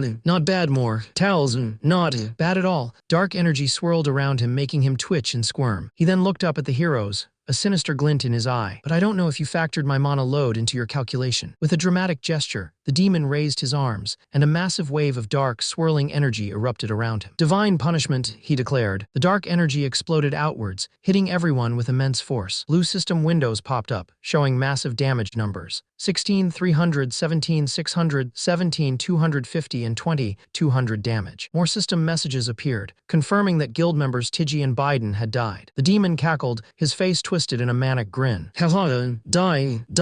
This is the power of the mighty Yatin. This is the rage of Yatin's high priest. Die, vermin." The red-haired woman, crushed under the weight of the attack, realized the dire situation. "This is bad. At this rate, we'll all be slaughtered," she thought, determined not to let her guild members' sacrifices be in vain. She saw her chance. "Now's my only chance," she thought, pulling back her bowstring, preparing to use a powerful skill that would consume all of her mana. She unleashed her powerful attack, a fiery phoenix arrow, sending it hurtling towards the enemy. The arrow struck with a massive explosion, engulfing the area in a blinding flash of light and fire. The ground rumbled from the impact. The man, still standing, looked surprised. "Whoa, that was strong," he said, a little out of breath. He coughed, a little blood dripping from his mouth. "Keg, that was quite something, I must say." But he wasn't finished. Despite the powerful attack, he stood firm, ready to continue the fight. The monster's face contorted, a dark energy swirling around its damaged eye. It began to heal itself, taunting them. "I win, maggots." A woman with long red hair and a bow knelt on the ground, clearly exhausted. Damn it," she grumbled. Another woman with dark skin and a shield, along with a bald man wielding an axe, charged forward. Vantner, we're the only ones who can move. We need to finish him off before he heals, she yelled. The bald man swung his axe, clashing against the monster's defenses with a loud clang. The monster blocked the attack, its dark energy flaring. The bald man and the shield-wielding woman looked frustrated. Damn it, the bald man shouted. The red-haired woman looked up at a man with dark hair and a white cloak, who stood protected by a golden shield. Honey, what happened? Why is everyone on the ground? Somebody do something. You're not hurt at all. I guess that shield protected you. The two heroes, a muscular man with a red scarf and a man in golden armor, stood ready. The muscular man said they had dealt a big blow, but he didn't think he and his companion could finish the enemy off. The young man with black hair, looking frustrated, thought, and they call themselves the strongest guild ever. After everything I've done to, suddenly, he noticed something. Blue system windows appeared before him, showing various stats. He looked at the system windows, which displayed health points 20%, physical damage 20%, max defense 20%, and max mana 30%. He realized he had been so focused on everyone else's stats that he hadn't seen this before. With a flash of light, the young man dashed forward, his sword glowing brightly as he prepared to strike. The monster, a hulking red creature, laughed menacingly, saying it would help him enjoy his last moments. The two heroes stood ready to fight, their weapons raised. The other adventurers looked terrified, realizing the monster's healing power was too insane to overcome. They knew they had failed the raid. The monster, with its red eyes glowing, grinned maliciously and asked if they had had enough. Suddenly, a young man with dark hair and blue armor, wielding a longsword, leaped into the air, ready to strike the monster from above. The monster's eyes widened in shock as the young man, with a determined expression, brought his sword down. The sword plunged straight into the monster's chest. A blinding flash of red light erupted as the monster was pierced, its body exploding with energy. A system window popped up, announcing a critical hit and that his gauntlets would attack the target twice. The monster's eyes widened in shock. The monster exploded in a burst of red energy. The monster, still reeling from the attack, screamed in disbelief. I am the servant of the great god Yatin. So how?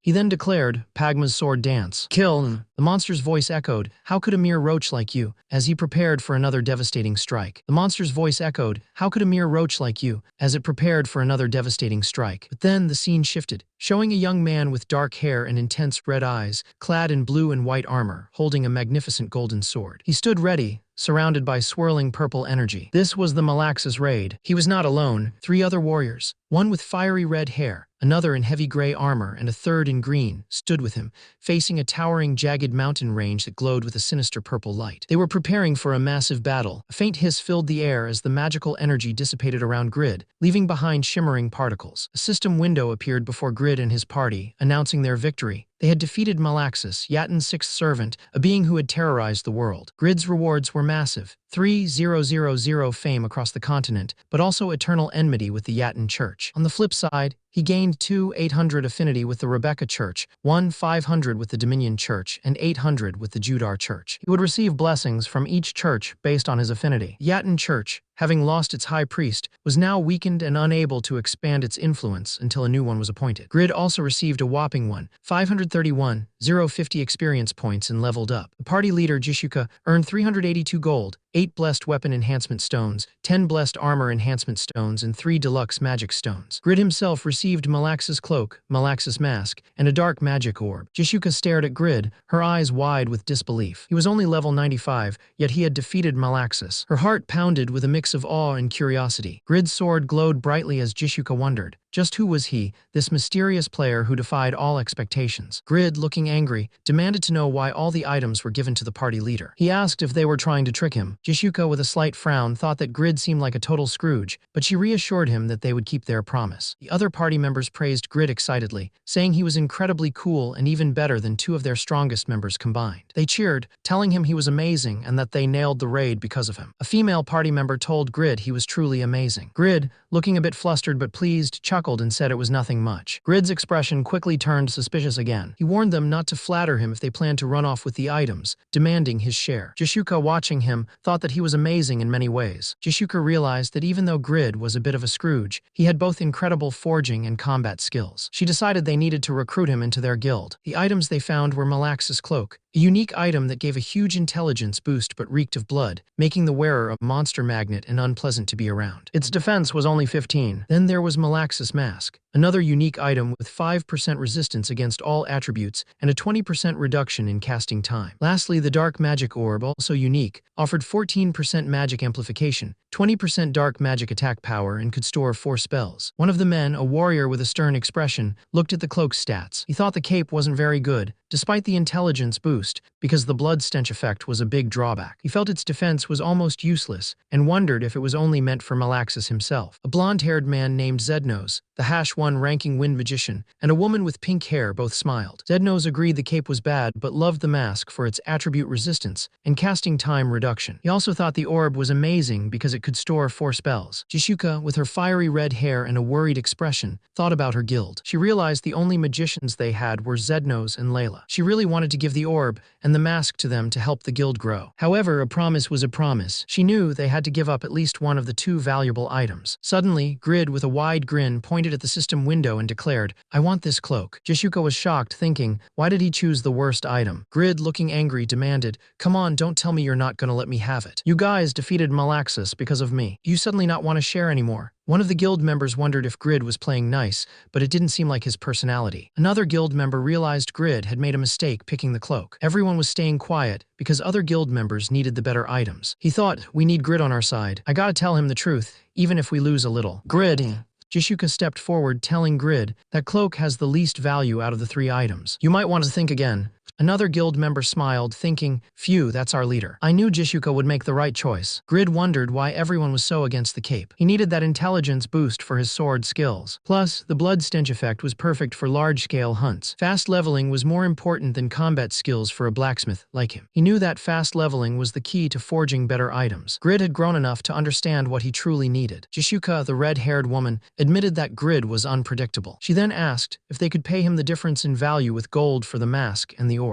She explained that they couldn't pay immediately since the price for special boss drops wasn't set. She'd have to list it in an auction to find the final bid price, which would take some time. Grid agreed, but told her she'd have to pay the cancellation fees herself. He then calculated the value of the enhancement stones and magic stones, which came out to approximately 33,600 gold. He told her she could keep all of it. She smiled warmly at Grid, her red hair framing her face. This raid wouldn't have been a success if it weren't for you anyway. You deserve that much. Grid, looking a bit flustered, was complimented by his companion. Whoa, she's so hot when she smiles. Grid, congratulations. Thank you so much for today. I'll help you find your stolen item tomorrow. Grid's eyes widened. Oh, you're gonna keep helping me with that. His companion grinned back. Of course. I gave you my word. That's the Taekwondo spirit. She turned to Grid. All right, Grid. I'll send you a message in 3 days after the bid price is finalized. Leave me a reply. With a final, shy smile, she said, "For now. See you, Grid." She then teleported away in a flash of light. Grid watched her go, realizing how quickly everything had happened. He looked around the empty cave. Everything happened in the blink of an eye. I guess it's time for me to go too. He looked into the dark cave entrance, wondering what the Malaxis guy was doing in there. He just loved exploring caves. Suddenly, a voice spoke, calling out to Lady Irene. "It's time," the voice said softly. Irene looked up, surprised, and saw a man with long hair and a kind face. "Doran," she asked. He told her she needed to get ready to return home. He explained that help was there for her and she shouldn't let it go. He then asked if she remembered the man he had told her about. Irene's face softened. "You mean the one who helped you rescue me from the Yatin cultists that time? Is he here to help me again?" she asked, hope in her voice. Grid looked at the ring on the woman's hand and suddenly remembered. The Yatin cultists. Oh, I remember. No wonder this looked so familiar. It was Doran's ring. So you were the Earl's daughter, he said, recognizing her now. Grid gave her a warm smile. Good to see you again, Lady Irene.